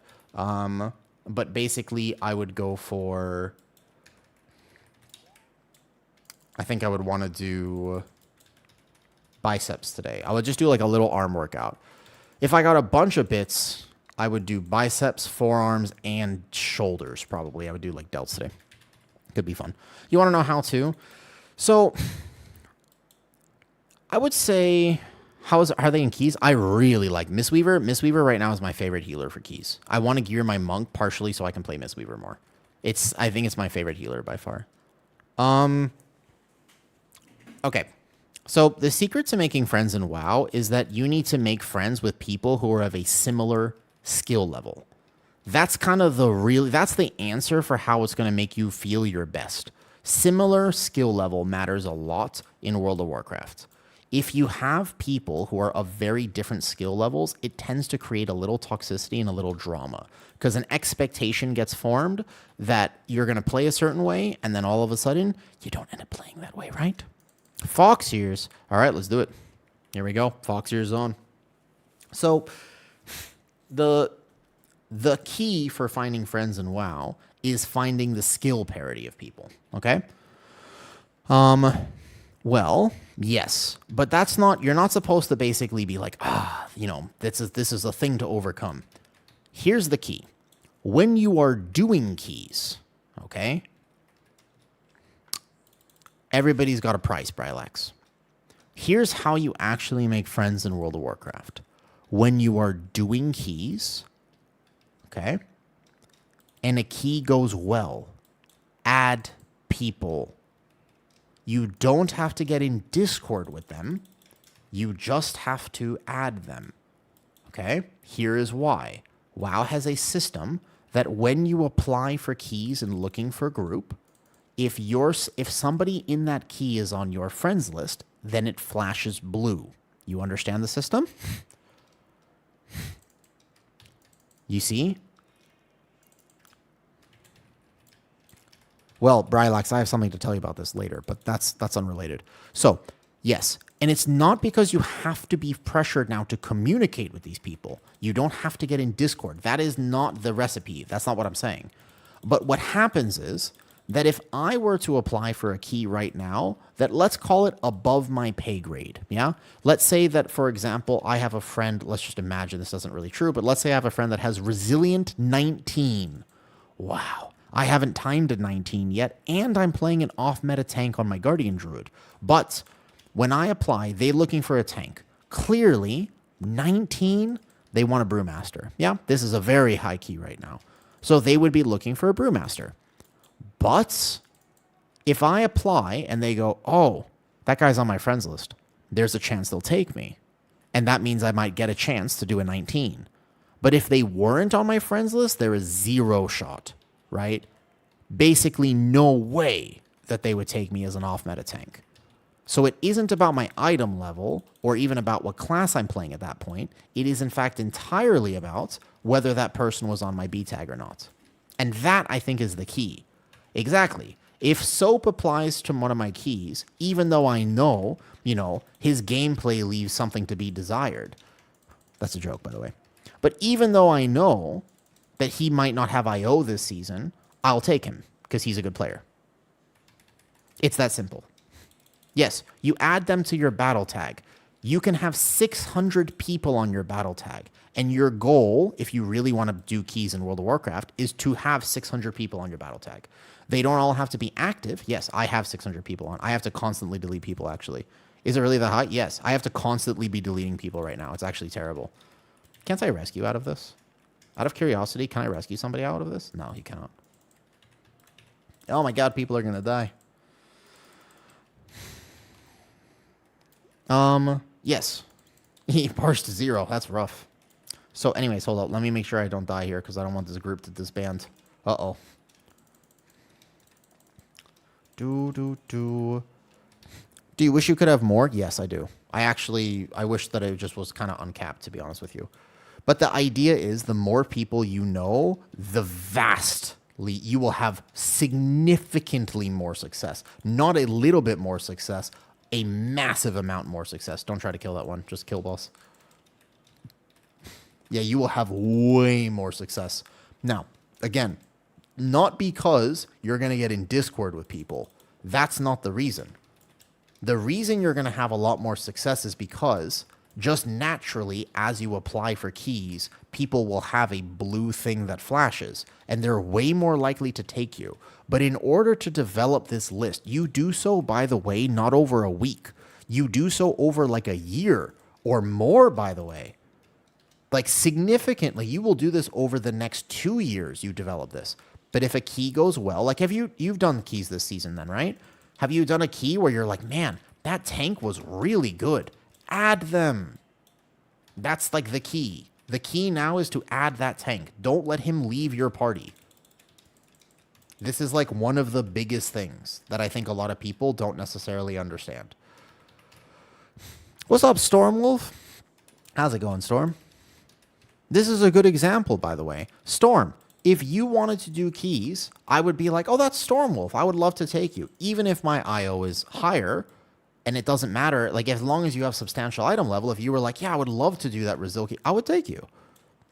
And it's just because battle tag is very important, though. I have quite a few to pick through, and exactly. And so it's like, as long as you feel like you're playing at least kind of decently, I'll take, oh, that's not a cloak. I don't need the cloak. Unfortunate. GG's. A prism dropped, actually. Good trinket for people. Okay. I'm not going to lie. Mr. Random, I'm going to need one of your 10s now. Oh, hi, Gamble. Exactly. So, here's the thing. I'm falling asleep, no problem. So, the key is to make people... Actually, no. All you, Random. All you, I got you here. Yeah, the key is not item level. He wants to roll for it, but I want to give it to my friend, which is the fair system. I feel my confidence in myself is too low to add random strangers. You can make a macro for it. If you're worried about the social anxiety about actually talking to people, you can make a macro. You can actually just make a macro that just goes, oh, Tazdingo. Uy. That's a tough roll. That's rough. You would take me to a 17, haha. Boom shakalaka. Harith just subscribe. Okay, hold up. Here we go. We got some bits going. That's my arm workout, though. Thanks to Lyman on topic. Yeah, Velenita. You don't have to get in Discord with people. For you in particular, and you know what I'm saying about this, don't get in. I've never gotten in voice with most of the people on my friends list. In like 99%, I don't like getting in Discord with people. That's not the goal. You just add people. Watch this. If I go to my friends list right now and I go to quick join, there's an 11 right here. There's a 14 right there. There's a 15 right there. There's a 10 right here. They need a healer. If I tell them, if I whisper them right now and I go, hey, I'm 223, but I can heal this. Do you think they'll take me? Probably. Just like that, because they're on friends list. I just look here. Instead of looking, so if you have a friends list that's quite active for playing WoW, you don't go here. What you don't want to do is like this. If you start your day, you can do this, but it's suboptimal to say the least. Dungeons, find a group, you're going to be in trouble.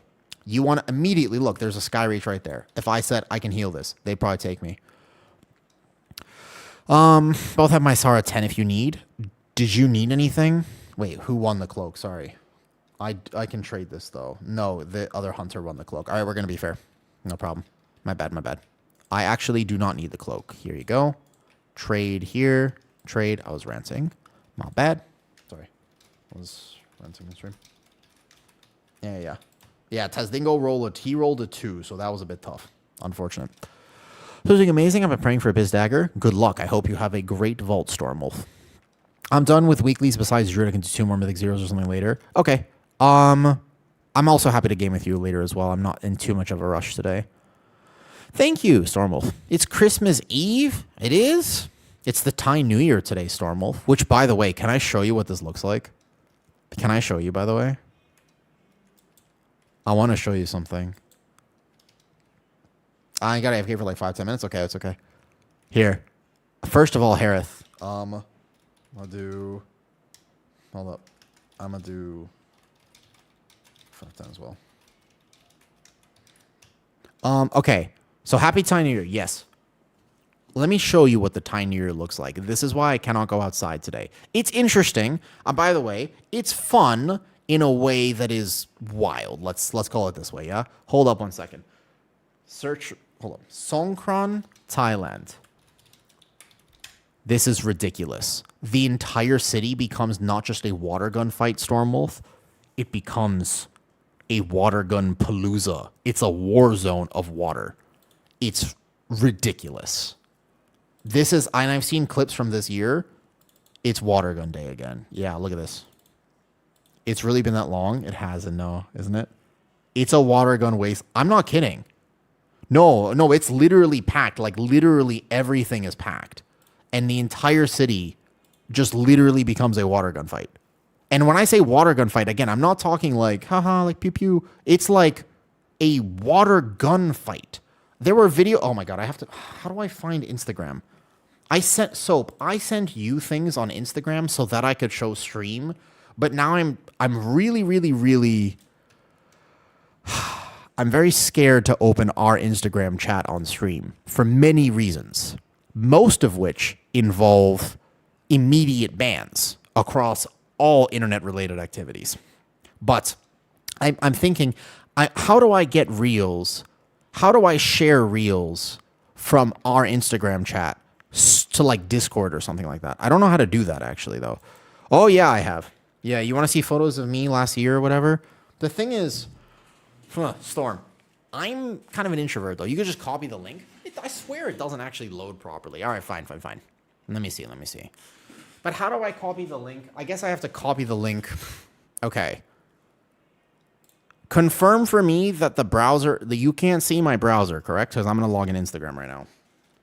Just don't play sound out loud when you're scrolling. Could be rough. Could be tough. Could be, you guys don't understand the level of anxiety that I currently feel. Thank you, Brylex. All right. First of all, we have my wonderful cat reels, which are hilarious. Okay. Messages. Oh boy, here we go. This is, we're pushing it right now. Okay, messages, turn on notifications. Not now. Okay. Soap. Copy link. Here we go. Didn't I send you something? Oh, yeah, this one.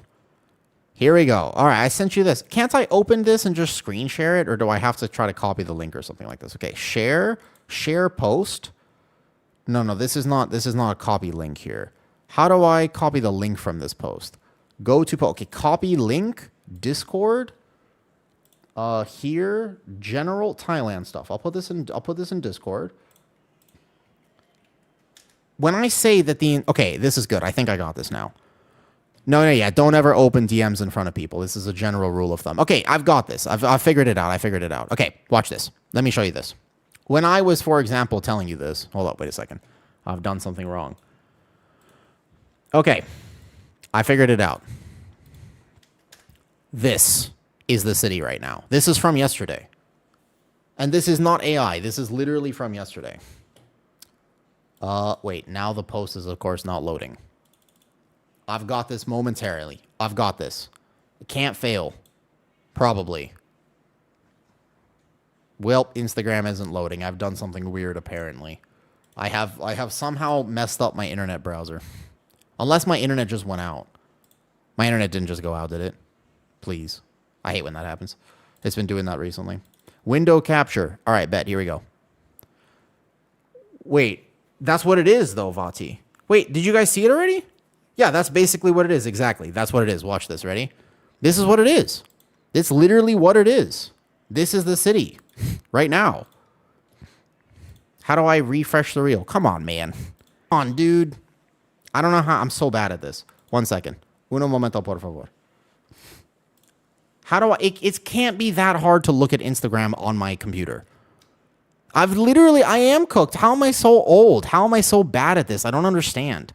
Why isn't it loading? What am I doing wrong? I'd open it. No, there's nothing bad on my computer. Who does things on my computer? Who does things on... You do things on your phone, Brylax, when you can lay down comfortably. Lost against Reels, GG's grandpa. Yeah, I know, right?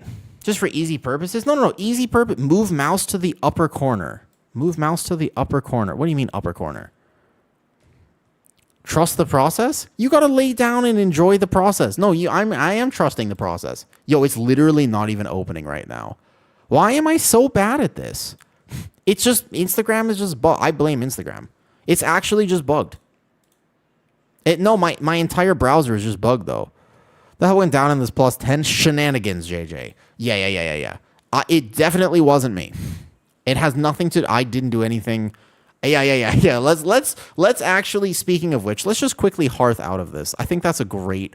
The first thing we're going to do is hearth out of this key, because, it didn't go according to plan. Yes, indeed. JJ, I'm trying to show what's happening in Thailand right now, in a good way. Yeah, that's a good point. Good call.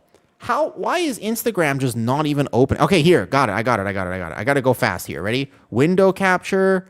Here we go. Opera GX Instagram. Cool. This is what's happening in Thailand. Please play play the reel. Come on, dude. Why is Instagram so bad at opening online? It's not even playing. Unbelievable. This is redonkulous. So I have to hold up. I'm closing the browser. So what happens is, if I want to show you this, okay, I figured this out. I need to open the browser, put on the browser. It's not even like I have a VPN on. And then I put on this is a failed attempt. I feel like I've gone too far here. And then I basically go here, and then I go window capture, and then I show you this, and it's not even loading right now. Why would that matter? It's all over on... God, I'm so old. Why is this not working? To be fair, I've never opened an Instagram reel on my computer before, but it literally just isn't working. Like, I'm just sitting here waiting for the thing to load, but it actually bugs out my browser. Okay, what if I opened it in a different browser? What if I use Google Chrome? Does that make it better? Is it a browser problem? I feel like it's a browser problem. No, I'm not. Okay, this is... Oh my God, I gotta force a dark page. Hold up. It's too bright. Why? Hold on, seriously, why is this so bad? You're not using Chrome? I was using Opera GX. Sometimes when I stream my browser, I have to turn on graphics acceleration. It can't be that hard to just load a single reel.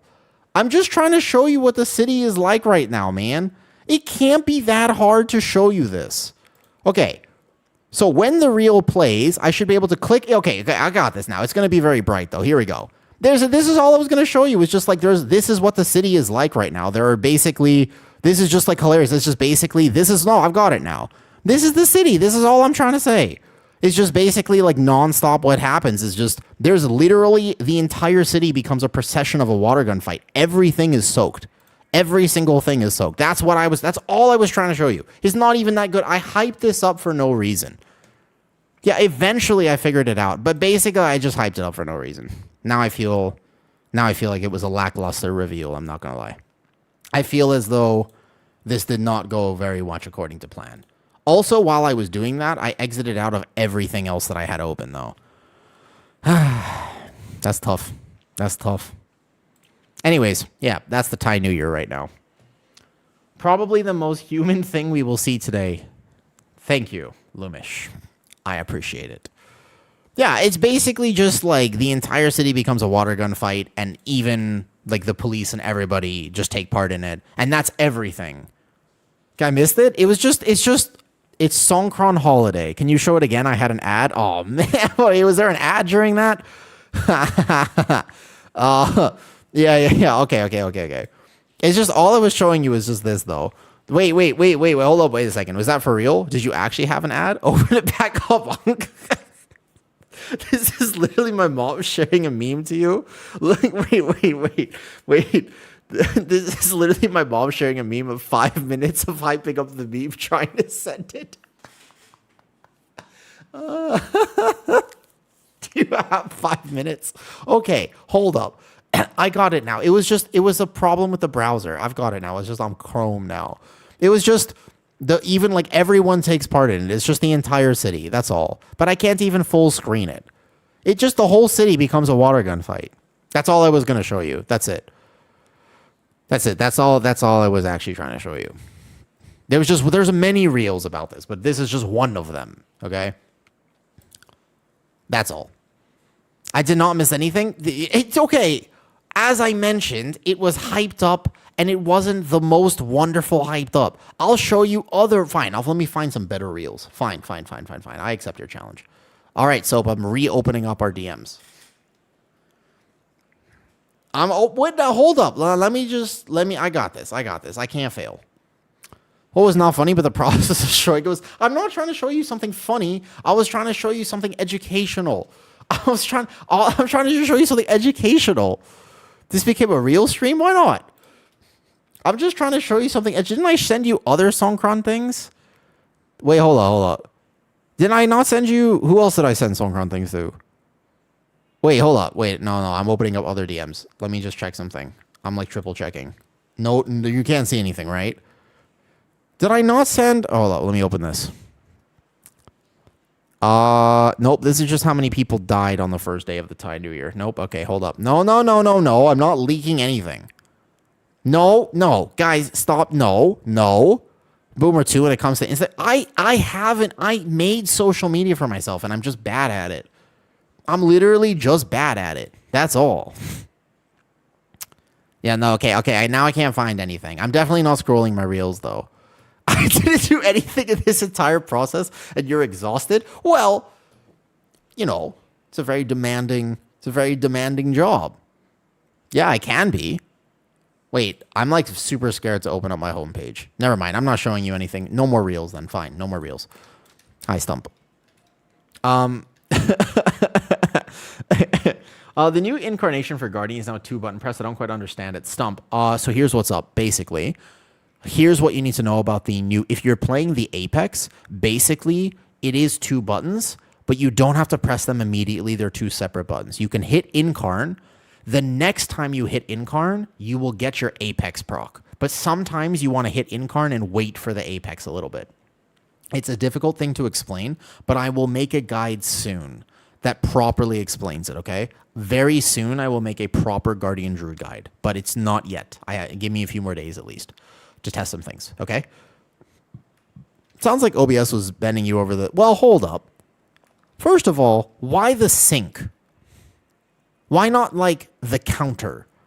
What's up with this sync? Like, that's not what water play means. Like, I don't understand. The sink is dirty. That's where you do dishes. How do you deal with bullying at the gym? Headphones. If people are truly trying to bully you at the gym, no. Just don't interact with them. You gotta, first of all, don't engage. That's the first thing. Especially in game as well, just don't engage. If people are willing to rage at you in party chat, they are not somebody in general that you want to deal with. There is no productive way to say and try to communicate with somebody who's yelling at you. If somebody is yelling at you, just let it go. I'm scrolling up through our DMs, the amounts of content no longer available. No. Do not reverse bullying people. Don't try it. Don't fight fire with fire. It'll just create a bigger fire. It's not worth it. Trust me. You just mystical. No, give him genuine advice. I think that might be a real question. Don't be sarcastic about this. Mystical. Roll off the shoulders. Don't engage. Let them do whatever they're going to do. If they want to create that in the world, just let that happen. Don't engage. Headphones are a massive hack for the gym. You've dealt with it multiple times. Headphones are a proper hack for the gym. Good headphones with sound canceling, with noise canceling effects. Headphones. Don't engage. There are all sorts of people who will bully you for all sorts of reasons. Too thin, bullied. Too attractive, bullied. Too overweight, bullied. Don't engage. I wish I could take it away from you. I wish I could say, well, here's a hack for just not encountering it. But honestly, I don't have that. I can't control what other people are going to do. I genuinely cannot take that from you. I can't give you a solution that involves this never occurring. Just don't engage. It's the only thing that I can say that will work. Because if you engage, it ultimately creates, as best that I can. If they're physically bullying you, that, by the way, that's different. If they're physically bullying you, then we'll have a conversation. That's a totally different thing. You're welcome, Cajun. I actually didn't really understand that I was saying that as I was saying it, and then I showed it to Kitty, and Kitty was like, did you really just start the video with that? And I was like, yeah. And then I thought about it, and I was like, oh. Do you have space for a human rep paladin on your friends list?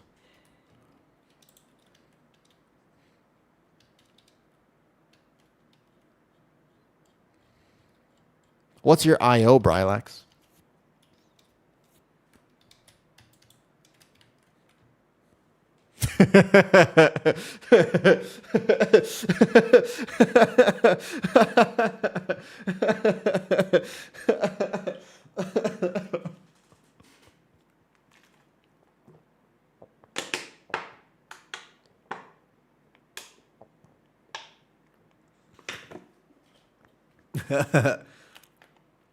Thank you for the advice. Honestly, Mystical, yeah, it's the same thing in WoW. If you're getting bullied in WoW, leave the party. Just don't engage. Yeah, honestly, just don't engage. Yeah, I'm serious, though. No milkshake today? I haven't ordered a milkshake. I could be convinced. Harith had donated 500 bits, and I tell you what, I am serious. I will get my workout in. So, while we're chatting here, before we do our next and last Preservation Evoker key, let's go ahead and actually do this. By the way, we still need to contact Mr. Frosty Walrus, Requiem, and Papa Jagil. These three people won the giveaway earlier today. Oh, yeah. We're back to electrolyte water. But Stump, there is a way to understand the apex. I'm sitting at 3243. Ooh, Brylax, that's just below the threshold of what I would add. I'm so sorry. You got to swap the 3 and the 4, and then we'll have a conversation. It's just below. No, I'm just kidding. I mean, if we do a key and stuff, I'll add you to your friends list. I don't know if we've done a key together. I would love to do a key with definitely not Vlad, but I'm pretty sure you play on EU, unfortunately. Okay, so Random said he'll be back soon. Let's do some workout. Let's do a little workout. One more than the threshold, yep. Noob redeems a flex redeem. Okay, first of all, sure. I was working out very hard. I've been doing a good job taking care of myself. Also, I'm kind of bulking again. So that's why the milkshakes, they've been coming in clutch. I'm not going to lie. Am I joining the next key run? Sure. We have Random said when he gets back, he has Mysara Caverns or I believe Nexus Point. Do you need either of those, Bear? Also, maybe I will just bring big character. I think that I will leave the Hunter here, though. I don't want him to wait too much. Either of those work? Okay, we might need a little bit, though. Couple more for Result 18. Nice, Twavis. Twavis, out of curiosity, if you have Result 18 tomorrow, on the right arm, this one? Yeah. So, basically, I do have a cool story. When I was like 12, I was camping in the... Oh, hi, Jess. How's it going? Hello, Jess. I was about to tell a story that was definitely not true. Hi. Hello there, Jess. Why, hello there. I'm back whenever you want to do 10 Mysara. We'll do it in a minute, Random. Hello there. Hi. I hope you have been enjoying Season 1 of Midnight. Very fun right now. I love lying on the internet for fun. I was going to immediately correct it. I like telling stories sometimes. 99% of my stories are very true. They sound like they're lies. I've just lived a pretty full life, to be honest with you. But the vast majority of them are exactly as it happens, yes? But somebody asked me about the scar on my hand. I have this nice scar here. I used to think I was like Spooderman because I was like... because I had this cool scar, and I've had it since I was 11. And when I was 11, basically, here's the cool version of the story, okay?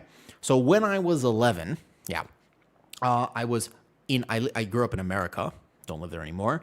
But when I was in America, I went to Yellowstone. That's the one. And I was basically taking photos. And I was taking photos, and I saw a really cute bear cub. And I was like, this thing is adorable. This thing is absolutely, I want to hug this thing. So what I'm going to do is I wanted to take a photo of the bear cub. So I was taking a photo of the bear cub, and I didn't realize that the mama bear was behind me. And I was like, oh my God. So I panicked, and I dropped the camera, and the camera broke. I was feeling very upset about this because my mom bought me that camera. I dropped the camera, and then the mama bear slashed at me. I just narrowly missed it. It got my hand, though. And I managed to basically just run away. And so that's basically how I ended up with this scar. What actually happened is that I put my hand through a window when I was 11. The story I just told you, first of all, was actually a story that my brother told because he went to a wilderness camp for 1 week when he was a teenager. And he had a scar on his knee. And that he was in the hospital, and he had to call my mom when he was in the hospital. So he called my mom, and he said, hey, I just want to let you know, everything's totally fine. I did break the camera you got me. And she goes, oh my God, okay, don't panic. What happened? And he goes, I was taking a photo of a bear cub. He went dead serious the entire story. Because the real story, he has a scar. It's pretty cool. It's on his knee. His scar is like right here. Like right basically across his knee like this. And he was like, well, I was like, what happened? Do you know what actually the story of his knee scar is? He was taking out the trash, and there was a tuna can in the trash, and it cut him, so he had to get stitches. But that story was so lame that he came up with the bear cub story. That is a true story of exactly what happened. I've just commandeered my brother's bear cub story to explain the scar on my wrist. The other one involves fighting off ninjas, but it's far less believable. Yeah, no, I put my hand through a window. When I was 11, it severed 2 nerves, and it severed the 2 nerves and some tendons. So now I have my hand doesn't work the same way that other people's hand works. Yeah. Is it Yellowstone or Yellow Springs? Which is the place? I got to work on the story a little bit. But that's what happened. Hi, Jess. I hope you have been enjoying the season. I had a redeem, so we're going to do a little bit here, though. Are you right-handed? Because this happened when I was 11, Pau, I had to learn how to become ambidextrous very fast, right? So, for example, it was the right hand, and I had to learn how to use my left hand for certain self-soothing activities. And therefore, I basically am both, but I am right-handed, yeah. Do you think Blizzard will buff some of the Apex talents to promote using them? I wonder. I feel like enough specs are using Apex right now, but I do think they will take a look at that statistic. I think that if a spec is not playing their Apex, they will consider it 100%. I think they absolutely would consider buffing Apex if a spec is truly not using it. All right, let's do a set of bicep curls. I'll get a little arm workout in today. Yeah, there are very few specs that are not right now. But I think they'll take a look at it, though. I'm watching You Are One Piece. Yo, what's up, Onos? Wait, One Piece live action, Harith, or One Piece the show? I gotta catch up on the show. I'm at episode 1000 still. I never continued it.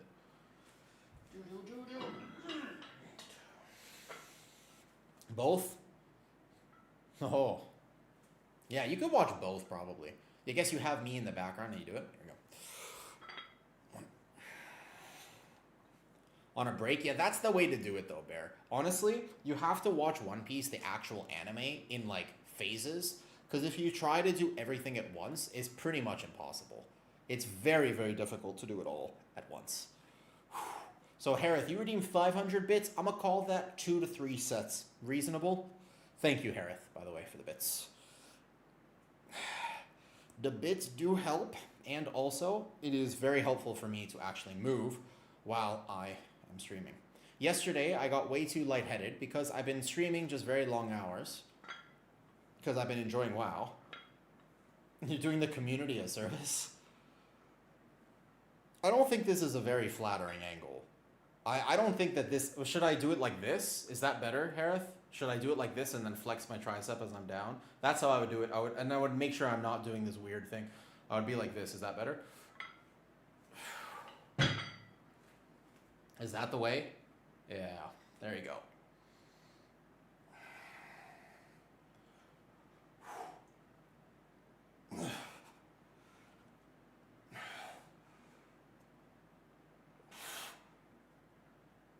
I'll call that one set. You're the model guy? It's true. I meant the scar on your shoulder. Oh, this one? This one? This one, actually, this one is a cool story. No, this one's a real story. This one's not actually, I don't even have to lie about this one. First of all, just so you know, I really don't lie. I missed it. This one was from a knife. Yeah. This one on my shoulder was actually from a military knife. I have actually a bunch of scars on my body. You don't see most of them, but I do actually have. No, that's not a joke, actually. That's a real story. I also have scars on my hands, too, from when I used to sword fight. That is also a true story. Like, they're little ones, so when you sword fight, it doesn't work like it does in the movies because gravity and weight. So when I was a teenager, no, not fencing, I was just an idiot. There was no sport part of this. I was just stupid. So when I was in high school, there was a few kids in my high school, and we would just go to a park with metal swords, and we would literally just sword fight. Like, actually, like, we would just go like... We had some practice swords, but we also used metal swords sometimes. The metal swords, we didn't use them very much because inevitably somebody ended up bleeding. So for what it is worth, if you look at my hand, there's a bunch of little scars because at one point I was winning a duel really bad. This guy, I was owning him. And he said, it's because your sword is bigger. And I was like, huh, correct. But anyways, so my sword had a hilt guard.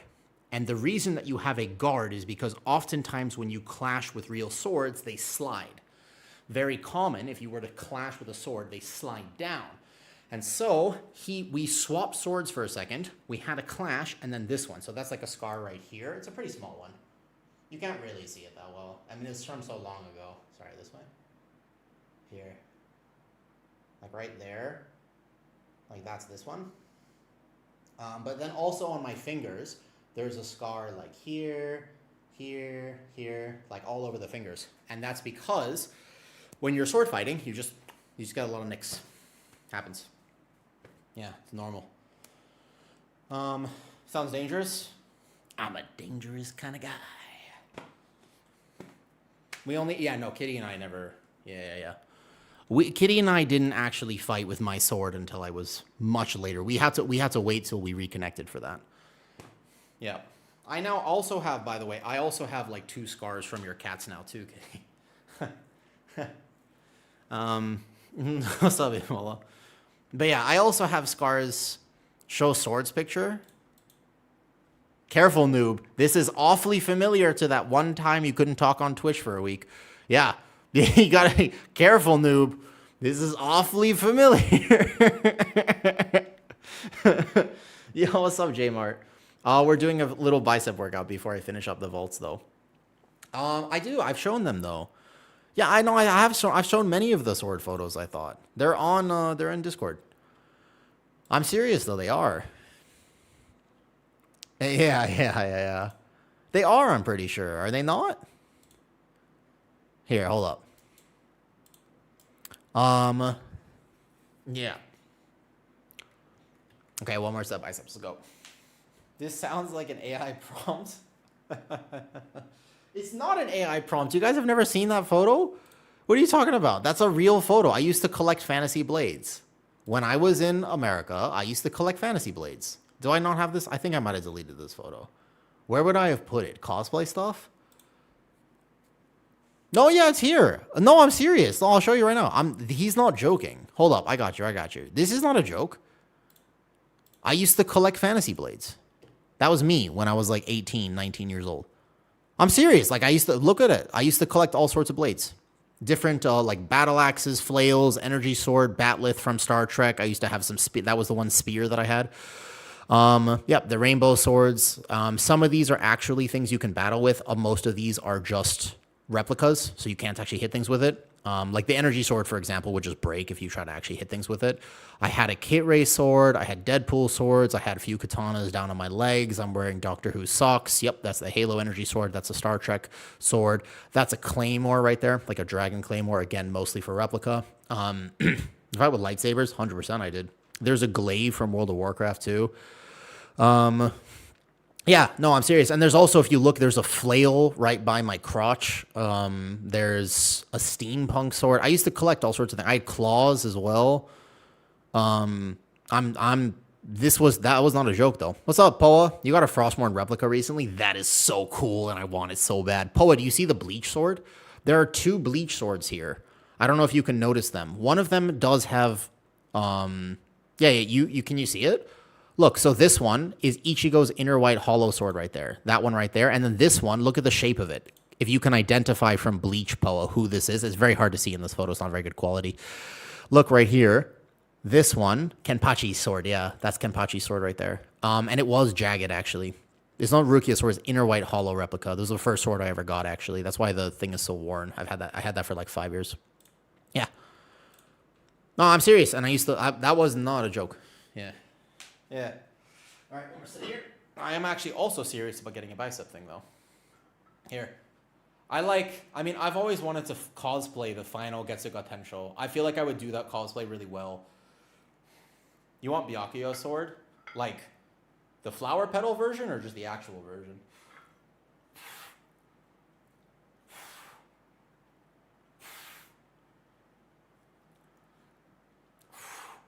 I could be persuaded to order another milkshake today. I could do that.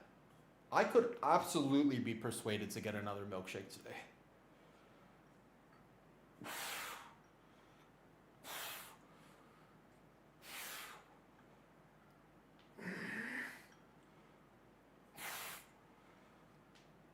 Oh boy.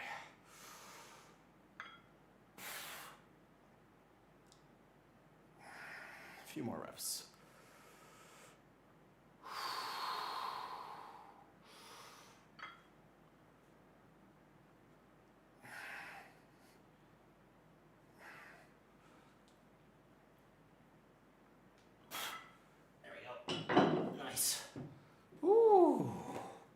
Him dropping on the sword for his Bankai is so iconic. That is true. Yes. Don't do it. If you can resist buying a $500 Yu-Gi-Oh card for $4.45, you can resist a milkshake.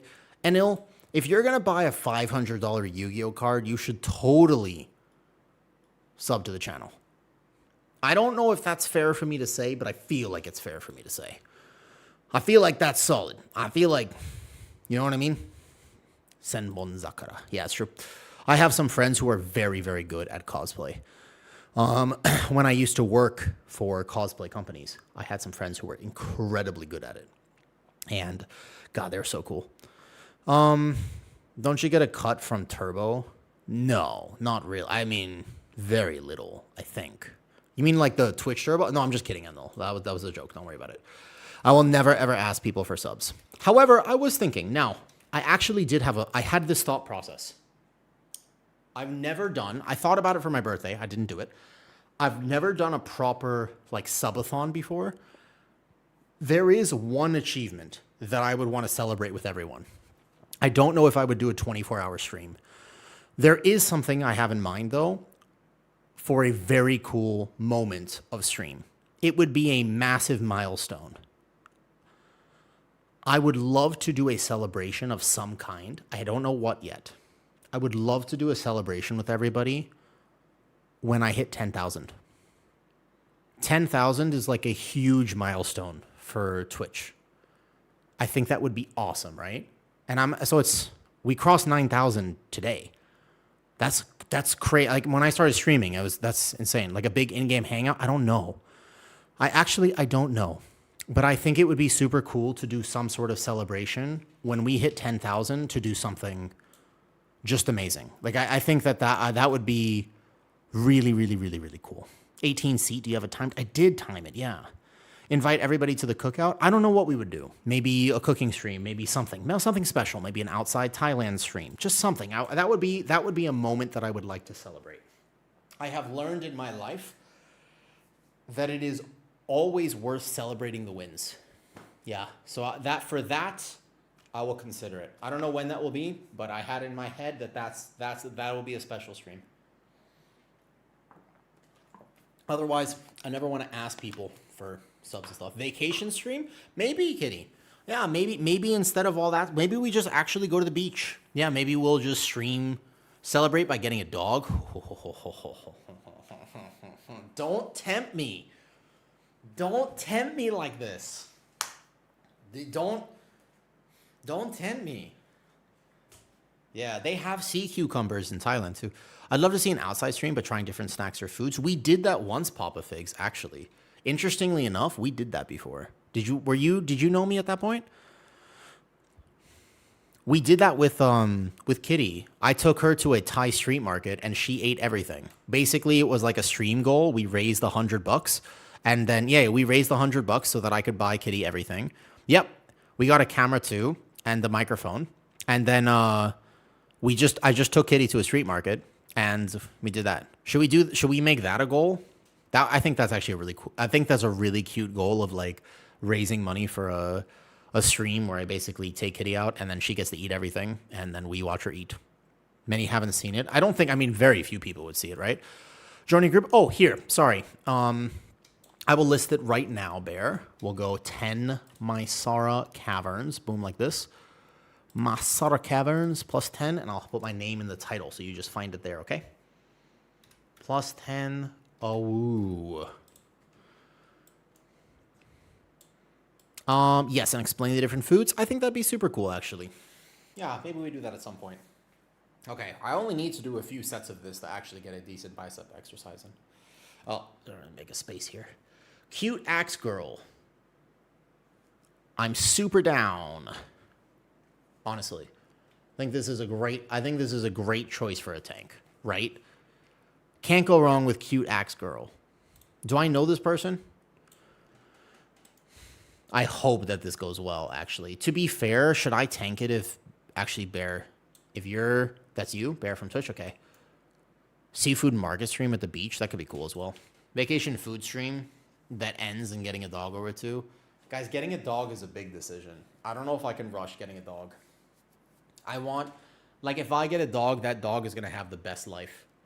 Quezzy. Sure. Frost Death Knight. Wait. Well, pets are a big responsibility. I have a lizard, and that lizard basically accidentally had diarrhea earlier today and then rolled in it. So that's why I was late to stream, because I had to bathe my lizard. Trip to Burger King to get milkshakes? True. Need to be an instance to trade with you? No problem, Bear. I can do it after. Bear, if we don't time this, how do you feel about that? What's up, Ace? Hope you're doing well. Thank you. I am. Just one more set of bicep curls, and then we'll go.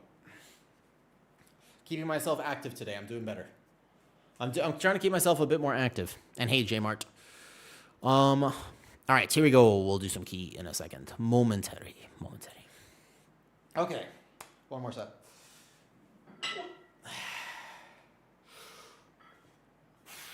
For real, if I actually wanted to get like a proper bicep workout in, I don't have to do that much. Basically 5 sets of this throughout the day, and I'll actually be sore the following days.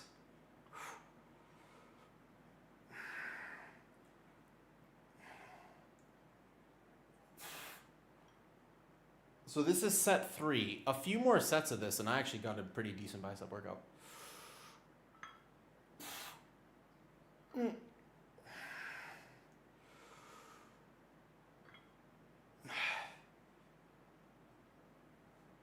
Yeah, I'm already pretty fatigued, actually. I can already feel the fatigue. Oh, boy.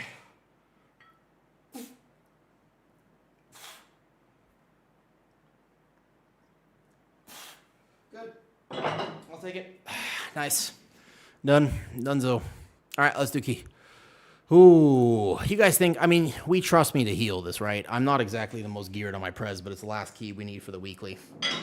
Surely this one can't fail. Probably. Okay, let me adjust camera back down so you don't see the tip of my head. Voila, decent. Okay. Damn. Not bad, actually. Yeah. I can't trust Prez, I'm sorry. Why not? Why not? No, thanks for the summon. Okay. What's wrong with seeing the tip of your head? Wrong website, Brylex. Tier list is Prez at the bottom. Decline. True. All right, you know what I can do, actually? I can buy a chest enchant, because I have a mythic chest, so I'm not really going to... I don't think I'm going to replace the chest anytime soon.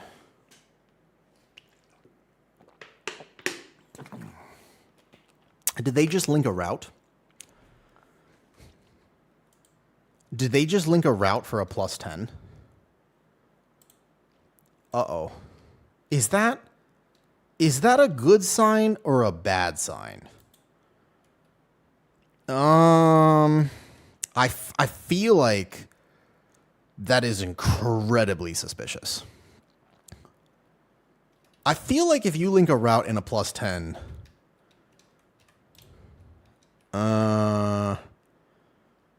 it do be concerning to me. Oh, thank you. Okay, cool. Random, you get half of this because you're a key, by the way. I think you guys looking reading is not bad. Okay, thank you. Hold up, random, come here. I'll trade you after random. Okay, let's go. Can't load route. Just pull safe. All right, we do this though. I'm selling keys? Yeah, for gold. I need the monies. This is the thing. I need the monies. We need the golds. The fun. This is an expensive season, man. This is not a cheap. This season is expensive. You see how much flasks are right now? Harith, what am I going to do? Start working the corner again? Like, I'm past that life. I'm telling you, I'm happy and healthy now. I'm in a productive, successful relationship. I can't go back to my old money-making ways. Oh, you're the one selling them. Oh, I see. Okay, let me just buy a chest enchant real quick. World Soul. Oh, man, look at this. This is basically barely affording. This is actually here, though. What are you using combat pots as a tank? Still Light's Devotion, Commando Kale. Light's Devotion is still the right one to use. This one here. Light's Devotion.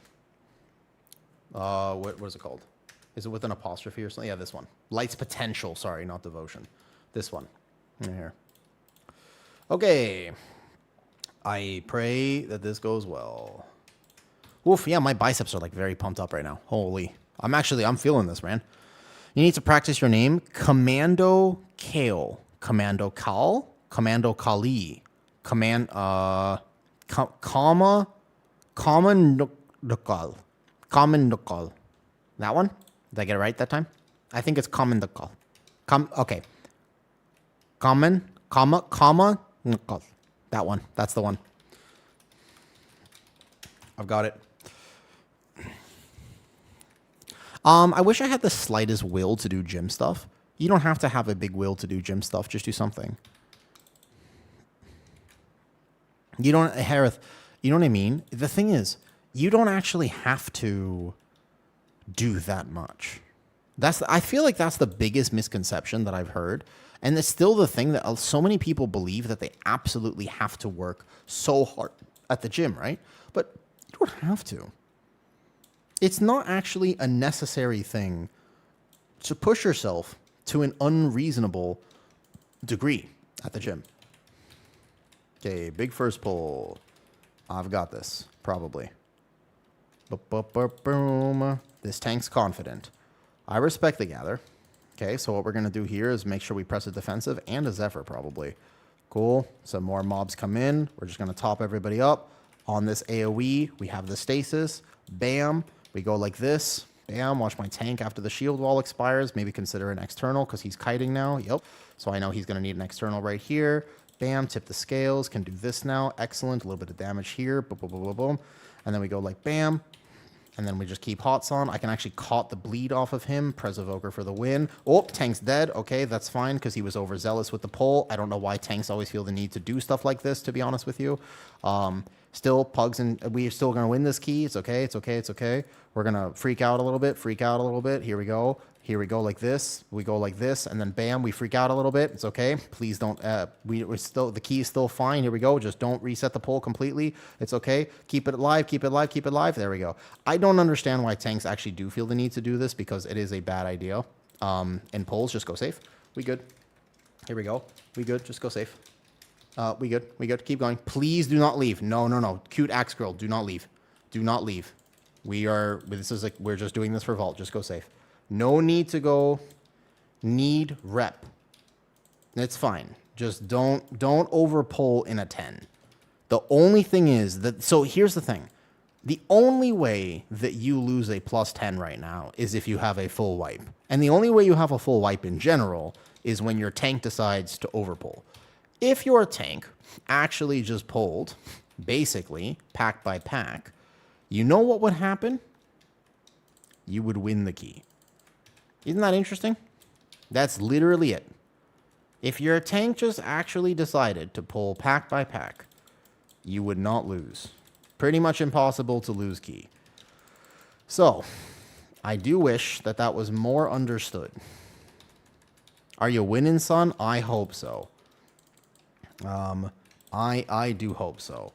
I wish that I had a tank on right now who I could more trust, but I think we'll still win for sure. 100% though. No problem. Just pull nice and safe. Can't lose. Can't lose. Here we go. Okay. So far, so good. My item level is not enough to actually carry like that hard. No, it's okay, Harith. This is the last one that we need, basically. After this, I can either do some monk keys, or maybe I just call a little bit of an early stream and I start working on stuff. Like, my tank's about to die right now. Okay, he shields wall, which means that I hold my external for a moment. Okay, now we're fighting this. Honestly, I still don't understand the purpose of... Okay. I don't understand, man. I told you that it was a bad idea. If you see okay, I don't want to make generalizations, but if you see a tank in a plus 10 link a route, it's not a good sign. It's definitely it's a red flag 100%. Okay? It's definitely not something that you want to see. Now, we're good. Because it means that they are fundamentally misunderstanding the mission. The mission in a plus 10 is just don't overpull. Like, he's going to pull this elephant into the room, but he might die because he has no shield wall right now. He has one because this doesn't account for CDR. And then I'm hoping he has a cheat death because there's also a bleed in this pull, and he doesn't need, and like the warrior can be a little squishy against that. So I can also basically just pop a defensive, and then I can pop my stasis and immediately heal him back up. But it's a good question. Roots are a 14 plus thing. Exactly, Dark Lord. Now, a lot of times tanks will think that doing bigger pulls is going to make the key better in a plus 10 environment, but I actually don't believe that. I think that people have fun when they just don't die. If a DPS is dying and losing their cooldowns, they feel pretty miserable. So, in my opinion, if tanks want to give the group the best possible time that they can have, then you should just do, yeah, so little control on the first pack. Well, the first pack is just scary. If you think you're going to die as a tank, if things don't die on time, don't do the pull. The general rule of thumb, by the way, the tank's fine, by the way. It's just, there's a philosophy shift that happens. Like, I'm going to external my tank right now, and aggro. It's okay. I had the hover. I'm reacting in time. Does he need another external? Okay, dispelling 1. Dispelling 2. Trying to heal this off. Oh, what is he pulling? Oh my god, what is this? This is a bad pull. I'm going to external my tank number 3. Again, like, why chain this? He's going to die. We could die. Everybody is now in danger because this pull is just unnecessary. Why would you chain this in? These are decisions. Okay, I can try to do this. We were hoping for like a chill. I told the tank at the beginning, I was like, don't overpull, no problem. We just go nice and safe. What's up, Seraph Beta? Hello. That's okay. I got this. All good. I don't think the warrior knows that I'm 223 because I'm just going to heal this either, though. He said, welcome to ++3. But we don't need to ++3 this key. Wait a second. Cute Axe Girl is definitely from stream, right? Just go safe, please. Please, please, please, please. I would rather just not lose this. If you're listening to stream, just go safe. We missed one. The start. Oh, yeah, because we missed the start. It's okay. Here we go.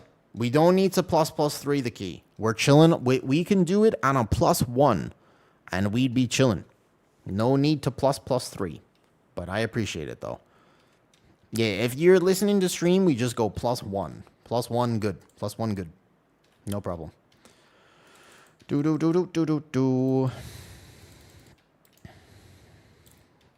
+1 better than +0. But actually, it is something that I learned. It is fun. Like, if you're a tank player, you know that sometimes it's fun to limit test, right? It genuinely is. Sometimes you're just like having a really good time when you get to limit test your own keys. Like, can I live? Can we do this pull? If everything goes well, then we can totally do this pull, right? The issue with that mindset, there's many problems with that mindset. But he's gonna die. Does he need a res or what's the plan here? Okay. My last Masara +10 was wasted because we didn't free the capsize. Didn't control them after first 2. Hold up. Wait a second. This is also an incredibly toxic pull. I'm actually going to tip the scales right there on the Dream Breath because I'm worried about people dying instantly. Okay. I mean, we can kill it fast enough that it should be fine. But the idea is, it's something that I think I talked to like Dalgroth about. Yeah, it was Dalgroth. And it was just, if you want to give your team a fun key, play clean. DPS players hate it when what they have to do is just worry constantly about whether or not they're going to die. So if you're limit testing pulls, it's actually less fun for your DPS, not more fun. Even if you're like, big pull incoming, you can do big damage. It's actually still less fun for your team to do it that way. Because what is fun for a DPS is being able to just basically consistently blast, maybe like 1 or 2 big moments, 1 or 2 pop-off moments. But if they ever have a risk of dying, they have the worst feeling. And they would rather remember a key with 0 deaths than a key that had 1 big pop-off moment and 11 deaths. Like that is how to give your DPS basically the best time of their life. Oh, I'm dead.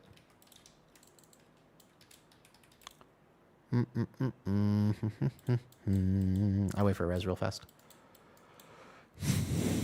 Just be ret. Pop bubble. 1-shot Prio Mob. Feel happy. Dude, ret is actually in a really good spot. In a really good spot right now. So, are you playing your ret this season? If of all the times for you to not play ret, he'll get pinging, say go big or go home. It's just not the right mentality. Because, like, it's go big or go home, Crex, until all of a sudden you die. And then all of a sudden it's bad tank. You know what I mean? Oh, I'm red. That's why I'm dying. I need to remember to repair. That's why. I was wondering about that. That always happens, goddammit. How do I swear I take more durability loss than literally everyone else. I fundamentally believe at this point in my life that I take more durability than actually any... Like, I don't understand how this always happens to me. Like, how is it that I always end up just having, like, red armor? Okay, so I have caught for the tank, actually. Big ups. So he's going to take the bleed. I can caught the bleed. Boom, like this, number 1. Okay. So now we're just going to go bam, bam, stasis. Beautiful, like this. Perfect. And then we go like yay. So I just hope he doesn't do the mini boss pull after this, actually. That would be pretty hard for me to heal, to be honest with you. The mini boss pull would be really tough. Okay, watch this. It's on me. Perfect. I have big defensive because I had planned for this just in case.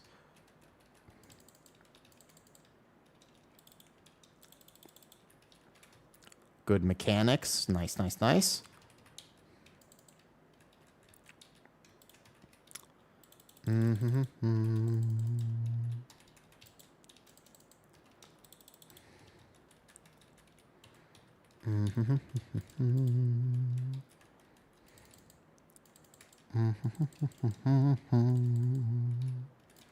Nice gateway. Bear knows how to play the game. I mean, Bear, why did you need to pay for a plus 10 carry? You're good. That doesn't make any sense. You're actually good at the game. Wait, is it...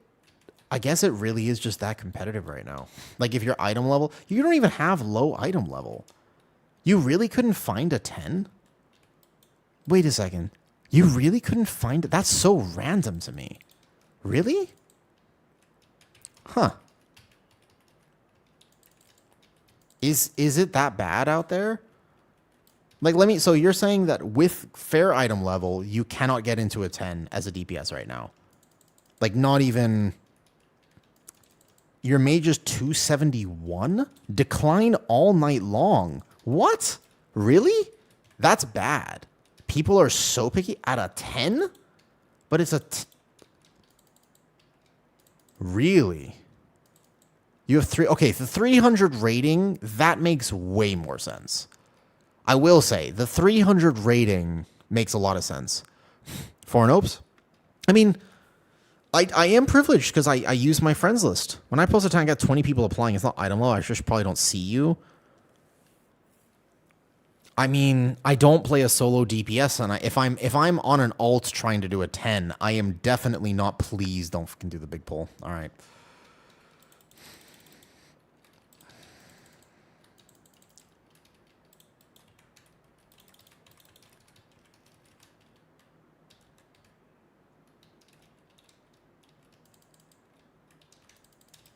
I messed up my stasis. Okay. The DK will be fine on the first one because he's the one that's actually geared out of all of us. I'm going to take this here. I'm going to go like this. I probably have to dispel myself. Okay. And then I stasis. And then I'm going to external this. I'm going to wash my warrior tank. And then I'm going to go like this. And then we're going to go bam. Big VE to over here. I might consider externaling my warrior tank now. I'm going to rescue you out of this because bam. But my rescue is bound where my time dilate used to be bound. So, oh, close, close, close. Scary, scary. So who's this on? When you get stuck in a chain of the same 2 dungeons over and over again. Okay, let me ask you a question then. Maybe I don't know the answer to this.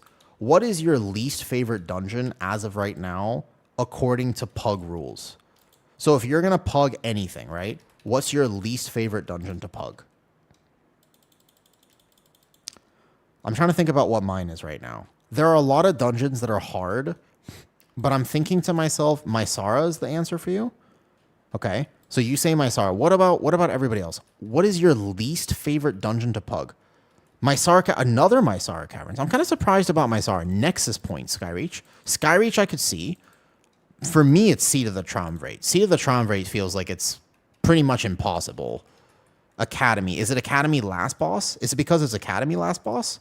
Healing Seat is super toxic in Pans because DPS, with like some of those pulls on higher key levels, right? Is it blue plate? Yeah, so the way this works is blue is just mini boss. It's red. I've coded it because the only mobs you really need to be aware of are casters. So red is the one you need. So like, let's say this next pull. Look at this pull. It's very clear which mob I should target. My Platinator is actually coded that the only bright red mob is the only caster. Does that make sense? That's how I think it's best to do it this way. For me, it's C. The third boss is worse to me than the last boss of Algathar Academy. Last boss of Algathar has got to be one of the notoriously actually terrible bosses this season. I mean, that's an atrocity, 100%. Last boss Algathar is pretty rough, I think, for everyone. I've seen Windrunner is the only, Brylax, you're the only person who said Windrunner. I've seen Seat, Mysara Caverns, and Skyreach. I've seen one Algathar, but mostly I've seen Seat and Mysara Caverns and Skyreach. Skyreach probably because if you said Skyreach, is it because your tank dies? And the Spiteful Queen, you said Academy. I'm pretty sure Academy has got to be also just tank deaths or last boss. Skyreach is tank deaths, right? Like to the bleed? Or last boss, maybe? Where do you lose Skyreach? The next question is, where do you lose the dungeon that you don't like? That would be the next question I have for you.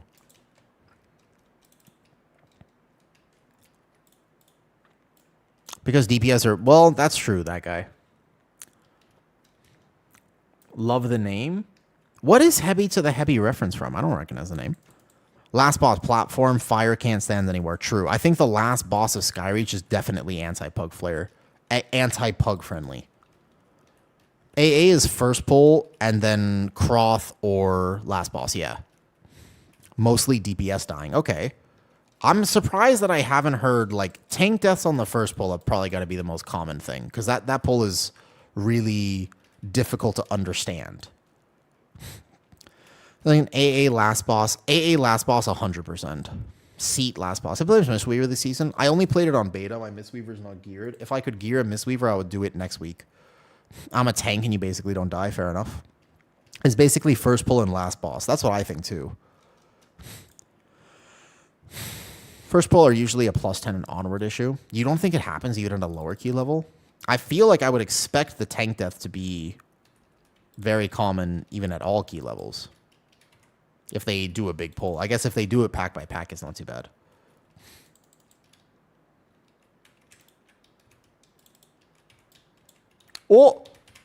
Oh, my game just DC'd. Was that a rescue DC? Wait a second. Was that a rescue DC? That was definitely a rescue DC, right? Like I went to rescue him and then my game just went kerplut. That was a rescue DC, no? You guys saw that. Like the rescue took me to terrain that that the game didn't process because it was like a weird game bug that happens sometimes where you're on a rock or something. What's up, Lindis? Been following your YouTube for a while. First time tuning into stream. Yeah, what's up? Do you have any tips for beginner bear? Hold up. Let me log back into the game first of all. I'm generally struggling with the fundamentals when it comes to spending rage, aka there's not enough iron for too little raises. Okay. It depends, Lindis, on whether you're playing my bear build with the no Apex. That's different. If you're playing Apex, please tell me I can at least log back in. Disconnected again? Bro. Try to res me random.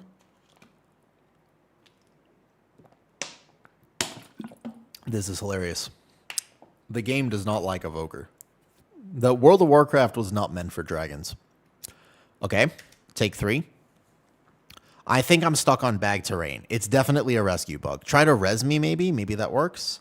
Okay, what if I release immediately? Okay, I got it. Here we go. No, I got this now. Whew.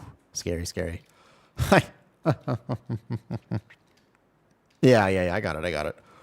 That's hilarious. That was a funny rescue bug. Okay, tips for a new bear. First of all, give me a few days and I'm going to make a guide. I think that will actually make a big difference for what it's worth. Wait, how are these 3 mobs still alive? Didn't we kill that pack? Oh, my whole team wiped because I died. Wait a second. Oh, because we had a group wipe, yeah? Is that what happened? Oh, we must have had like a whole team wipe. Okay. No problem. Do do do do do do do do do do do do do do. Pres Evokers. Yep. The game does not like Pres Evokers. The more you know. Lindis. Tips for new bears. Get your Apex window right if you're playing the Apex window. If you're playing Apex Talent, get your Apex window correct. And then otherwise, mostly just press Iron Fur. It isn't going to be the advice that a lot of other bears would tell you. It definitely will be kind of the opposite advice as a lot of bears would recommend to you. However, it will help you to understand. During your incarn, press raise, 1 stack Iron Fur. Otherwise, 5 stack Iron Fur, and don't press raise that much. You're going to have a much better time if you can follow that. Seriously. As interestingly as that sounds, it doesn't seem like it would be a good advice, but try it. Just over Iron Fur outside of your incarn windows. If I made a guide for how to play the Apex window, I think that would be a large piece of the advice. So I think that would actually be a huge part of how I would recommend playing it. I need to test a little bit more and actually confirm or deny a lot of this stuff because I don't like testing out of theory. I personally am a big believer that I have to be able to play the thing and get the results myself before deciding. Do you know what I mean? Yeah. It's okay. When I was playing my DK earlier, I actually had Shadowlands Alchemy, which is not even Dragonflight Alchemy. That's amazing, by the way. I had, what was it? It was literally Shadowlands Alchemy. I was like, how's my Alchemy 175? Yep, Shadowlands level Alchemy. Yep, yeah, I know. It's not looking good. We'll make it work. I am very not geared on the Pres Evoker, you know. I just want to go chill to win every key. You totally can. But if you want to play the Apex, I would say that the biggest piece of advice is genuinely do not try to greed the raises, especially outside of your Apex, outside of your incarn, because you won't get the result that you want. Raise by itself does not actually do that much damage outside of the echoes and the amps for it. Like if you're just in a pack, I'm not sure how you use the incarn plus Apex talent. Once again, I'll have to make a guide to properly show you, but the idea is pretty straightforward. You press incarn, and you could. There are some min-max about holding your Apex, but effectively, you press incarn, that means after incarn, you press your raise. You press your Apex afterward. You can effectively hit them at the same time. There is definitely some min-max as you get even better at it. I can tell you that the few keys I did, especially offline yesterday, the damage is literally and physically disgusting. You can time all your keys without it, but the damage is disgusting. I posted an overall last night from a Magister's Terrace. Granted, that was a lot of my DPS were dying on big AoE pulls, so I got to pad a little bit. Bro, I had 140k overall. Like, what the hell? Like, granted, again, we had a few DPS die, but I wasn't dying, so that means that I got to just sit there and pad a little bit. It was pretty ridiculous. But the single target is not that much different. That's one of the big differences, I think. Single target is remarkably kind of similar. Hold on one second. So, yeah, the Apex is just an extension of Incarn, is one way to think about it. If you're trying to do damage, please don't die, Warrior Tank. He has 2 stacks. He might die. I'm almost there. Good shield wall. So the Apex is basically just an extension of your Incarn. You can effectively and safely, for most key levels, press both together. But there is going to be some min-max, and I know how to explain it right now, I'm pretty sure. That would make it be like, oh my god, I understand what I've been doing wrong. But you know that when I make guides, my biggest priority for the guides is trying to figure out how to actually help people. So many people make guides in World of Warcraft. And I mean, I'm sure if I say this out loud, people will rip this idea from me. That's totally fine, because what will actually help the community for what it is worth is making a guide that people can digest. There is a big, massive, chunky difference between making a guide where you are trying to tell people how good you are at the game and making a guide that exists to actually help people in the game. Those things are not the same whatsoever. Does that make sense? A lot of people get that wrong. Way too many people makes guides and they just try to put as much information as possible in that guide. And that is simply not the right way to do it. If you want to make a guide like that, go for it.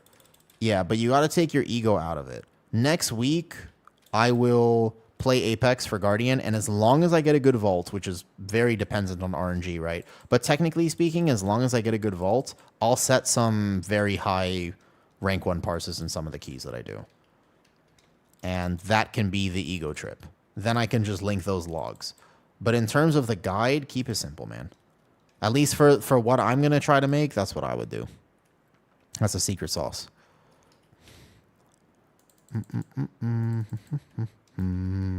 Like, even for Pres Evoker, there's so much that you can min-max, but if you get the basics right, you can at least heal on this healer. Because way too many people are focused on the actual full things, though. Yeah, I hope I get something in my vault. I would be very, very sad, to be honest with you, if I got nothing. If I got nothing in my vault, I would be... It would be rough for me, man. We're Final Fantasy, and that's exactly it's like how you do. Yeah, and I think that's the best way to do it 100%, for what it's worth. In my opinion. Oh, I'm going to live. I'm going to live. I hope that it helps as best that I can. I will do my absolute best. All right, we win. Who?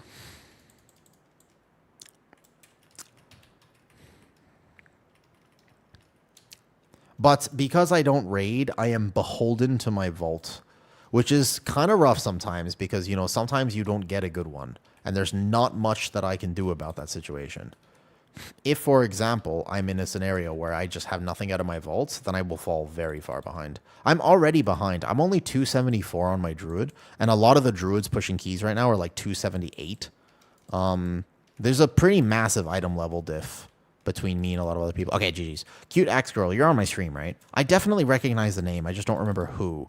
Why do I feel like it's like one of the Aussie people I used to play with? Or it's... I feel like it's... Why do I feel like that's... I swear I know who you are, but I don't know who you are. Item upgraded. Avoidance intellect trinket. Sure. Yeah, I'll take an avoidance intellect trinket. Why not? All right, we win. Whew. All right, let's go see what I get out of my box. First of all, that's an upgrade, so I'll replace this here. Next, let's go see what we get out of the weekly quest. Tank a 10 before you go? Want to tank a 10? I guess I'll do some on the Brewmaster. Are you pugging right now? No, I was just doing some other stuff. Is there a good Guardian build that is a bit more engaging? Yeah, if you want to play... Sorry, Piggy Lord, I missed the comment earlier. Piggy Lord, if you're still there, if you want to play a build that's not Sleeper for Guardian, you can play the full Apex. Full Apex is quite engaging, in my opinion. Especially if you really want to get super engaged, you can play Druid of the Claw. Need a vault slot on the Druid? All right. First of all, random, come here. Also, Bear. There you go. I was decent, by the way, or isn't? Oh, yeah, no, you were great. We were not... It wasn't a damage. Yeah, you were good. No problem there. You did very well. All right, here we go. Hold up. First of all, let me just open the box. Here we go. Random, if I get something good in my box, I'm going to give you an extra 5K because I'm going to be in a good mood. If I get something bad in my box, then I guess you don't get 5K. Is that reasonable? All right, here we go. I'm going to open as Prez. 3, 2, 1. Don't think about it.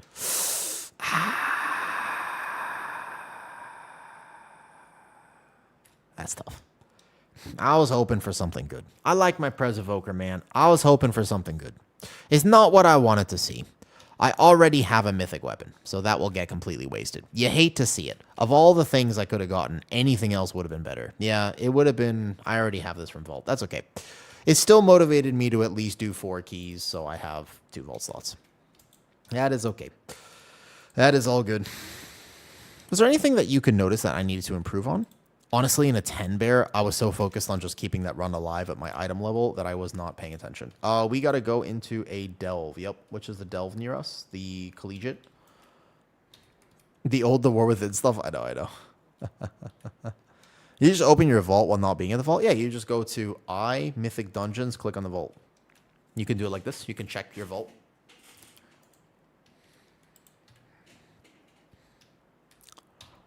In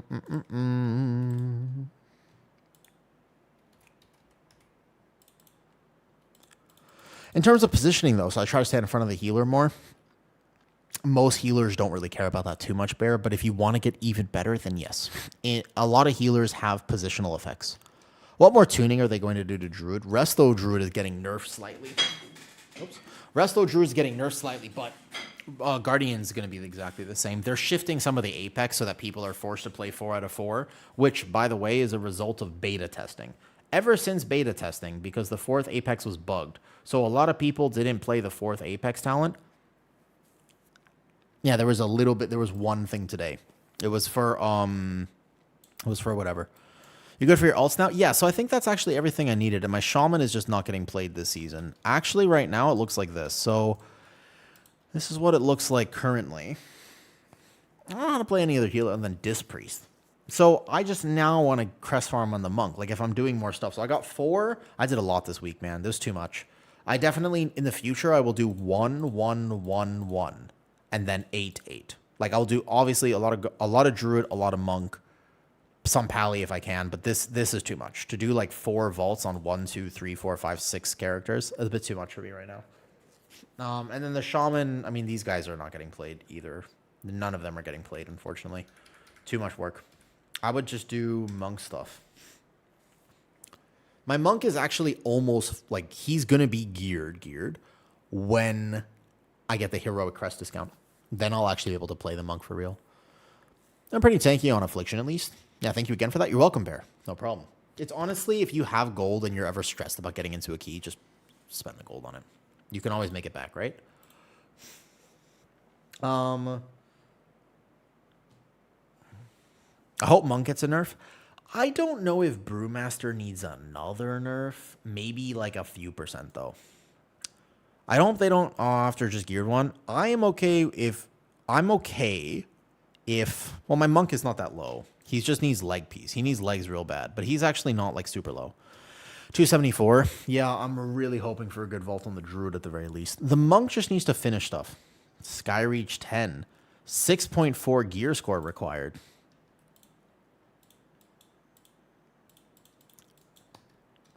I see soap in a key, IQ. Is that simple? Is that easy? It's very simple. Here we go. Was saying he wants monks nerfed. They're saying they're OP in all content. Damn, Venruki said that for PvP? Hello. Well, never mind me then. Sorry, Harith. I see soap in there. I see soap in here. I don't know if Brylax is in here, but I want to play with soap. He a friend.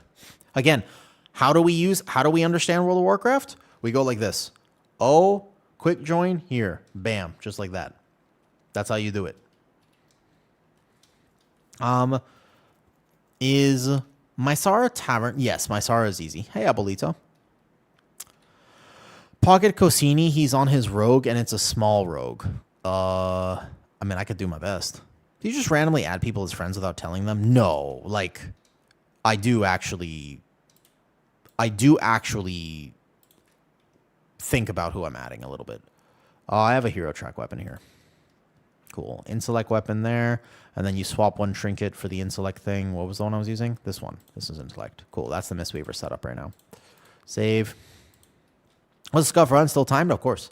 Mysara Caverns is very... the timer in these dungeons is very easy. Man, I'm so excited to use my elemental potion of ultimate power. Damn, I'm so excited, man. Yeah, this is going to be nice. Can you imagine when I get to use my elemental potion of ultimate power in this key?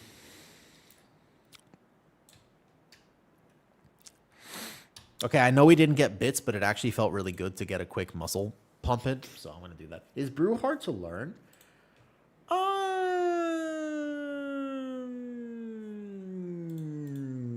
It's the easiest it's ever been to learn, but it has a bunch of interactions that are not easy to understand. I would say yes, because you don't have to layer cooldowns. How about that? I would say yes because you don't have to layer cooldowns.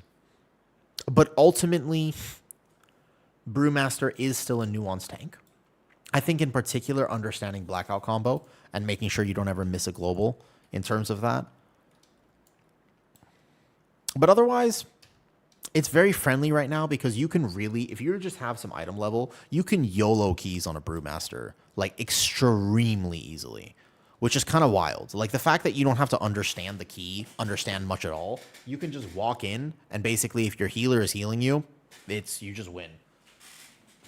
So that part of Brew is really good. Okay, let me do one set. I'm gonna keep this up. 5 sets today total for biceps in order for me to get an actual bicep workout, give or take. 5 sets total. This is set 4. You can see actually that they're still pumped up from before. Not bad. I'm not even adjusting the camera, just doing this fast.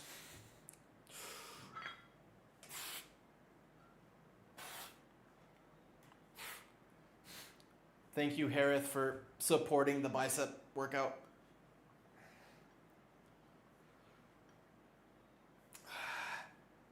I think at least 2,000, if not 2,500, Bear. I think it's like 2,500. You got to actually just do the keys. But honestly, Bear, at this point, like, you're good enough to do them. Like, you're plenty good to do them.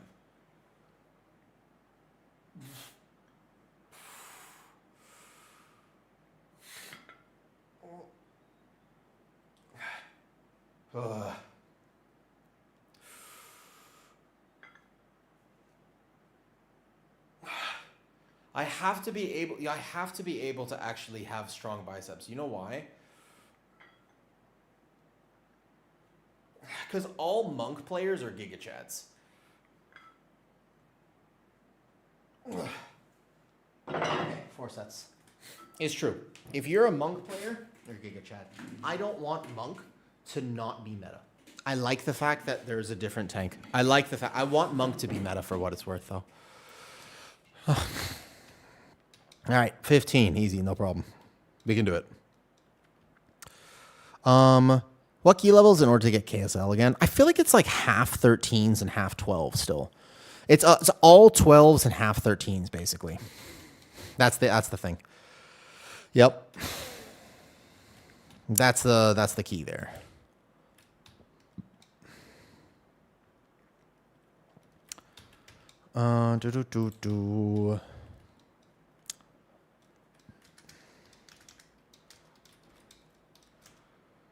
It's a 10 now? Nice. Great. If it's a 10 now, that means I have just enough time to step to the bathroom real quick.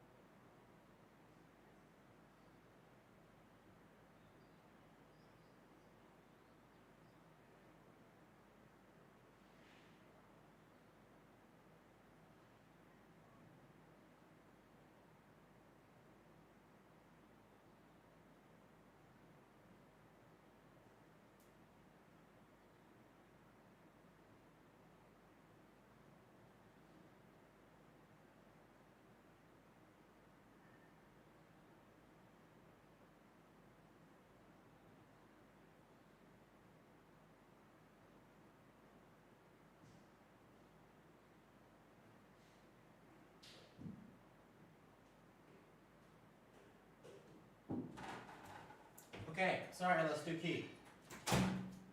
Allow me to explain why I was delayed. It was a long bathroom break. You want to know why it was a long bathroom break? There just so happens that there was a nice, very hot, thick goth girl right outside my room.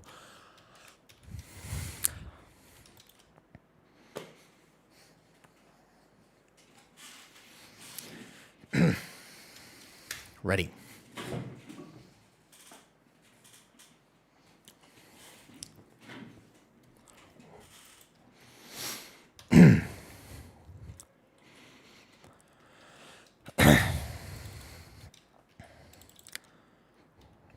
There are going to be many people who think I'm joking, but I want you to know I would never lie to you like that.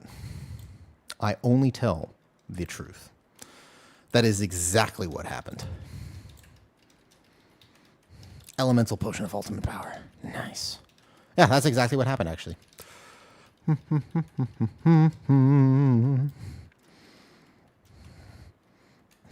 Kitty would have to post a photo of herself, I guess. Was it my mom? No, and Copper. It was not my mom. Kitty's going out tonight for the Thai New Year. I am not going out with her because I don't want to go out.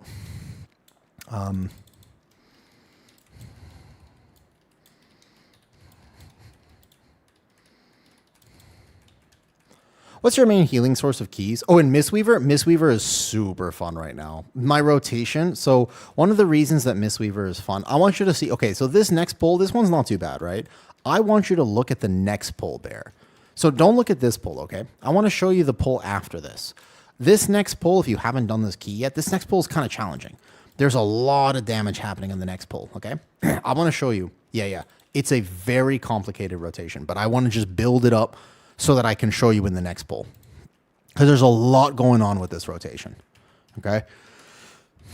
Yeah. I'm just building it up a little bit. So the following pull, many people will have realized that their tank will die there, their team will die there. I mean, it can be a very toxic pull, actually. There's a lot to do.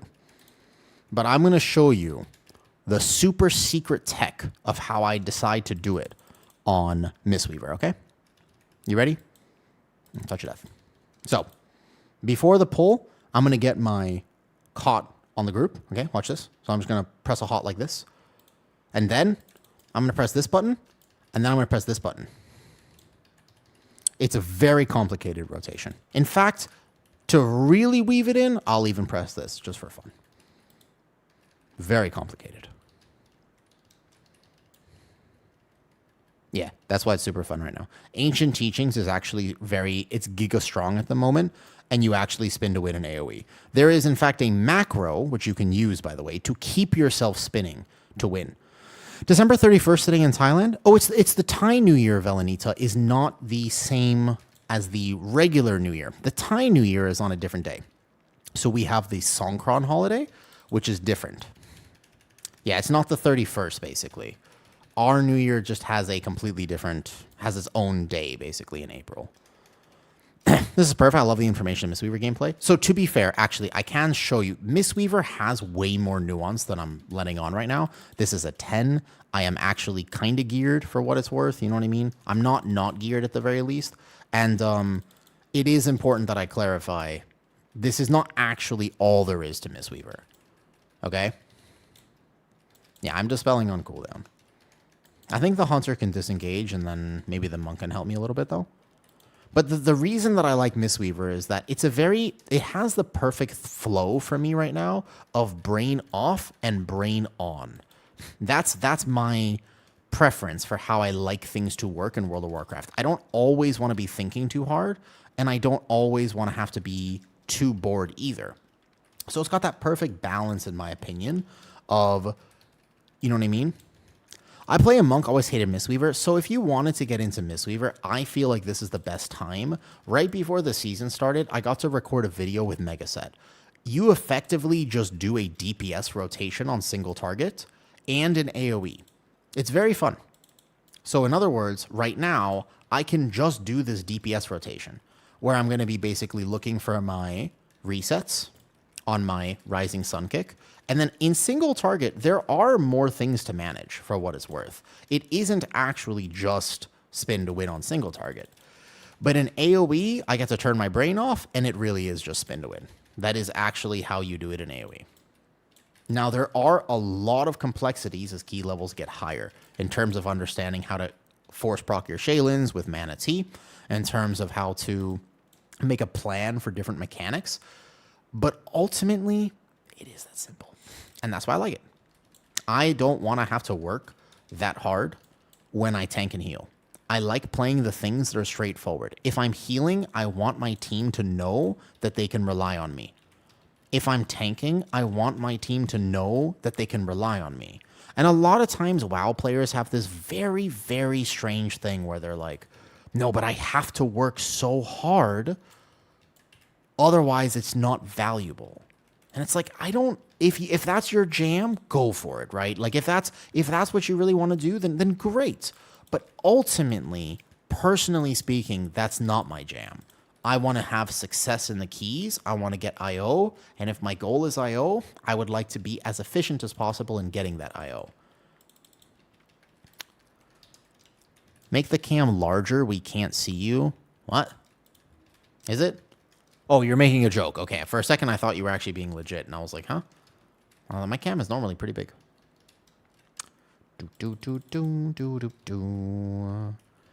But yeah, in AoE, so like this pull right here, I can do infinite HPS. And all I have to do is hit this button. I see, Athro-san. I see. Go deep. I would love some takoyaki right now. No joke, that sounds great. Also, isn't The Boys Season 5 out now? I have to watch it actually, though. And here for the gains. Gotta donate bits for the gains.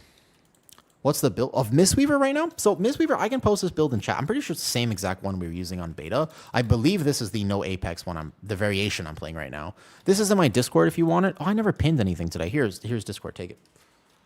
All builds that I use and stuff are pinned in Discord right now. Buff Barbarian, 200 bits. All right, bet. After this, then we'll get the flex in. Is it working with Ancient Teachings? Yes. Ancient Teachings was hotfixed. Originally, it was really tough on beta. So if you remember, for example, get Foxy while you do it. I can do that. I can do this. While I do the workout, so you want me to save the Fox ears? Okay. Can do. Can do.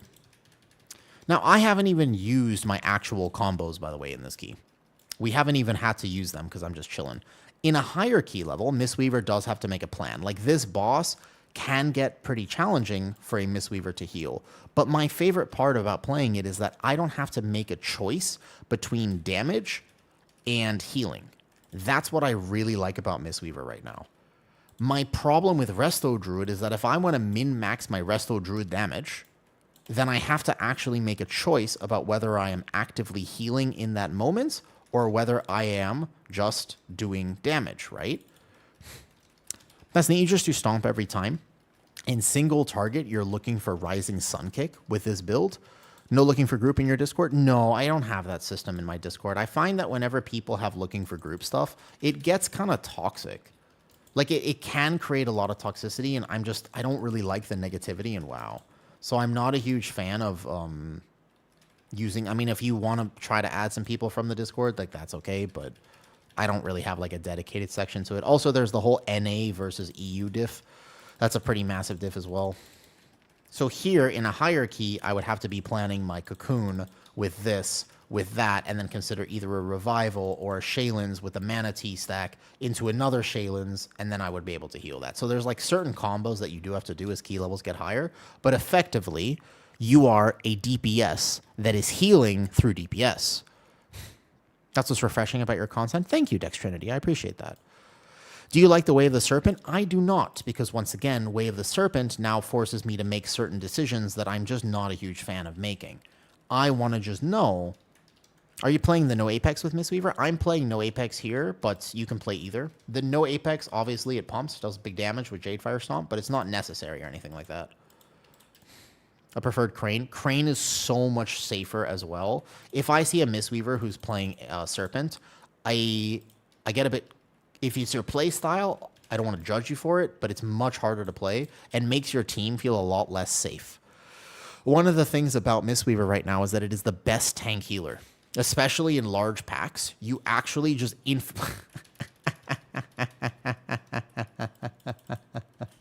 That's hilarious.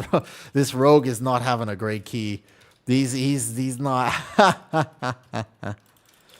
But yeah, like Mistweaver. So my favorite thing about it is just I can vibe and heal successfully.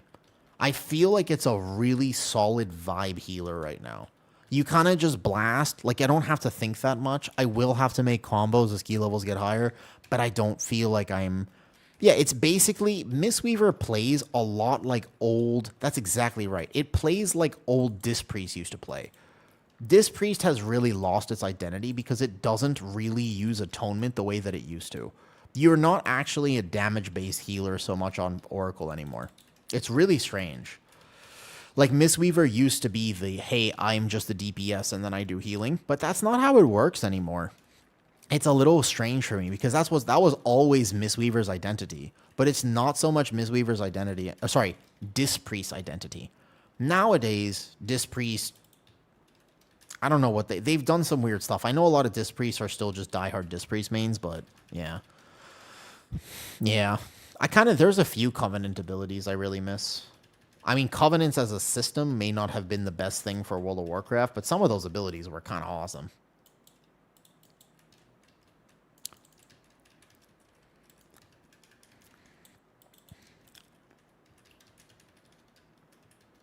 Man, there was a bug that insta-wiped us double time on 17 before. Oh, it's having only one atonement? Exactly. But so Mistweaver, it's a very strange thing right now.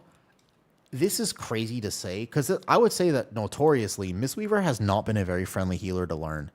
I don't agree with that right now. I genuinely think that Mistweaver at the moment is one of the best healers to learn. Like, if you just kind of want to chill, Mistweaver is a very good healer to learn. Did I do tech and then get stuck? Did I... Wait a second. Uh-oh. That's not good. Did I... Wait a second. That's less than ideal. Hold up. Wait. Oh, there it is. Okay. Holy. I thought for a second I was about to get stuck. I tried to do tech and then that didn't. That almost... Oh, no. Oh, no. Double roll. Double roll. Oh, no.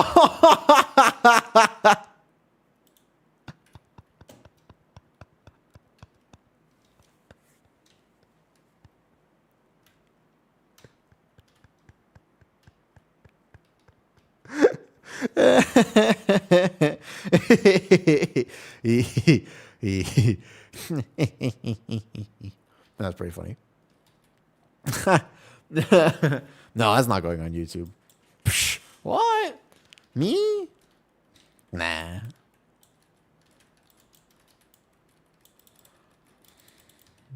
What a thing. What's up, Tiny Tusk? How's your season going, by the way? Dex Trinity, what did you decide to play this season? I think that Monk as a class is one of the most fun classes in WoW. Well, bye, Stepsini.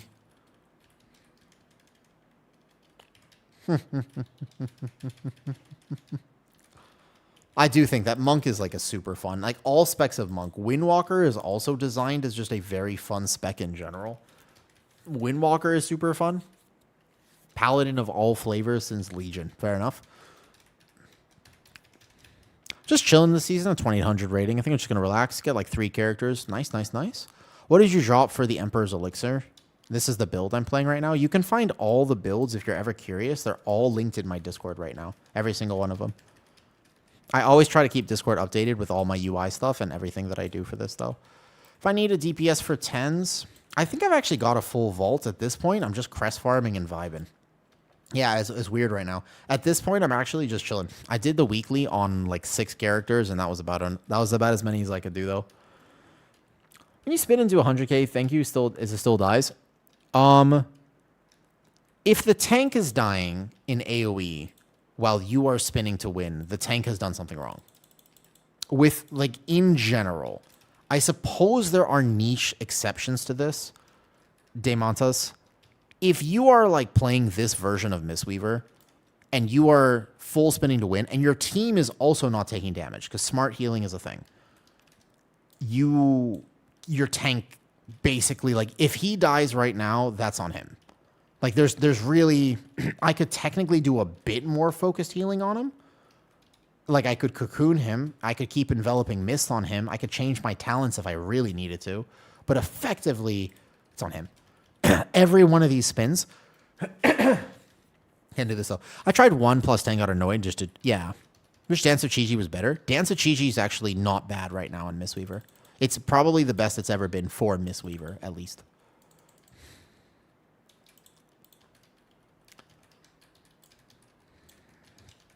Like, it actually feels good when you get a proc right now.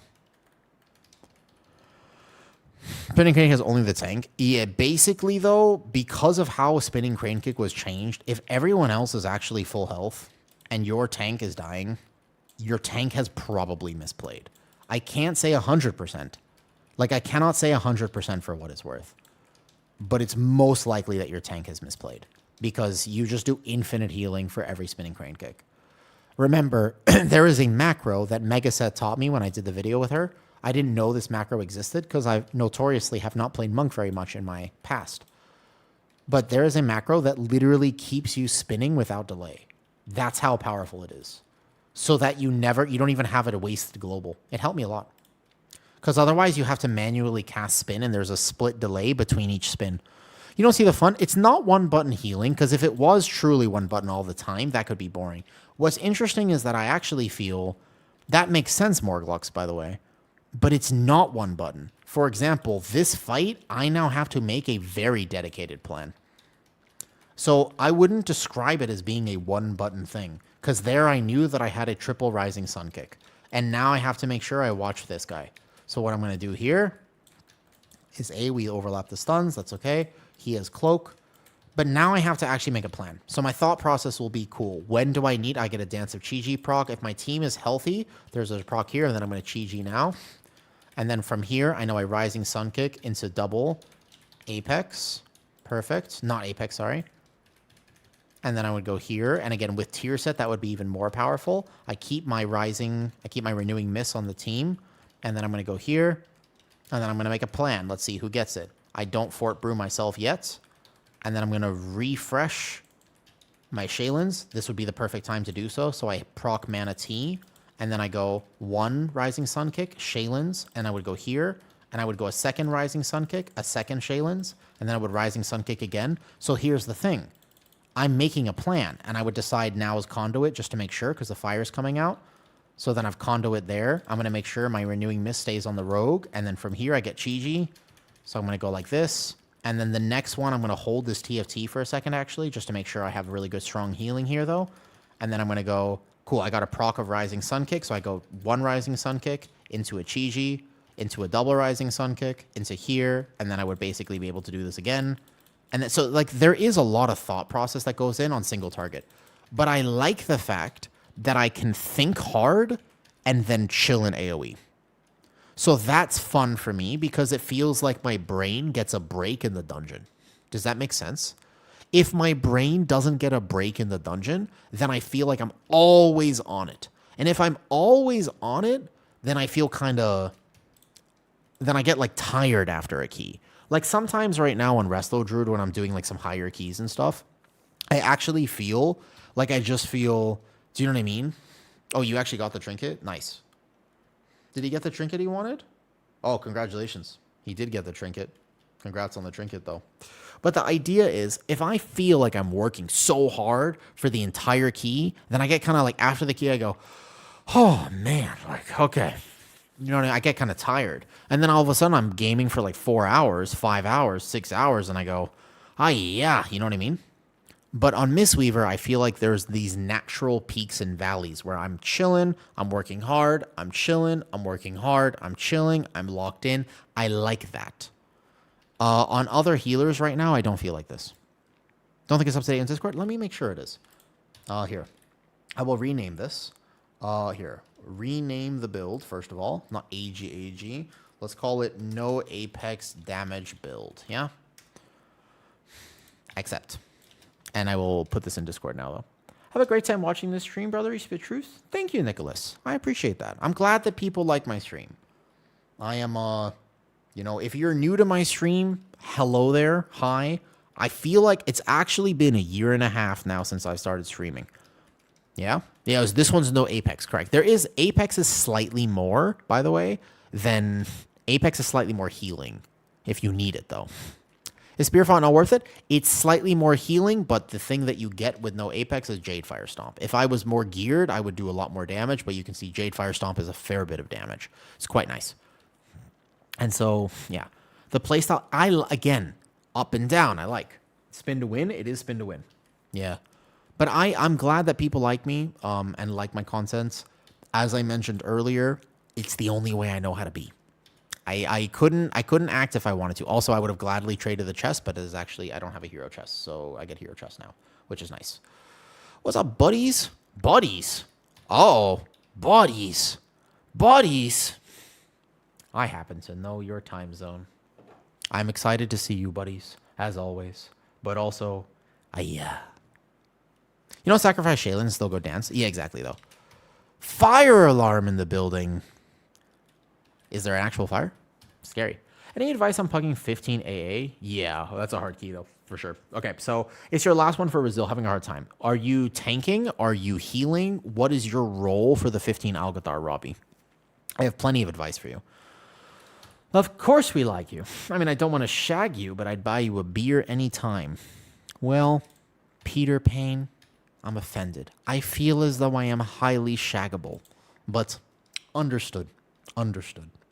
I accept. I'm not everybody's cup of tea. I'm tanking on a blood DK. Okay. Woof. Thank you, Gummy Boy. If you're tanking on a blood DK, you set the pace for Algathar. Normally, the advice is pull safer, like don't overpull. Unfortunately, right now, I don't think that's the right advice. I think that Algathar does get a little tight even on 15. I think having a good route for Algathar is really impactful. How many times have you been told you look like the Deep? A lot, Teo, actually. A lot of times people say, I swear I still don't see it, but I get it. I guess like so many people have mentioned that I'm just accepting it now. Every time somebody mentions that on YouTube, I just put a little octopus emoji. I've just kind of leaned into it.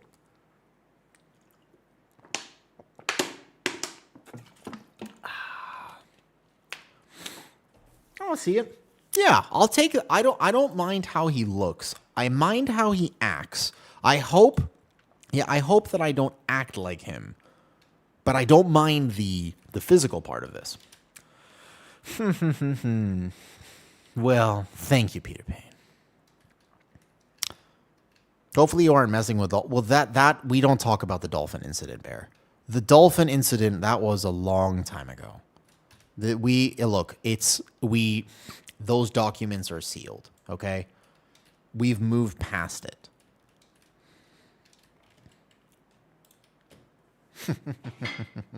I did get some bits. Buff has redeemed some bits. That's how you got the shoulder scar. No, this one's actually a cool story. Moved to Thailand for better access. Got to do what you got to do. People telling me I look like Nick Frost. I don't see it. The guy's hilarious, so I take it as a compliment. There you go. Did the dolphin at least buy you a drink? I don't drink. I don't like alcohol. I like milkshakes. If you want to buy me a drink, I'll order a milkshake right now. If you want to buy me a drink, I'll order a milkshake. I don't like alcohol. I like milkshakes. Milkshakes are where it's at, dude. That's the truth of it, right? Milkshake with rum? No. No rum. Why would you ruin a milkshake? What do you mean milkshake with rum? No, just a milkshake. Okay. Everybody's always like, what's your favorite milkshake? Vanilla, chocolate, strawberry, Neapolitan, dulce de leche, anything. All the milkshakes. You can't go wrong with a milkshake. I seriously, no, they're all good answers, Tiny Tusk, and let me explain why. If I told you right now that I could get you any drink in the world, okay, not in the world, reasonably speaking in your area, I can get you any drink.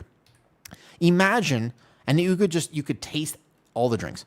Imagine you were like, I would like a rum and coke, please. Excuse me, compare that to a Haagen-Dazs dulce de leche milkshake. Excuse me, one of those is way better than the other. One of those is significantly better. Spice rum and coke is elite.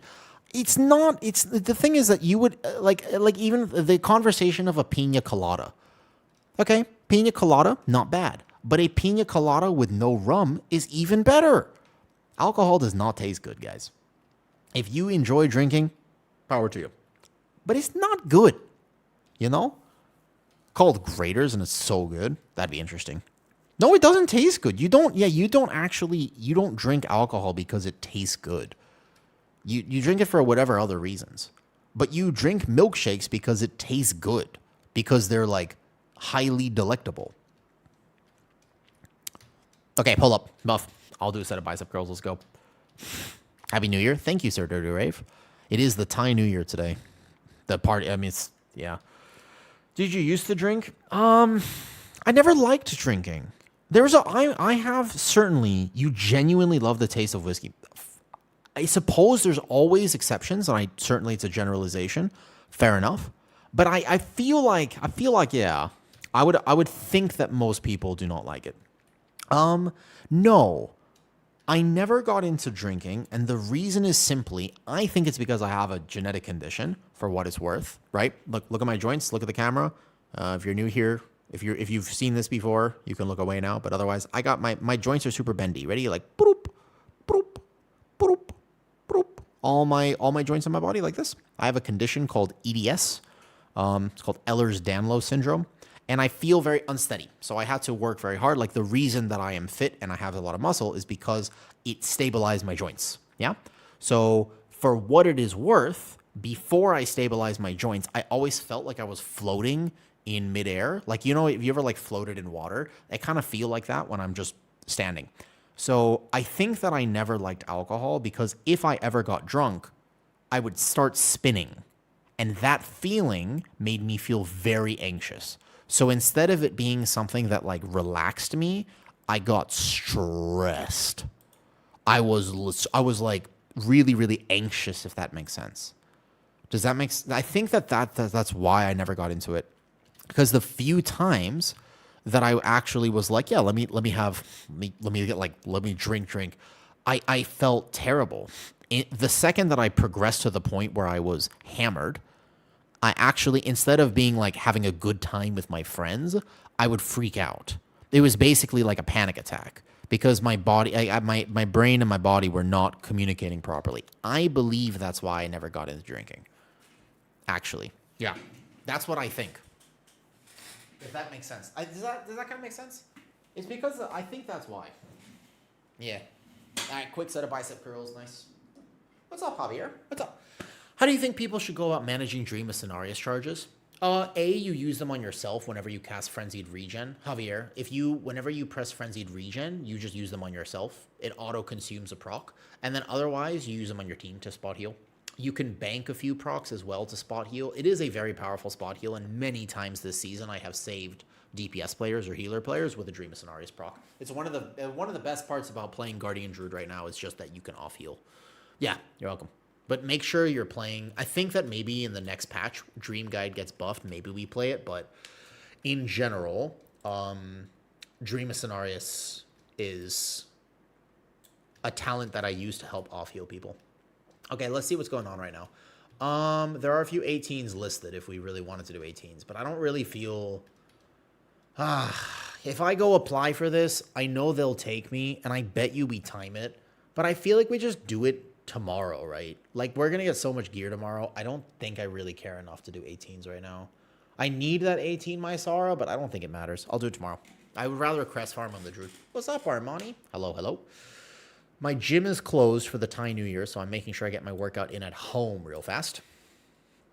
Yeah, we're doing home workouts today. We got our redemption bits for bicep curls. This is basically my last set, and then after bicep curls, I'll probably move on to forearms.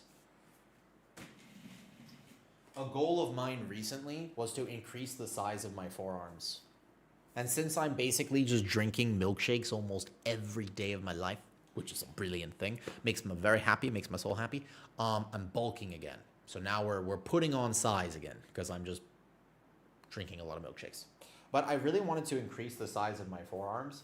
Basically, now that I'm in a relationship, I'm not getting as much forearm activation as I was.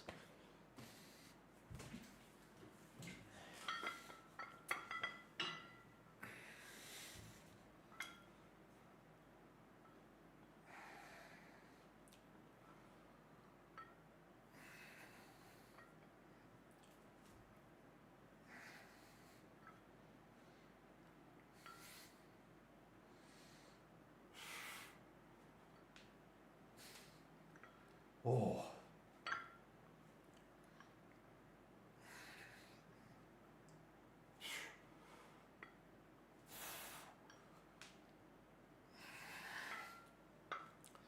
How many characters are you guys currently maintaining, by the way?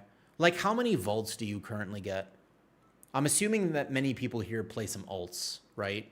But the question I have is how many vaults are you actually filling? 8? Harith? 8? Like 1 vault slot on 8 characters or multiple vault slots? You have 2. Tiny's 4? What? 3. 3 is reasonable. 4. I feel like I do not have the time right now. I wanted to do 8, but there was no way. 4 with the varied set, though. Yeah, there's no way.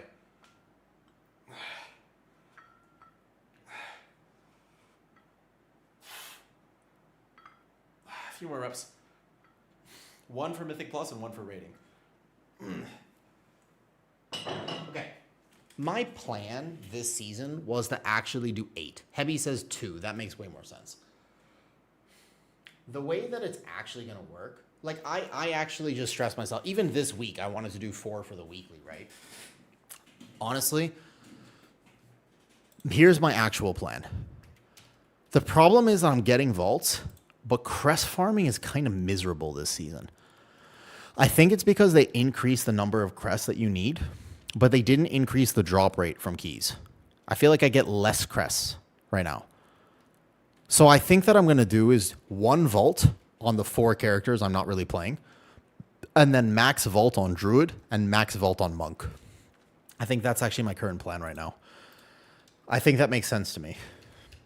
All right, we're not doing any of the 18s.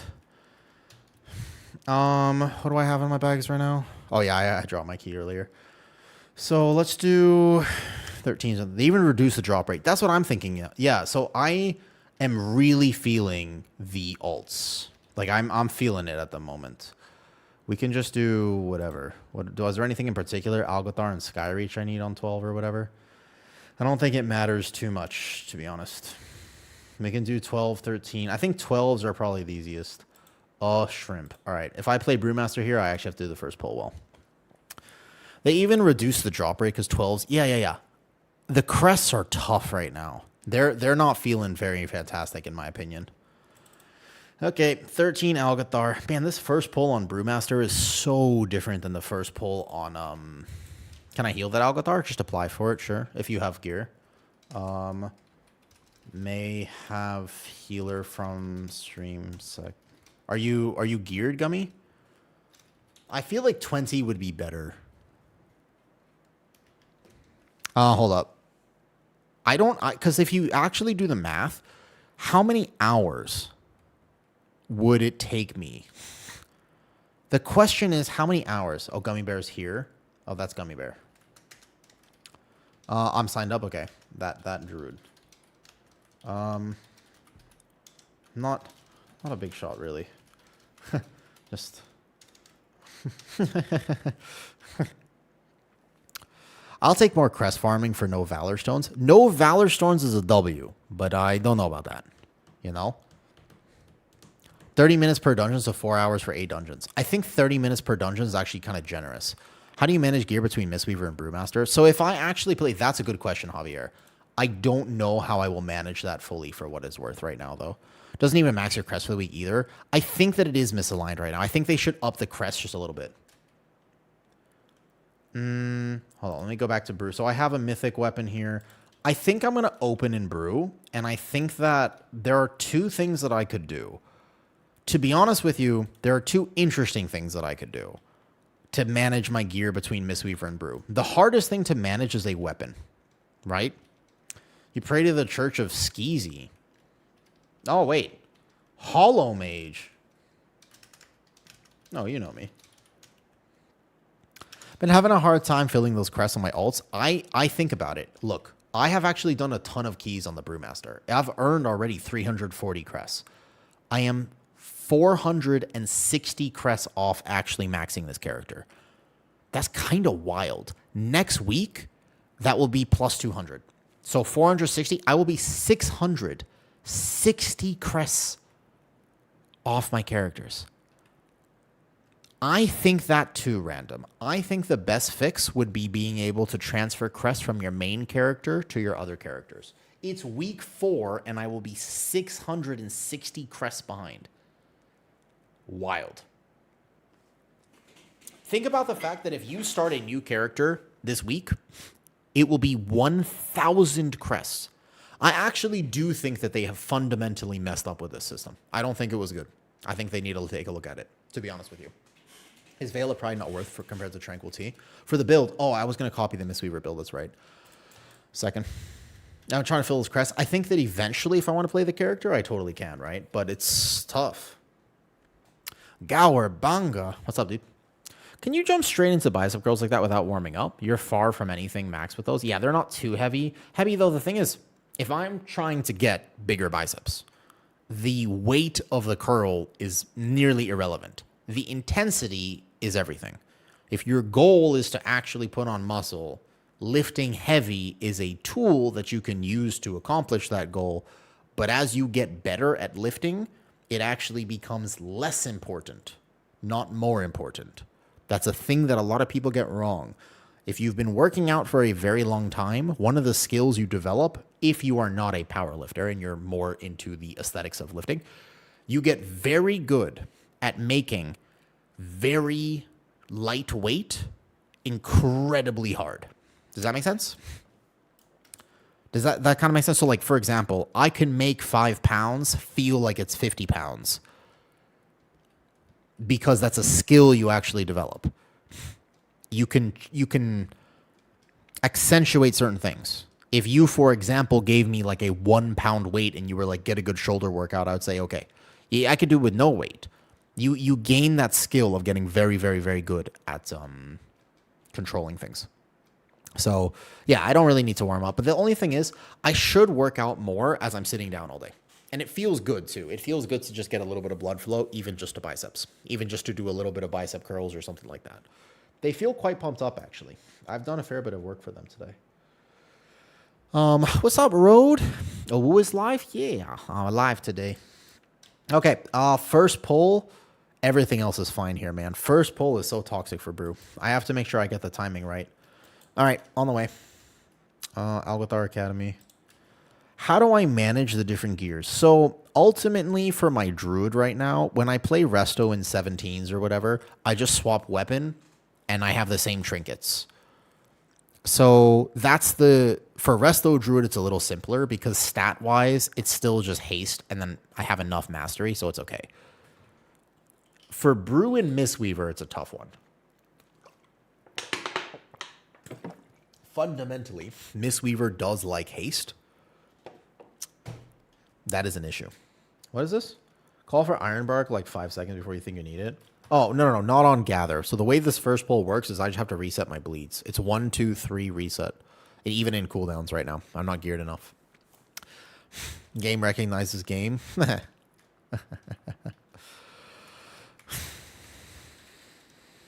I won't. It's just, I just need to make sure I reset the bleed. I can't do this though. Yeah, muscle growth happens when the muscle experiences stimulus. Yes, exactly.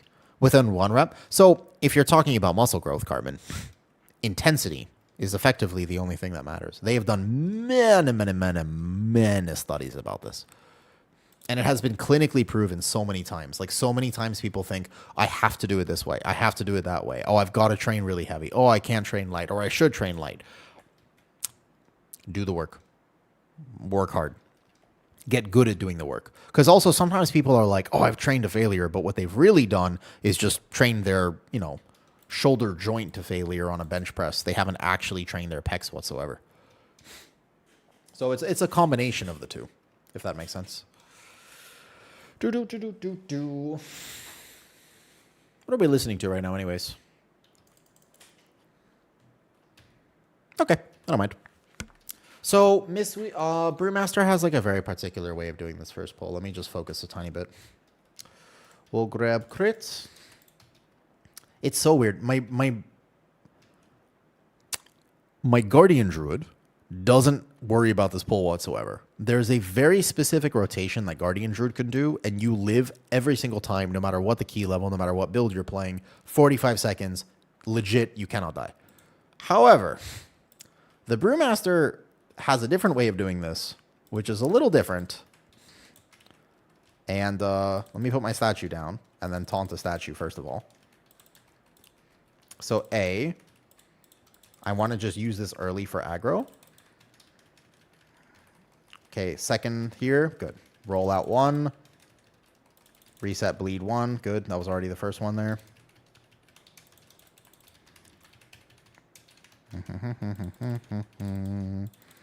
There's the bark. I should have reset right now.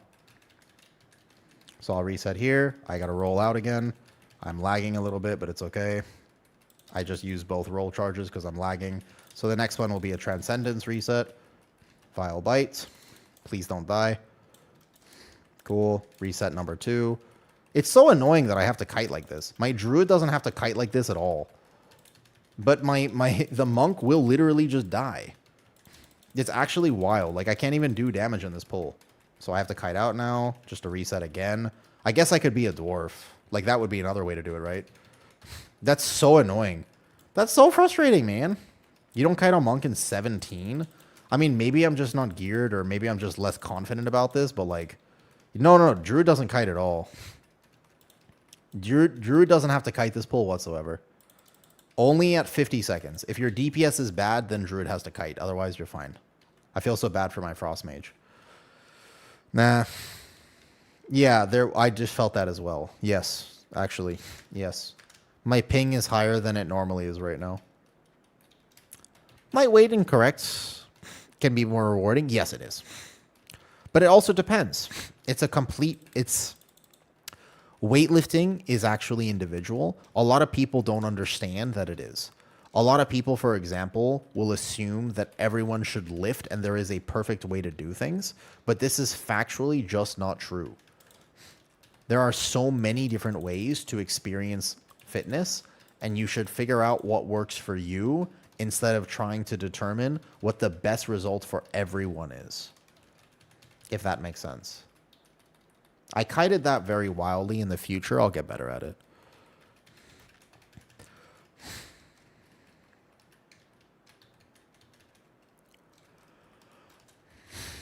Is it because of Incarn? You haven't ran Guardian on this before? Look at the last YouTube video I uploaded. Not only does Guardian Druid not have to kite this, my Guardian Druid, I'm pretty sure did, I think it was 1.2 million DPS.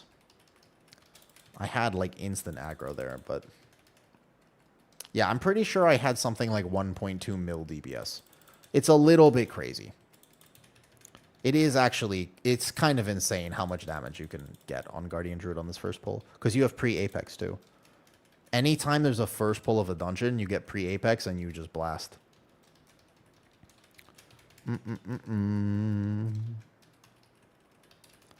Brewmaster will be interesting. If I really wanted to play it this season, there's so much that I would want to be able to min-max about this tank, but not necessarily. Like, it's the one tank I've spent the least amount of time on. I know the information, but putting it into practice and not panicking at any point would be very interesting about whether I would be able to do so flawlessly or not. Right now, my rotation is pretty good. There's a few things I know I could improve based on what I was doing just now.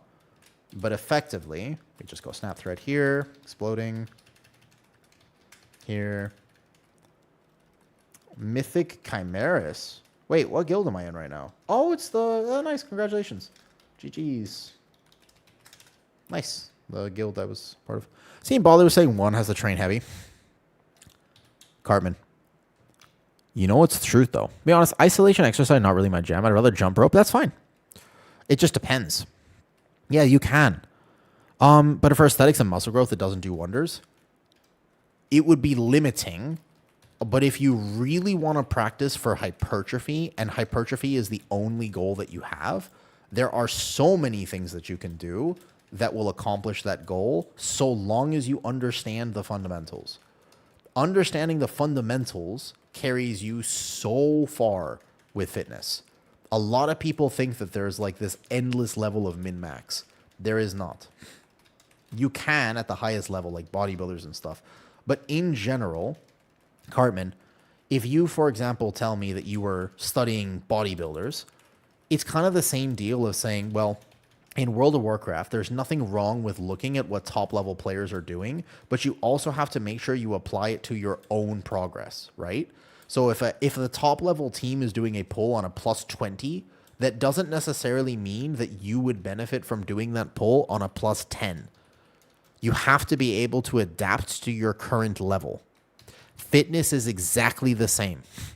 When you are practicing good fitness and you want to maximize your results, you must think to yourself, how can I adapt what people are doing at the highest level? Sure. Or the top end of the science? Sure. But you have to adapt that for you.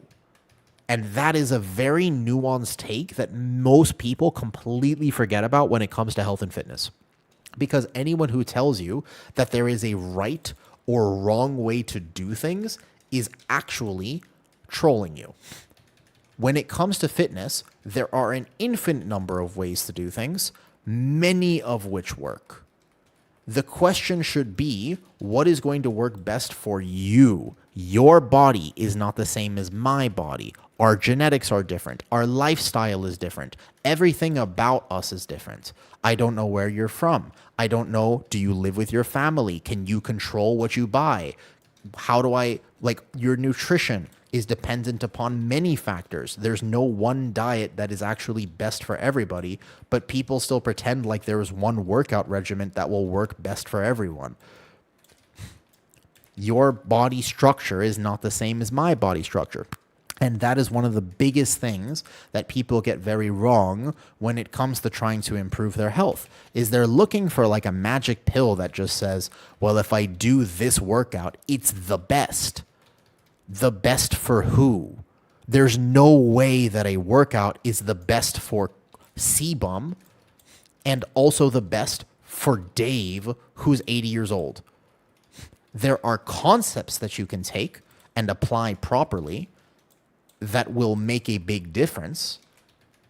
But you see, you understand that basically, if you interpret the fact that everyone is at a level of being a professional competitive bodybuilder or even a competitive athlete, you are actually trolling your own results, because the vast majority of people are just kind of average, and that's fine. But they should not train like an Olympic athlete. That would be very counterproductive. If they were, for example, to attempt that, they would almost certainly feel worse. It's the same thing of, well, if you just work out 2 hours a day, 7 days a week, you'll get results. It's like, no, most people are going to quit very fast. Personal experience and consistency, you say, Outcast. It's pretty easy for lifting. Lifting doesn't have to be complicated. People are searching for an easy solution and a min-max that will attempt to give them some magic success and formula. But the problem is that min-max doesn't really exist. It's the same thing in World of Warcraft as an example when people say, well, if I just had 10% more haste, if I just had 2% more haste instead of 3% more crit, then I would, in fact, not be gray parsing. You will still gray parse. If you are gray parsing, changing your secondary stats is not going to give you the result that you're looking for. It might help you a little bit, but it's a min-max, and that min-max is simply not necessary. What you should do is learn your core rotation. Fitness is no different.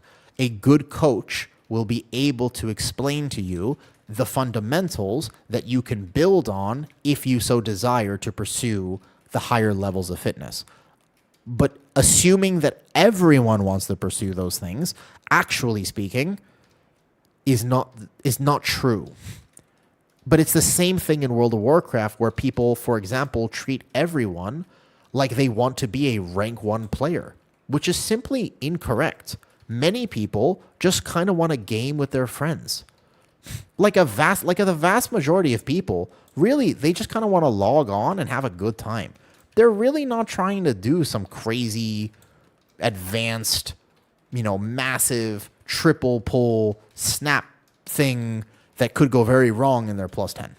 And if you are doing that in a plus 10 as a tank player, you're kind of trolling. Like, oftentimes people just want to blast, like, first pull, fine. But alternatively, in the last 10 that we did, That was more stressful. When I was healing on my Prez getting a vault, it was actually more stressful for me. We had a less positive time because the tank was acting like it was a plus 17. And if we actually just went kind of more pack by pack, yeah, it was more stressful. The DPS had a worse time, not a better time, because then we had deaths, and then the AoE went off, and then this happened, and then this happened. There were so many factors to that key that could have gone much smoother. Does that make sense? And so fitness is no different than all of that. Fitness is exactly the same. If you want to improve your health, which is a great goal and something that you absolutely can do, it is 100% possible. I have very rarely met people in my life who could not improve the quality of their life. It's something that a lot of times people get trapped in and they think, well, look, but I have this condition, but I have that condition. It's like, okay, I don't want to diminish your experience, and that's really tough. But you can still do so much for your life that is going to enhance your quality of life. Maybe your condition is actually so severe that you will not be able to get exactly where you want to go. That doesn't mean you can't improve. And my biggest thing when it comes to fitness is I don't want people to ever feel like they are truly without hope. You can change. I have met way too many people who had irreversible conditions and then ended up with a much higher quality of life because they didn't accept that as an answer. There are so many stories of this happening. And I think that I would love to communicate to people that that is possible. That you can do more. That you can be whoever you want to be.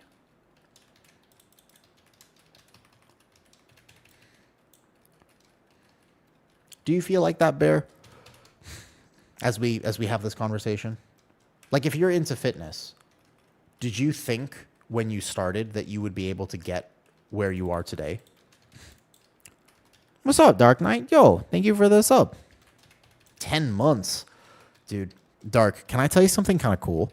So I've been streaming now for a year and a half, I realized. It's been like a year and a half. And I'm seeing people who have been like resubbed for like 10 months. Or people are like resubbed for like a bunch of time. That's so cool. That's like, it's really, really cool for me when I see that resub and it's like, wait, 10 months? Like 12 months? Wait, you've known me for a year? Is that how long we've known each other? That's crazy. It's so wild to me, by the way. It's actually kind of, it's like freaky. Oh, why don't we pull around the side here, though? I think we're fine. Well, let's see if that bubbles. If it bubbles, then I'm going to take it. If not, it looked like it's going to bubble.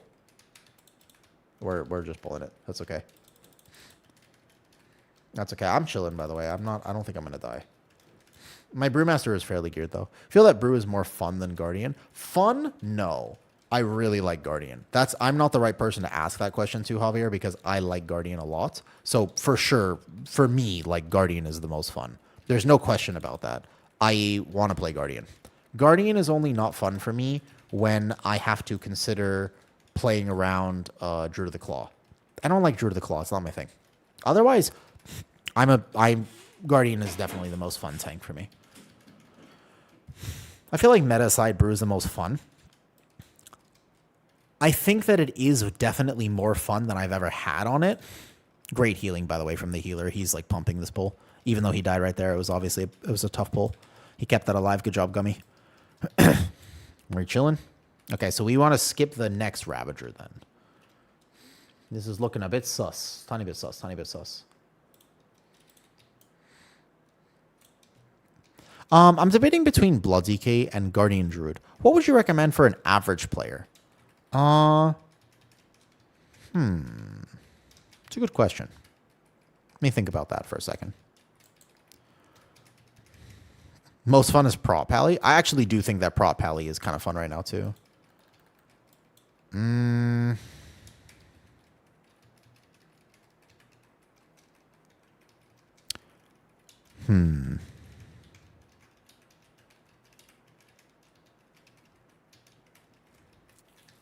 Armani, great question. I'll answer that in a second. I don't know if I can actually answer that question in terms of what I would recommend Dark Knight. I don't think, I mean, I think it's pure preference. I was trying to think if I actually had like a real answer for you. The truth is, it is literally just preference. There are a lot of people who are going to say like Blood DK. Oh, I overlapped that. There's a lot of people who are going to be like Blood DK. That's the most fun tank, bar none. Nothing is better than Blood DK. There's a lot of times though people will be like, actually, the best tank is this. And I think that it comes down to preference. I don't want to tell you what you should play. I wish that you could play everything and then get a feel for it. I feel like that would actually be the right answer, technically speaking. Do you have a preference, Dark Knight? You wish you enjoy them both? Is there a world that you could play them both? Do you have to choose one or the other? Is there, like, do you have to choose for sure? Or is there maybe an option that you could play both? It's kind of crazy that Brewmaster just tanks this naturally. I mean, I did use cooldowns and play that well, but still, it's crazy to me that Brewmaster just casually just tanks this with like no problems here though. With social anxiety, yes, actually, Bear, I have. Believe it or not, it might surprise you almost to know this, but it was a massive theme of my life for an extremely long time. Like it was the story of my life. My anxiety defined my actions for an extremely long time. Hazel.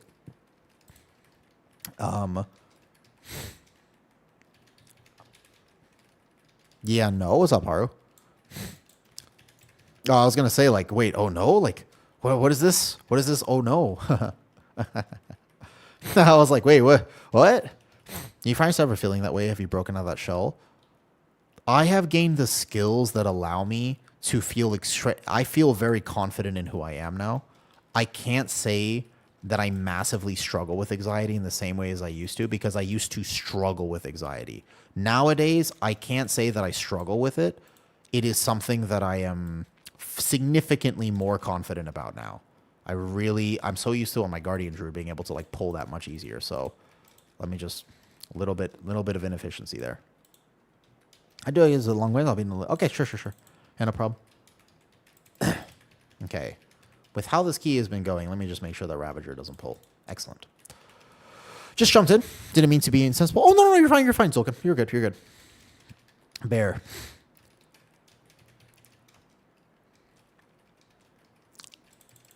How to solve anxiety is a question that I would love to get into. I would love to answer that question, but not right now. Is that okay with you?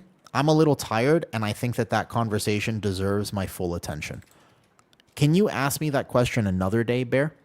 About how to contend or deal with massive social anxiety or agoraphobia? Because I would like to have that conversation with you. But to be honest with you, I would say that I'm a little bit tired and maybe even distracted in this key. Yeah, but I want that conversation to have my full attention, because I think that I might have some tips or some tricks. Don't worry about me, Gummy. I'm chilling, by the way. Our timer is a bit tight. I think we can do it, but yeah. What group theory taught me is once you get good enough, so it's not just being wrong or broken. Everyone has a similar story. I would love to get into it, but I actually don't know if I have the full amount of wherewithal to really get into it right now, because that conversation is something that's very important to me. So I would love to be able to answer it and like really have that conversation, but let's talk about it at another time. An example, by the way, though, when we do get into it, is that what I just did is one of the ways that I got over it, which is I don't feel like there's an expectation that I have to be any which way that I am not. So, for example, I want to talk about this, but I don't feel bad about the fact that I might be too tired to talk about this. So I am okay with just telling you and speaking up for myself and saying and being honest and just saying, you know what? Not sure if I have the wherewithal right now. And I think that there was a lot of points in my life where I would have been like, you have to have the wherewithal. Like, you don't really get to say that. Like, do it anyways. And it's like, I've gained a lot of respect for myself And I certainly have decided to never be any which way that I am not. That's so important to me that I can basically always be myself. And so I don't mind talking to you and just saying and telling you what it is that I need. But how I got there is the conversation I'd love to have with you. That's important. But I can't have it right now. Make sense?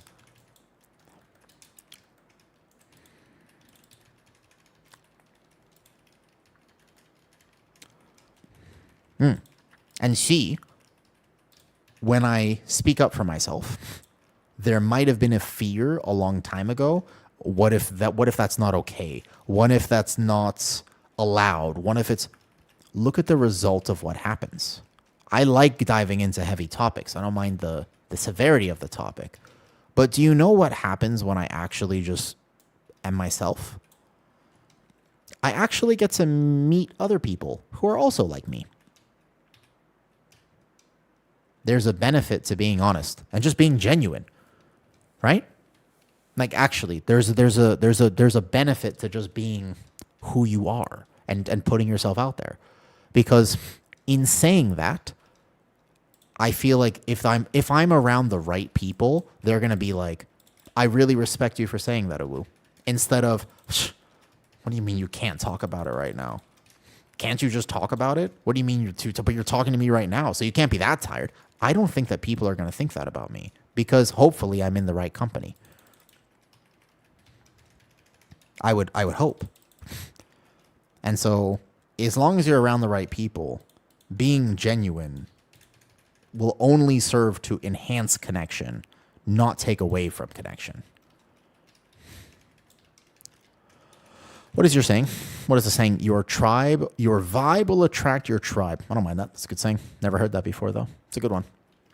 Now, Armani, you asked me about your wrist. Let me go ahead and read that full comment. I didn't actually get to see. I said, I heard RSI, but I didn't get to hear the story behind it. Let me just check this, Pat. We'll go fight these two, and then we'll go into boss. Easy time. I think I can Ring of Peace without getting in combat. I'm almost positive that, yeah, that's fair. I haven't played Monk very much, so I was a little scared there. Ring of Peace kind of clutch for that skip. Okay, Armani. Let me see what you said. Armani, could you retype your question for me about the wrist? Because I'm trying to scroll up and find it, but it was actually a little bit ago. I got a bit sidetracked. If you are still here, Armani, because I do have plenty of suggestions for you. Why don't we just fight these? Make this last boss easy. Okay, thank you. Perfect. Well, you've been sharing your thoughts. Okay, I'm getting old. I'm starting to feel stiff in your fingers and wrists. Starting to wonder if I do more strength training with your hand, it will help support more. But I'm not sure if you have a better take on this. Yes. So, your body is constantly updating itself. Not just your muscles, but your tendons, your ligaments, your connective tissue, your bones even. Constantly recycling and updating itself. If you don't use a system of your body, your brain is very efficient. And effectively, it will this is a simplification, but a simple way to understand it is that your brain will go, oh, we are not using my hand very much? Don't worry about it then. And it will basically not prioritize the replenishment of that system. And so there is a simple way to say this, which is if you don't use it, you'll lose it. Use it or lose it is the saying, right? So the idea is, yes, strength training your hand will help, but the nuance here is that your hand is almost certainly not the problem.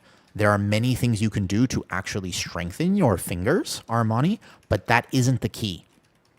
The key is taking a look at your shoulder and your elbow health, because your wrist is just the end of a long limb, and the other points of that limb will make a bigger difference in how your wrist and fingers feel. So if you were to only do strength training for your hand or get like a gripper, you would be probably doing yourself a disservice. I would obviously have to see your hand, but I would highly recommend that you take a look at your scapular motion. Your scapula is a bone that rests on the back of your rib cage, but this bone is important for controlling how your shoulder moves. if that bone is kind of stuck or it's just a little bit impaired in its function, then you are going to have a bad time and your wrist is really going to feel it. But a lot of times wrist pain is a symptom of something else going wrong in your body. Just like ankle pain sometimes is actually about your ankle, but oftentimes is about your hip. And so this is not certified medical advice, but you should see somebody if it's really starting to affect you to just make sure that you identify where the issue really is. Because if you're going to put in a bunch of effort to try to fix something, you want to make sure you get a good result, right? Like it's effort to actually work out a little bit, to do something for your health. If you're going to put in all that effort, you really want to make sure that you get the result you're looking for. It would be really sad if you did all this work and you were like, yeah, my wrist feels exactly the same as it did.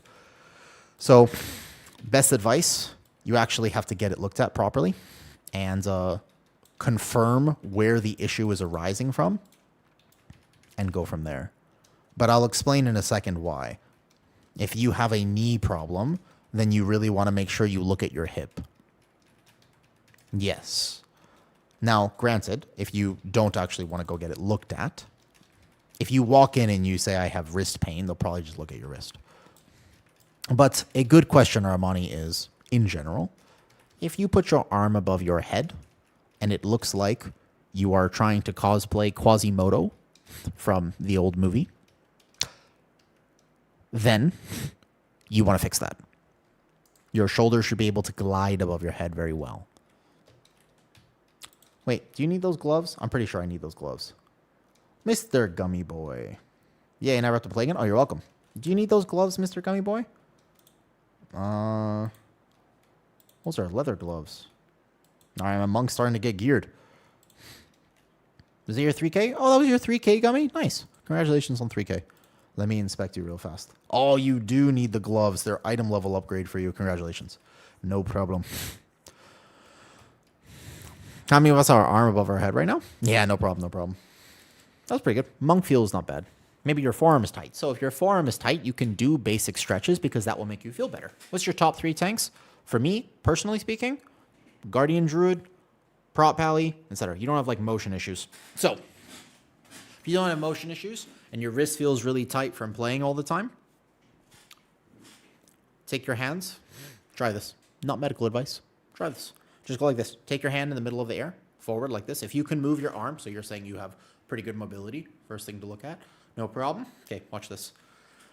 I want you to pretend, and I'm not from the UK, so I'm going to guess, because I don't actually know what they do. But I want you to pretend like you're royalty, Armani. Can you do that for me? Can you pretend like you're part of the royal family for a second? And I want you to wave to the people. Take your arm out like this, put it forward, and I want you to wave like you're part of the royal family. And I believe it looks something like this. I want you to draw like a wave, like a hoo, hoo, hoo, like this. Or you can just draw a figure 8.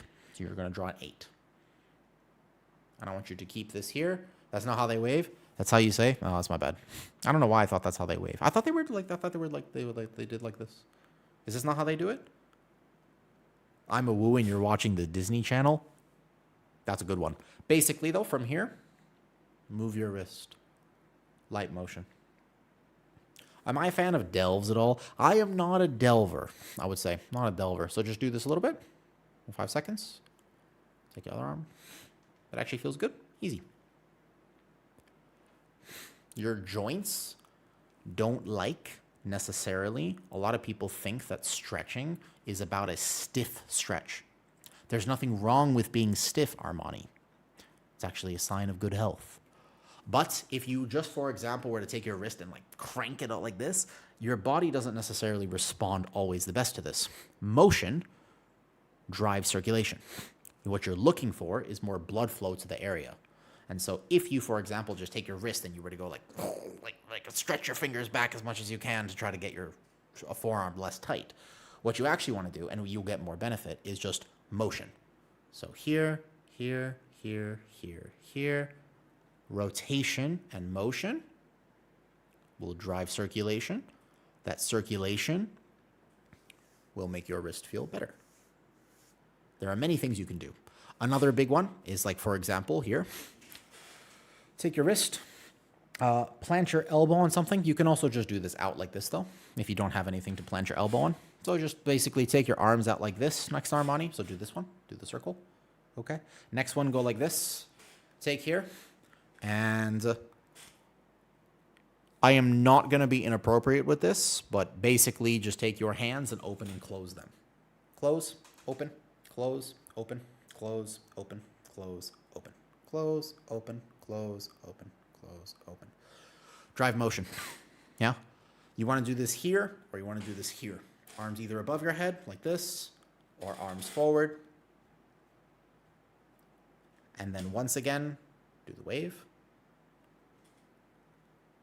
And tell me if your arm feels better.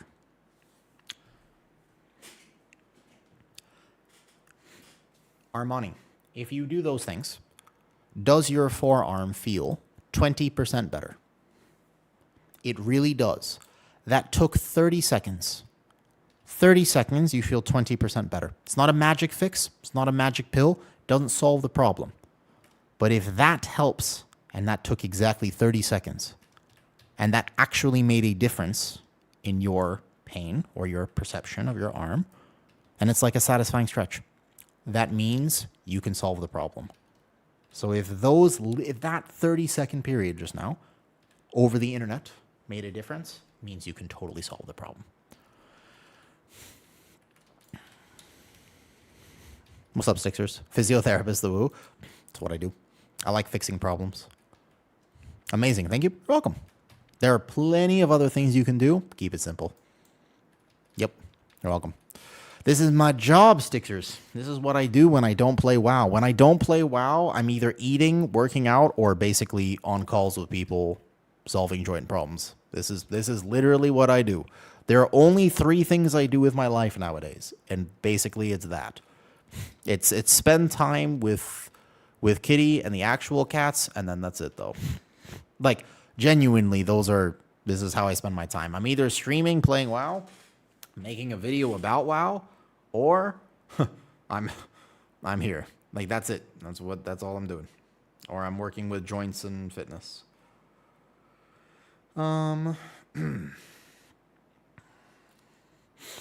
Between Brew and Mistweaver, which are you enjoying your time with more? I think I'll play both, Bear. I mean, so I'm not really playing the character yet because I'm not geared yet. I don't even have 4 set. I mean, I'm not optimizing this character at all. First of all, I have 2 set, not 4 set. Yeah, capitalize your stream with another topic? Yeah, what's up? Thoughts on vitamins and those types of supplements, not only protein supplements?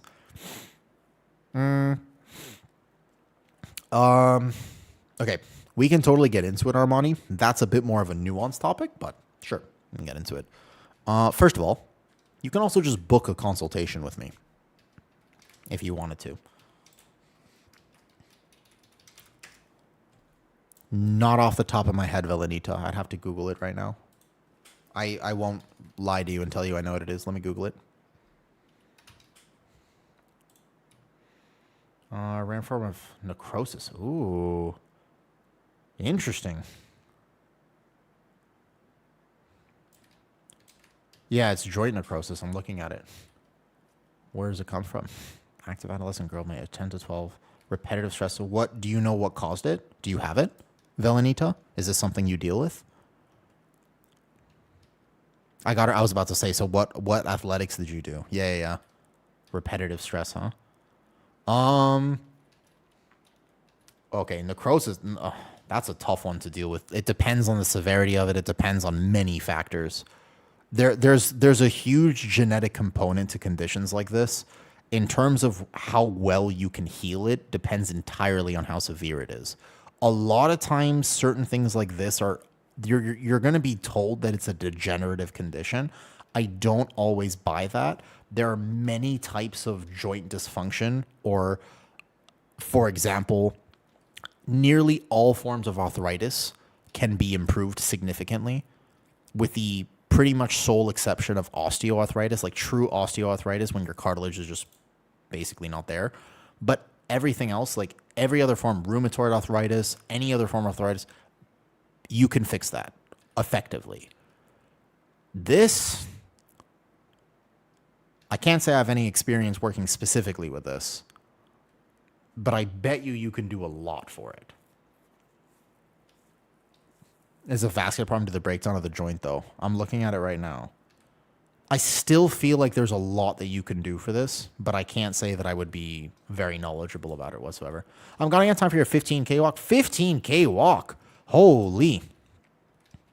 So this is something to understand, Velenita. When people talk about health and fitness, oftentimes they're going to separate joints into very specific categories. And what I mean by that is they're going to say, this is your foot, and that is the thing. But in your foot, it is a bone problem. Very rarely does the body work so secular like that.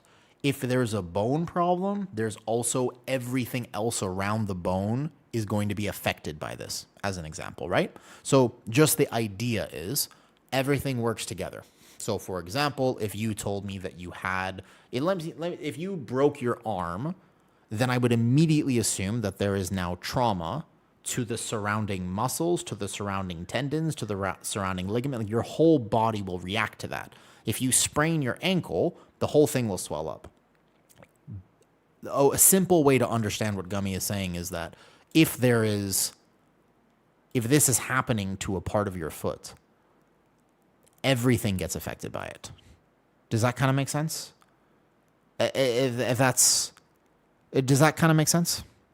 Yeah, just send me a DM, Armani, on Discord. Yeah, I need to walk every day. Like 15K is a lot of steps. I should walk more, to be honest. Walking is so underrated. Walking is very helpful. But this is a pretty particular thing, so I would need to actually take a look at it. So then all of a sudden I can't walk and cry of pain. That I can answer. Wait a second, Velenita. No, that I can actually almost explain to you. So this is why it's so important to actually ask people, Velenita, okay, it doesn't hurt for a year sometimes, and all of a sudden you can't walk and it's like miserable. The times that happens, does it correlate to other things happening in your life? Like, have you noticed that the flare-ups correlate to other life events? Or is it truly absolutely random? Does it correlate with periods of transition? Does it correlate with periods of high stress? Does it correlate with other things happening in your life? Think about it for a second.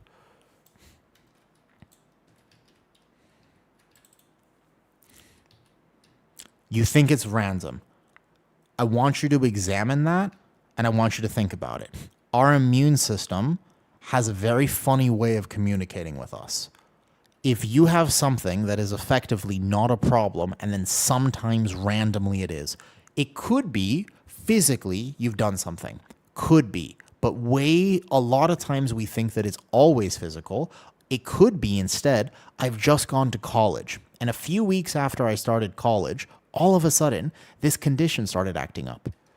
Period of high transition creates uncertainty and instability in the brain, which affects the nervous system. The nervous system will raise the red flags. If your alarm systems are raised, then all of a sudden your body responds. If you have a particular disposition for you have a condition here, you have this there, then all of a sudden that thing might flare up. This happens a lot with chronic illness. You get UTIs like that, exactly. So there's many parts of the body which basically respond to life happening around you because the brain and the body are not so disconnected. They're very in tune with each other. They're constantly communicating with each other. Your brain's getting signals from your body all the time. I can't answer why some people, when that happens, for example, right. But what I can't answer is exactly why it would be that part of your foot. Whereas some people, it's their shoulder, and other people, it's their stomach, and other people, it's their neck, and other people is their knee. Like, I can't answer why your body is giving you that particular signal. That seems to be genetic, random, there's so, you know what I mean? Like, who knows exactly why your body decides this is how we do things. But it is important to understand managing the signals up here will help manage the signals out here.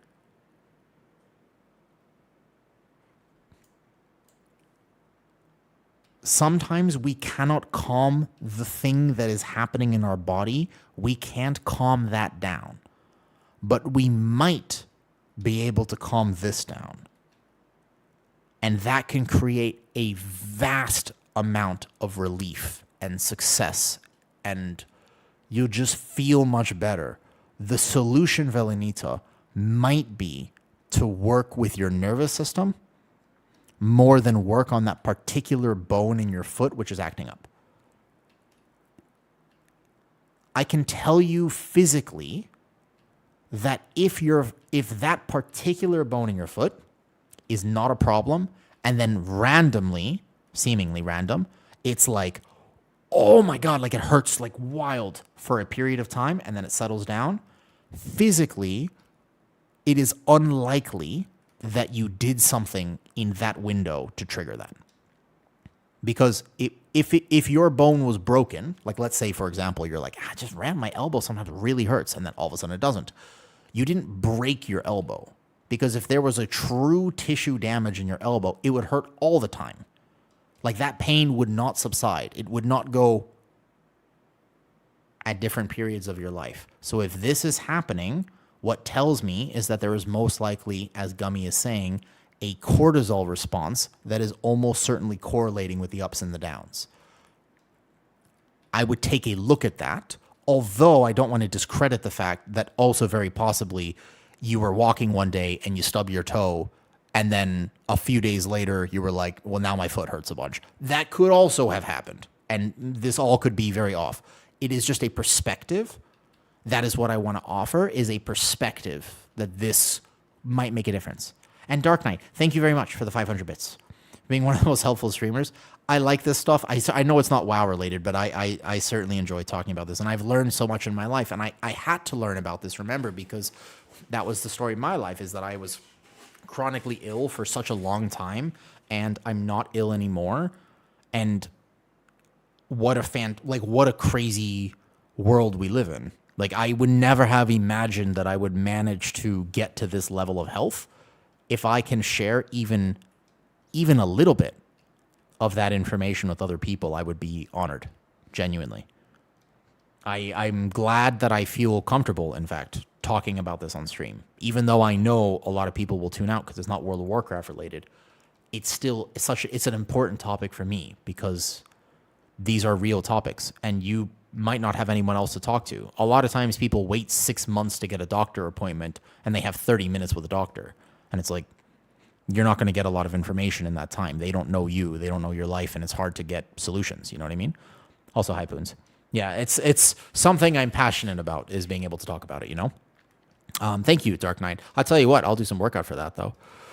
I was completely fine till 32, then collapsed. Life's completely changed. I know stress does affect me physically like that. It's hard to control. Oh, certainly, Velenita. And the problem with this as a solution is that it's not necessarily a solution, but more of a perspective. Because if I, for example, was like, Velenita, this is what a doctor's, and oftentimes doctors, this is a concept that is understood. It's not a theory that stress impacts the body or might affect a flare-up. The problem is that a lot of times doctors will say, and they'll be like, oh, just solve your stress. Drink some chamomile tea, sleep better, drink some water, do stress management, you'll be fine. And they send you on your merry way. Bruh, if I could do that, I wouldn't be in your office. If I knew how to just solve the stress in my life, I wouldn't be here. Like, that's such bad advice. Granted, if anybody knows how to just solve stress, tell me now, and we can all be millionaires, because that sounds like we would be billionaires. Who knows how to solve stress? Life is stressful. You can't just decide to solve stress. You're not going to wake up on a Tuesday morning and be like, I'm just going to decide not to be stressed today. Yeah. Shut up. Like, with that's terrible advice. Understanding that stress might impact a condition doesn't mean that all of a sudden you have the magic key to fix it, because you don't just turn a knob and say, well, I just won't be stressed tomorrow and I'll solve my problems. No. What it does give you, though, is a bit more clarity and perspective on things you can do to alleviate the flare-ups. That is the more important part of it. Dark Knight, thank you for the bits. I will do some workout, actually. I think that sounds like a great idea. But does that make sense? Like Velenita, I am not saying that this is a magic fix whatsoever. It is just a perspective. Yeah, just tell yourself, well, Velenito, alternatively, you hear this, you go, wow, woo, thank you so much for the advice. I'm just going to not be stressed. Like, you know what I mean? Like, come on, like, that's obviously, life is complicated. There are so many things that happen. There are so many factors. You're a human being. Nature of our life, right? When I talk about my depression, people say, just do things to make yourself happy. Like, I know. Like, imagine that worked. That would be amazing, but it doesn't work. That's not how it works. Now, there are certain things you can do that are technically proven if you so desire. There are some things I can recommend that you take a look at. However, they're not magic fixes. I, over the internet, unfortunately, cannot solve a problem like that. I wish I could. If I could, I would.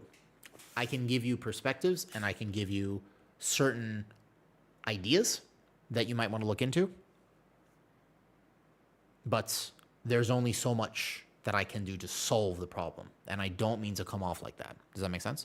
If you have a physical joint issue, I can probably help you with that. That one we can solve.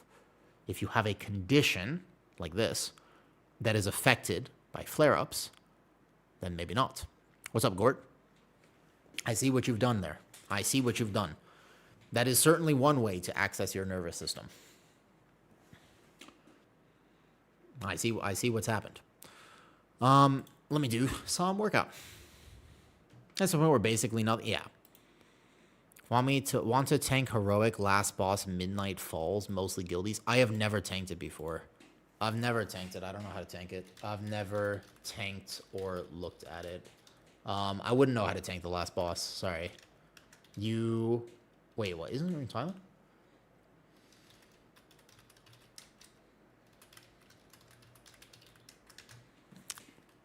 Yeah, the anhedonia. Yeah, that's a tough one to deal with, though. That's even on days you fail. One big thing. This is actually a big recommendation. There are many things that I can give you as like, oh, let's have a conversation. There's a lot of people who will mention breath work. There's a lot of people who will mention this. Let me give you a much simpler one. Because breath work has this weird interaction with your brain where sometimes you go, I know I should breathe, but it's damn annoying and I'm not going to do that right now. Too much effort. Can I give you one suggestion if you are feeling depressed or if you are feeling stressed? Move. Move your body. Force that a little bit. With respect and some grace. Just move. Especially your hips. Dance in particular.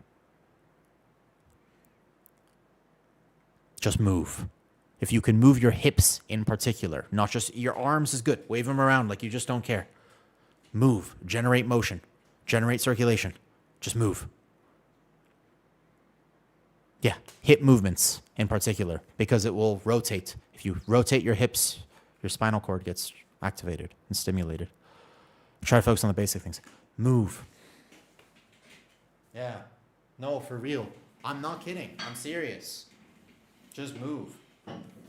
Get your hips moving. Do some, it's not just exercise. You can, if you want and you have the capacity to, actual exercise will help, sure. Just move though. It's so helpful. It's massively beneficial. Moving is not just about looking a certain way. Moving in particular is about feeling a certain way. Having good health is about feeling a certain way. And that matters. And you can do it. Here, why don't we do a little bit of...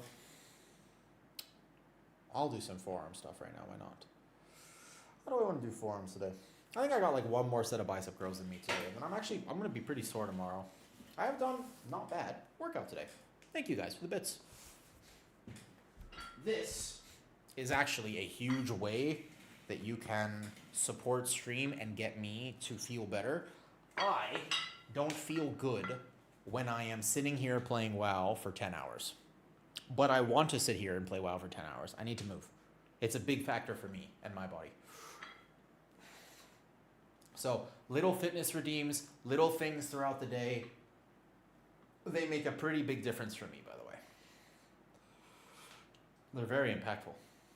Yeah, there are so many studies about that, Velenita, by the way.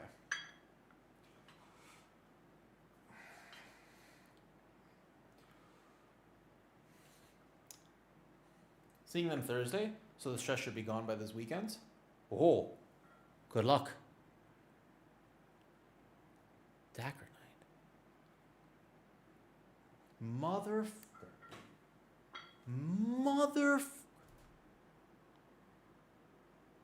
Do I know you? Is that your Twitch name? Bro, I had no idea. I had no fucking clue. Is that your Twitch name?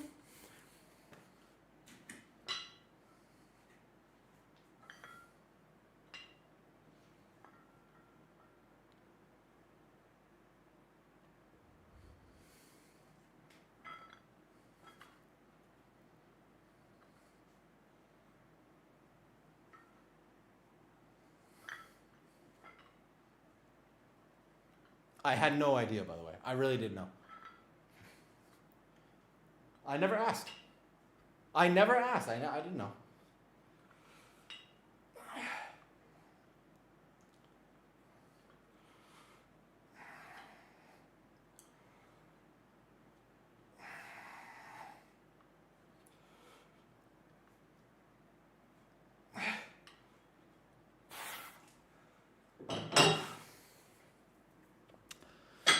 Oh, yeah.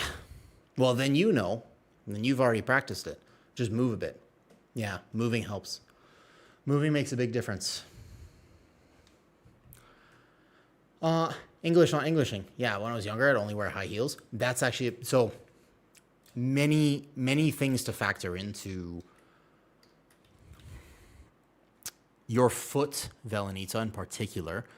Because I'm not familiar exactly with what Freiberg's disease would technically do, I would need to look into it just a little bit more, because I don't know if the solution would actually be strengthening. But from what I am seeing right now, absolutely you would want to avoid things like high heels. But you're probably still going to wear them sometimes if you want to. That's fine. But what I would say, I don't know if I can show my foot on stream. I think that's pushing it. Hold up. Okay. Imagine for a second... No, now hold up. Now listen. No, I don't know about that. Okay. Imagine that my hand is my foot. No, that's not going to work very well. No, hold up. Well, it's not. Well, I'm live here though. I'm just thinking about it slightly. Okay? I came here for one thing. Not good for it, but why do I feel relief? Maybe because Velenita. Because, and that's what I was going to explain with the foot. It would be so easy if I could show you my foot. If I could just show you my foot, I would actually be able to explain it. Okay. I know I can. I've shown my feet before. It's medical. But the ground here is not so good. Okay. Again, your body is a collection of things. It's related. So your foot is the extension of your leg and your hip. It is not an individual entity. And that's how we treat it, for example. In other words, we think of our foot as being completely cut off from the rest of our body, and we examine the foot as a separate thing. But the position of my arm, if this was my foot here, look at this. No, watch this. Exactly. Well, look. If my wrist is here, and I change the position of my arm, I have also changed the position of my wrist. And it's the same thing with my ankle. If my foot is doing this and I change the position of my leg, it will alter how much pressure is here, even though I haven't actually done this. Yeah, even though I haven't moved my hand. And so the foot works exactly the same way. My knee and my hip, I'm just going to show you at this point. Okay, here, let me just, I gotta just move the tissue pile, okay? Since we're here, I just gotta move the tissue pile. 1 second. No, 1 second. Okay? Un momento, por favor. I wasn't expecting to show this. 1 second. I got this. Here we go. No problem.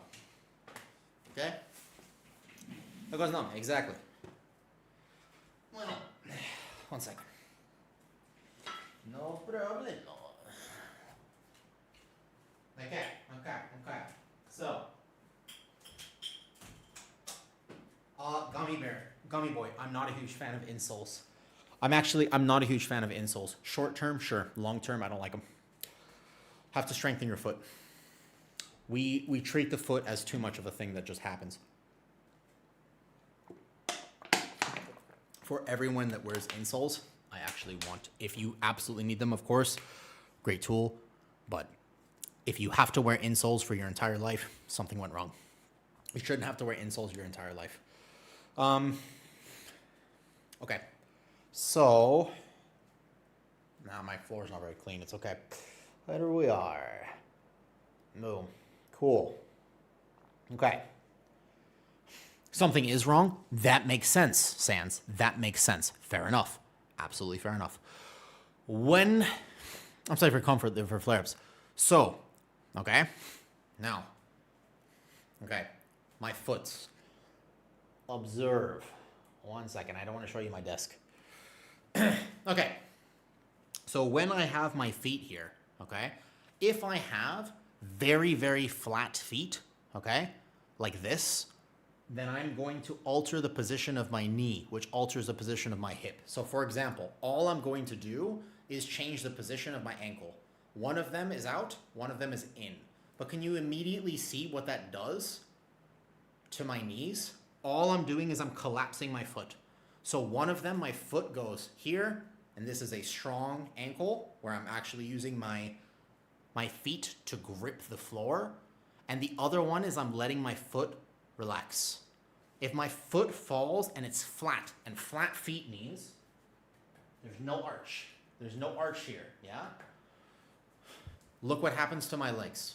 So all that happens, can you see that shift that happens here at my knee?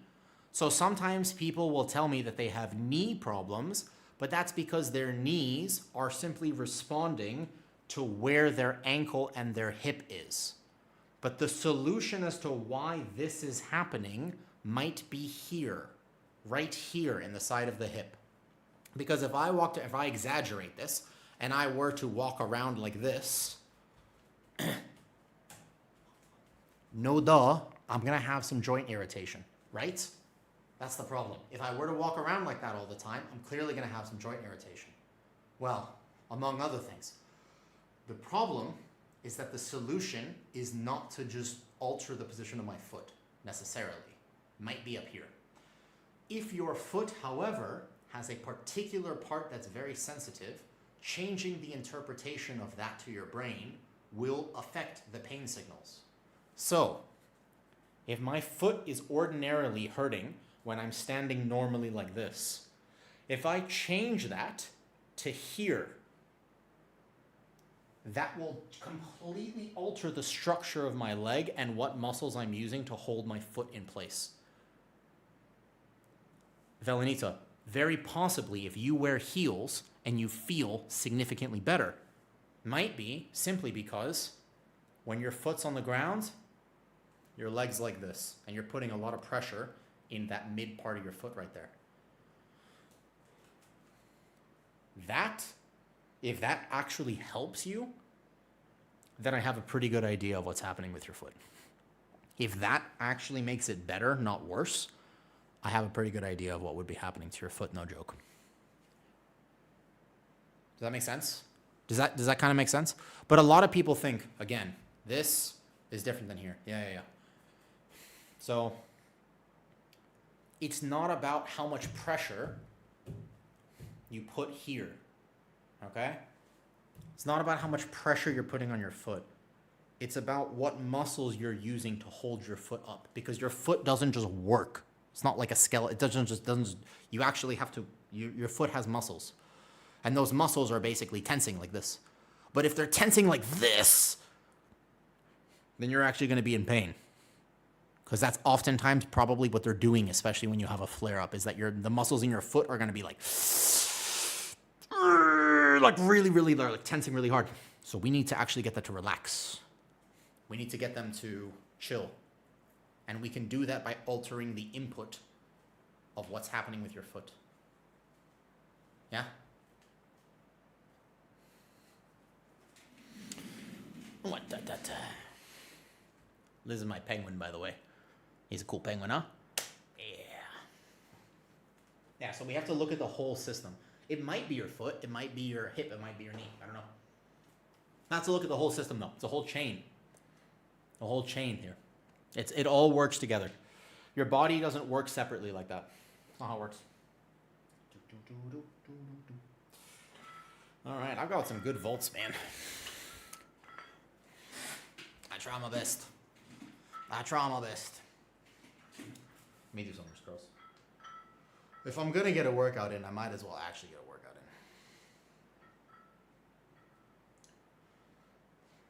I like to help.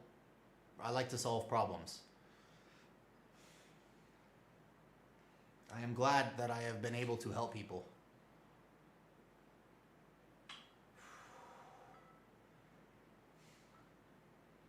Not like to be the problem. Fair enough. Some people want problems, not peace.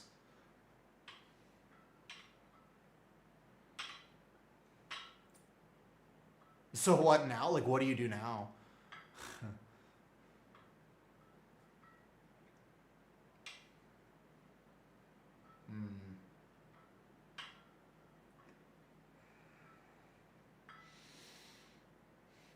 Yeah, it's just Thailand. I don't wear shoes. That's normal for me, Gummy. Let me put the camera angle up. I'm sorry for the crotch angle. I'm specifically working out. One of my goals is to get bigger forearms. I missed the what to do now. Second. I want to get bigger forearms, so I'm specifically working this. Both the flexors and the flexors here and extensors here. So sometimes basically I alternate days where some days I work on flexion and some days I work on extension. Different. So this part of my wrist here, the brachioradialis here, this section right there, and then here I work on this. I actually just want to get like bigger forearms.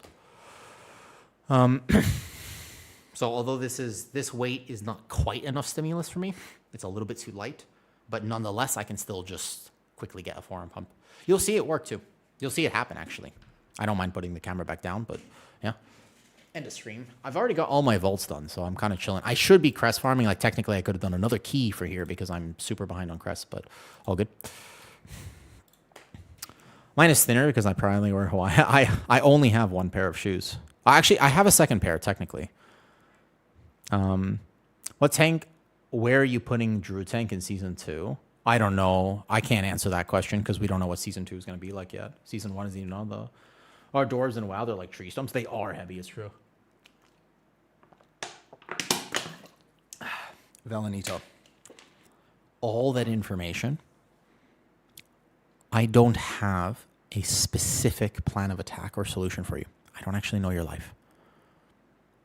I would love to tell you that there is a solution. I go, oh, okay, I know exactly what's going on.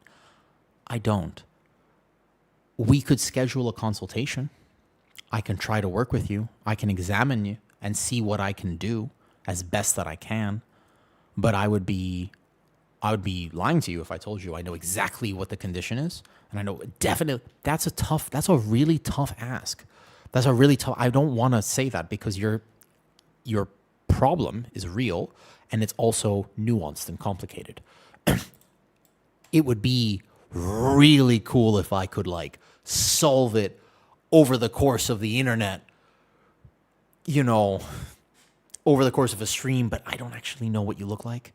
I don't know what your foot looks like. I don't know where the problem started. I don't know how long you've had the problem. I don't know the severity of the problem. I'm not saying you should wear high heels. I'm saying if the high heels are helping, then most likely what would be the next step is changing the input of your foot. And there are different ways to do that. But there are so many things that I don't know. So I cannot actually give you the advice of what to do. We would need to book like a proper consultation, because the last thing I would want to do is give you advice that actually harms you, right? Like, I don't want to give you a suggestion that is uninformed, because Velenita, the only thing I know about you, well, I know what you've told me, right? But I don't know you. I know your name is Velenita. I know what you have mentioned to me about your life, but I don't actually know you. And so I work with people. I don't work with toes. I think, Gummy Boy, there's another factor to why I think that helps, though, for what it's worth, though. Hey, Kimji, thank you. I am having a good day so far. I'm enjoying this conversation on stream. Although my vault is very full, so we did some good keys. Bunch of 18s this week. 18, 17. No. I don't think so, Gummy. So the temporary relief that you're mentioning most likely comes from different input, by the way. In my opinion, different input. So, for example, do you know what kinesio tape is, Gummy Boy? KT tape? If I put KT tape on somebody, do you know why it stabilizes the joint? Like, the actual strength of kinesio tape is not strong enough to, like, hold your joints together. We don't, KT is nurse, we live as PT. If I apply kinesio tape to somebody, what it's going to do is irritate the skin and change the signal to your brain. It will highlight that area of your body to your brain, and your brain will stabilize that for you. Effectively, if you, for example, were like, man, my wrist feels really tight, and also maybe I have like any sort of joint issue where my joint feels really loose, is an example, or for anybody who has that, what you could do, no, I'm not even kidding, this is a real thing, you can go like this. Not to hit yourself, but just to get your skin red. Because if I get my skin red, what I'm going to do is I'm going to irritate the skin on top, and that's going to highlight all the receptors here, and then all of a sudden, I'm going to know exactly where my wrist is, and it will stabilize that joint. That's what KT tape does, because it changes the signal to your brain. That's all I'm doing, is I'm irritating the surrounding skin, and their skin has a bunch of receptors to it, right? High heels, Velenita, are changing the receptors of your ankle. You are putting in a completely different signal, and that signal is interrupting what you...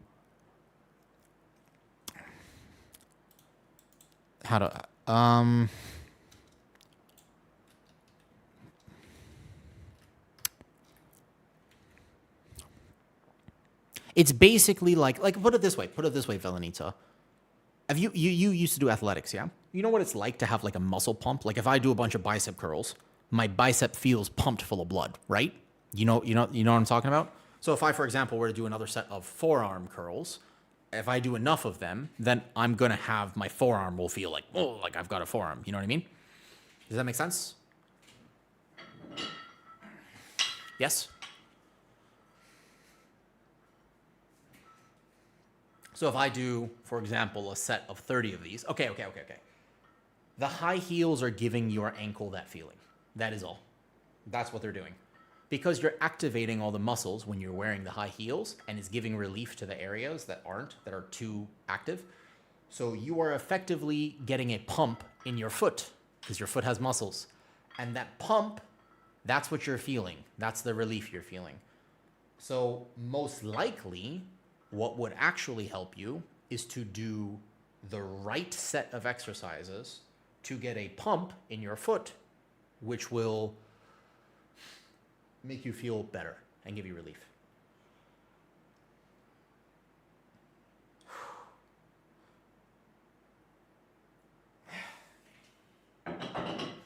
Like after that, I go, oof, man, that's tight. And you can see the blood flow that goes through my wrist, right? You can literally see the veins start popping a little bit. If I do even more of those, you'll see even more of it.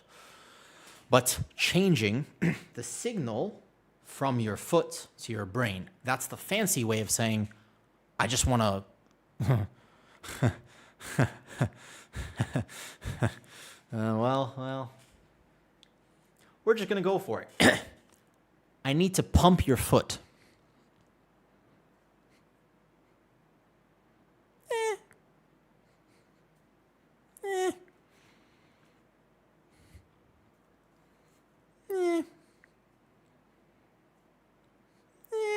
It works. It works. I would say phrasing on that one for sure, but it works. Kimji, are you still there on YouTube? Because I'll answer the question you asked me. It was WoW related. I wish I was the dumbbells. What would you accomplish by being the dumbbells? My fingers aren't even extended, so I'm not sure exactly what you're going to accomplish here. I wish you weren't the dumbbells, because most likely that would be tough. Being closer to your wrists? Fair enough. Thirst, I've come back to this channel. What's up? I'd rather be a smart bell. Good question. Good point. So exercise instead of resting it. Gently, yes, Velanita. However, properly dosing the exercise is the key. If you exercise to the degree that you feel bad, that will be counterproductive. So dosing the exercise properly, probably yes.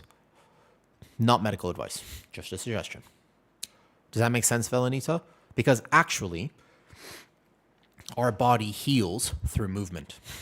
We don't necessarily heal if we're just like, oh, I'm playing World of Warcraft. Because that which has no life cannot heal. So the goal would be to gain movement back. That's why Armani's wrist felt better when we do the wrist exercise. This is technically an exercise. It's a light exercise, but your wrist feels better when we can generate motion through that wrist. If I, for example, was like, your wrist is hurting, I tell you what, don't move it. Just rest it right here. Actually get a cast. Lock your hand down. Don't move at all. You're probably going to feel worse. Give this a month, you'll feel better for the day. A month later, you will feel much worse. So you need to generate motion. If your foot is flaring up that bad that you basically are like, I don't want to walk, I don't want to move, and I'm basically going to lay down or sit down as much as I can, I would highly encourage you to see how much motion you can generate, because you are way too young, as far as I know, Velanita, you are way too young to accept the fact that that is your reality. Especially during a flare-up, you need to find a way to generate motion that is not painful. That's the key. Yeah, what's up? Quick question we had in Mythic Plus. Chain pulling is good or nan keys? Completely depends on your comp, completely depends on your pull, completely depends on where you are, what dungeon. There are so many things you should chain, and there are so many things you cannot chain, Kimji. It's a very dependent answer, because I don't know, like, what dungeon, what pull. There are some archer mobs that you shouldn't chain because they're going to stand back there and not group in. There are other mobs that have certain like casters are normally, you don't want to chain that. There's so many options of like what type of pack, what comp are you playing with. There are some classes that benefit more from chaining than others. There are some classes that actually don't. There are some classes that are super, like that, for example, being classes that are very cooldown dependent, may not receive as much benefit as classes that have more consistent damage. Your Devourer Demon Hunter is going to love you, but your Frost Mage, if you're running around chaining all the time, is going to hate you. Like it depends on the comp that you're playing with. It depends on the tank you're running with. It depends on many things, Kimji. To maximize the damage output in general, the idea is to pace faster, but it's not always the right idea, actually.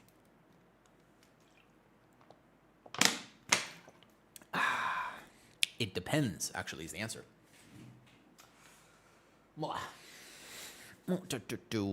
Armani, I think you messaged me, right? I'll take a look at it soon. Okay, that's fine. That's fine. Yeah, I have like 2 time slots open right now.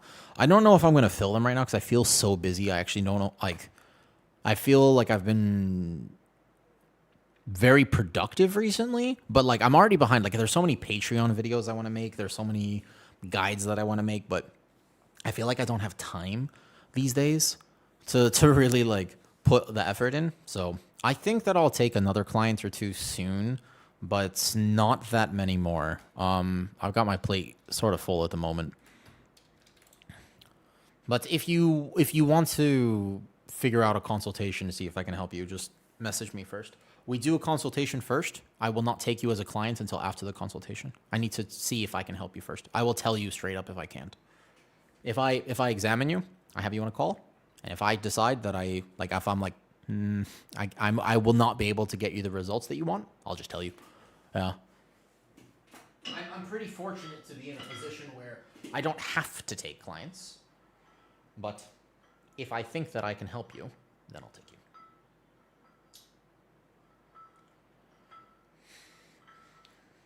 What's up, Gorak? Now, how's your Pro Warrior feeling, by the way? Gorak, are you playing your Warrior this season?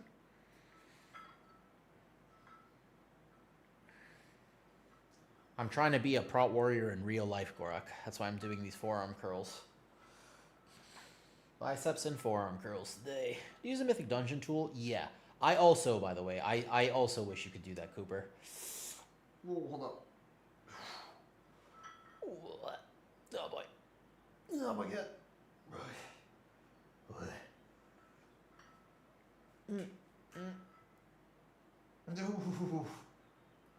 Oof, that's tough. Okay. Nice. Ooh. I guess everything is squishier than Monk. My Druid feels pretty good, but yeah. Monk is like amazingly tanky right now. Monk is very, very tanky for sure. I can get more of a pump than this. Papa, you won the giveaway. You weren't here earlier. You are one of the 3 people who won the giveaway. You were not here. I need to message you on Discord. Can you message me on Discord, Mr. Papa Jagil? You are one of the people who won the giveaway. Also, Haru, are you still here? You asked me what muscle I was working. Take a look at my arm right now. People are asking all the time. Yay, you won the giveaway. I gotta message you. Message me on Discord. I'll tell you how to do it. Okay, so look at my forearm right now. Can you see the pump that I've gotten from this? You see the vascularity? Yeah, okay. So when it comes to working out, so many people will tell you that you have to do it. This is not that heavy. This is a 20-pound dumbbell. I am plenty strong. Like I could wrist curl way more than 20 pounds. But if you are good at working out and you learn the right techniques, you could make 20 pounds feel much heavier. I could do the same exercise with 10 pounds. You could put 10 pounds in my hand, 20 pounds in my hand, 30 pounds, 40 pounds. I will get the same wrist workout, give or take. If my goal is to grow my forearms, I will get the same results regardless of what the weight you put in my hand is. The weight's not the issue. But being able to contract, control, and get the emphasis that you want is very important for fitness. All right, Baba. Okay, as requested, incoming message. Cool. You are one of 3. All 3 people, Papa, who won the giveaway, literally all of them, all 3 of them were AFK when they won. But I didn't want to redo the giveaway. So now I need to contact the people. Yeah. What was the giveaway? It's the last day of the sponsorship. So, yeah. So there is a sponsor here with Factor. It's for the meal kit, the meal delivery service. You have to be in the US, Sweden, Denmark. Papa, you're in one of those places, right? I think. I remember you telling me that you are from, let me remember, Sweden. If I remember correctly. Denmark. Okay, that's the one. So basically, you have to be in one of those places, and you have to have not used Factor before in the last year. And I was sponsored by them for like a month. That sponsorship ends in technically 2 days. And I was allowed to do a giveaway, but I was kind of lazy with it. I didn't do it early. I did it late. As it happens. Okay. So I'll tell you what to do. Papa, I might message you after stream. Is that reasonable? Pretty good forearm workout, though.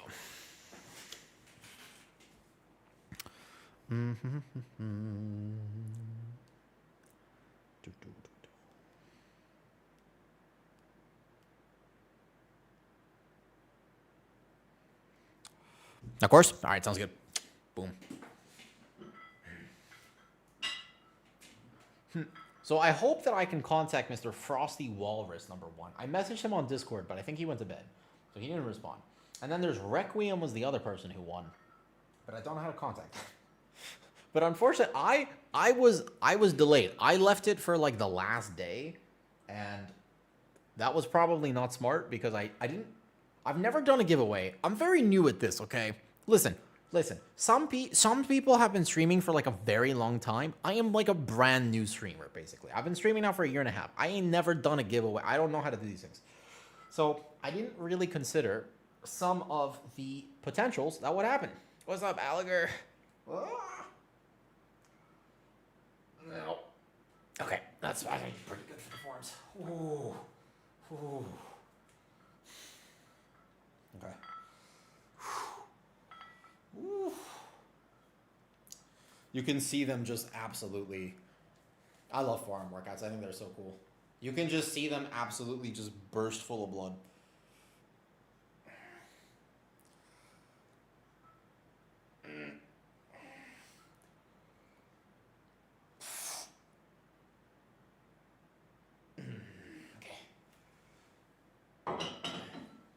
Oh, I think these are so cool. Look.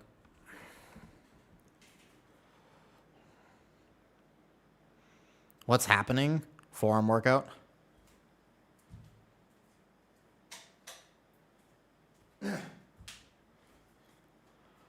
My gym is closed for a little bit. This one from a WoW stream to a workout stream? Kinda, yeah. I mean, my gym is closed for a bit, so I'm just getting my workout in on stream. I have the fitness redeems, and honestly, they keep me feeling so much better because I actually did bicep curls throughout the day today, and that was really helpful. But more than that, I just thought I would add forearms to it. I tried to work forearms, basically alternating again. Flexors, extensors, later. Whiskey to either. I still had no idea that was you. Even though I know it is a World of Warcraft stream, obviously, but the health things for me are very important to me. And I like the fact that I can communicate it to people and hopefully help. Because Velanita, you might really see a lot of... You might just get a bunch of relief. You might genuinely just feel so much better understanding that the right solution might not be to rest. Like you very much might be able to though. That's why I've been doing reverse grip. So those are I would like to do them daily. I am surprisingly not that motivated right now, pleb. As strange as it sounds, I would like to do them daily, but I'm kind of satisfied with at the moment like 3 times a week. I feel like 3-4 times a week is good for me right now. I just add them normally to the end of my workouts, but right now I'm kind of in since I feel so busy nowadays, I feel like something is better than nothing. That's kind of that's what I'm operating on right now, you know. Thanks for all the info. You're welcome. This is info, Velanita. You could literally go your entire life without ever hearing this stuff, and I think that's a shame because it is, I think, basically required. It's like necessary health info, but it isn't given very well. And yeah. Oh, it's just like targeting. Yes, they can for sure. I actually have pretty bad recovery, pleb. I love fitness, clearly. I've been doing fitness for a long time. One of the things about me is I did 5 sets of bicep curls today. Yeah, the bit redeemed today was bicep curls. Tomorrow, it'll be not bicep curls. I did 5 sets today with fairly light dumbbells, but taken pretty close to failure each set. I'm going to have sore biceps and forearms from just like 5 sets of each. They're going to be sore for like a day or 2. I don't recover very well. I've never been the type of person who recovers fast. Like I'm always quite sore. Like it takes me in general. Like that's why I had to alter my volume. I don't respond well to high volume whatsoever. I am very, very, very, very receptive to like very little work. I don't like, it's very strange to me with how long I've been doing fitness. I get so sore. Very sore. Can be for days if I'm not careful. If I push it too hard, I'll be sore for like a week, and then obviously I lose progress instead of gain progress. So I've had to learn how to really temper it. I have a bad habit of going too hard. I like pushing my body and seeing what it's capable of, but it is actually a bad habit. Low weight about 2 years ago, and over that time, my body's gotten really good with recovery. Excellent. Yeah, I'm quite bad at it.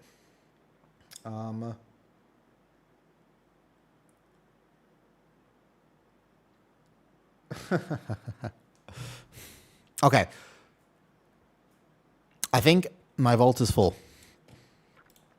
I hope that any of the information we covered today helps. Also, I am more than happy to go over it again anytime. As mentioned earlier today, if you ever want to ask me a question, just ask. I like these types of conversations, though. I like your approach to working out, though. Thank you, Pleb. Have you been in my stream before? I know I just saw that was your first chat. I didn't really even... I think that fitness is so much more individual than most people give it credit for. So many people still think that there is a best, like a one-size-fits-all. As in, if you're doing really... Like, if this works for you, that means it'll work for everyone. I just don't... That's not my experience whatsoever. But also, getting to work with a variety of different clients has really opened my eyes.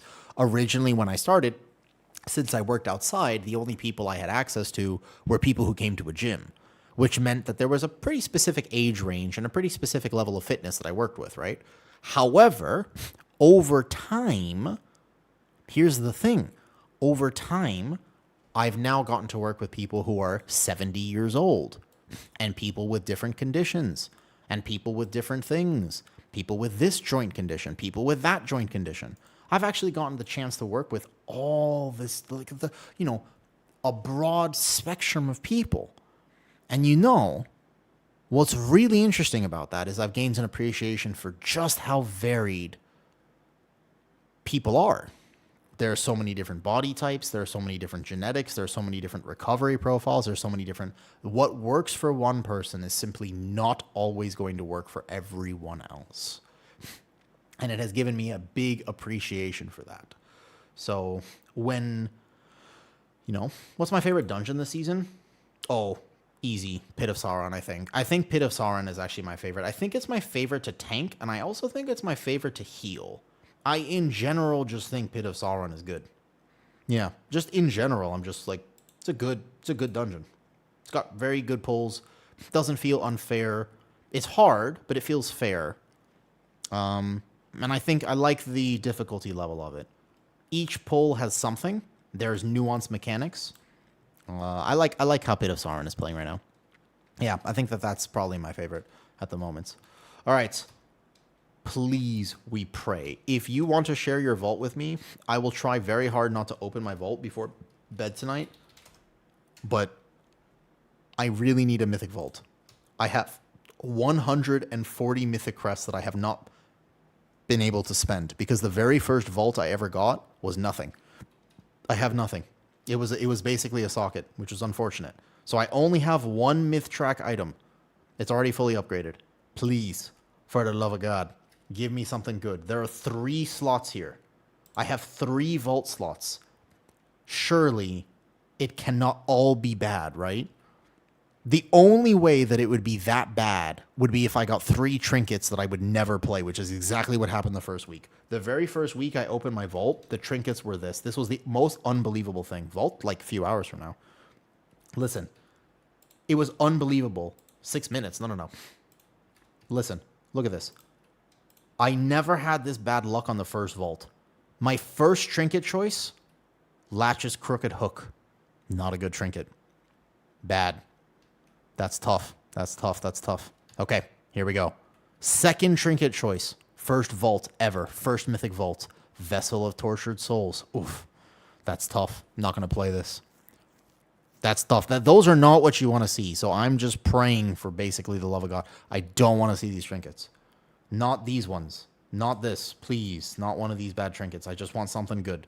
Give me something sweet. Give me something I can actually spend cress on. That would be, you know what I mean? Yes. It is actually so important, pleb. Things should be customized and individualized 100%. Yeah.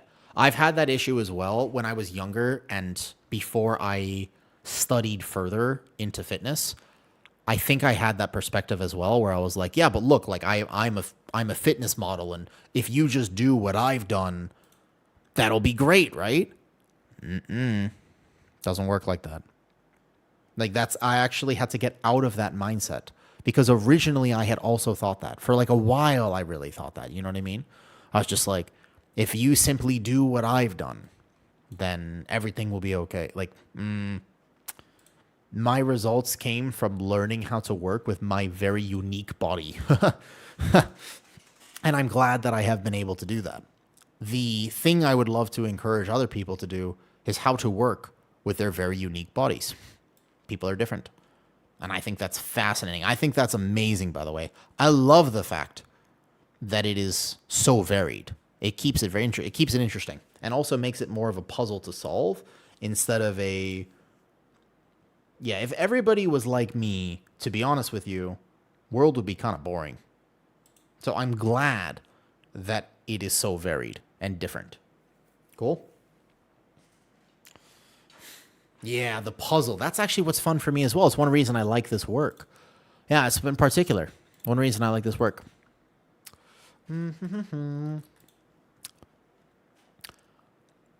I have certain fitness goals for myself. One thing about, I'm finding it weird. I don't actually know.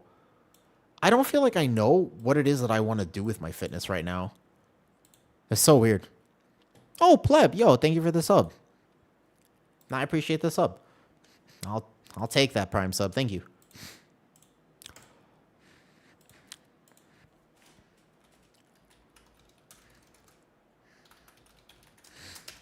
I went to my first suggested person, and I found somebody who is wearing horns that I think... Wait a second. Is she wearing horns? Does her headset have horns in it? And she just said hi to me, so she's nice. Okay, cool. Do you know Fiamma? I've never said hi to her before. We're going to go make a new friend. Go say hi. Who is Fiamma? I've seen her before. I've just never actually said hi. What a wonderful way to end stream, though. Thank you for the sub, pleb. Happy to talk fitness any other time. For now, I will go make dinner, and I wish you all luck in your vaults. Please, by the way, if you want to send your vault, there's a section in my Discord that you can share your vault with me.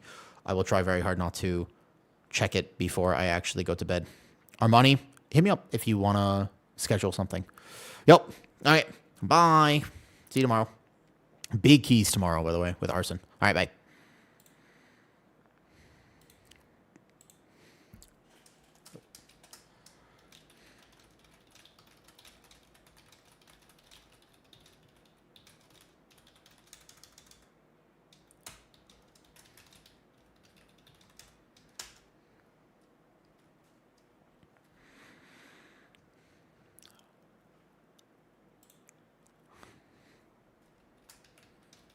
Yep.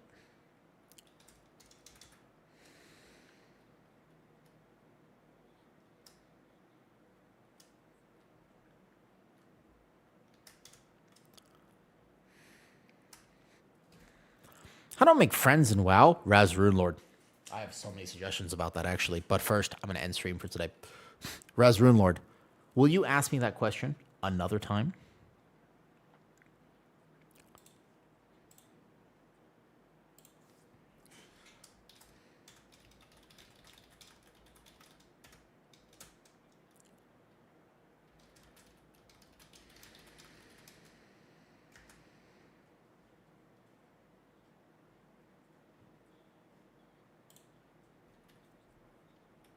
Well, 10 years.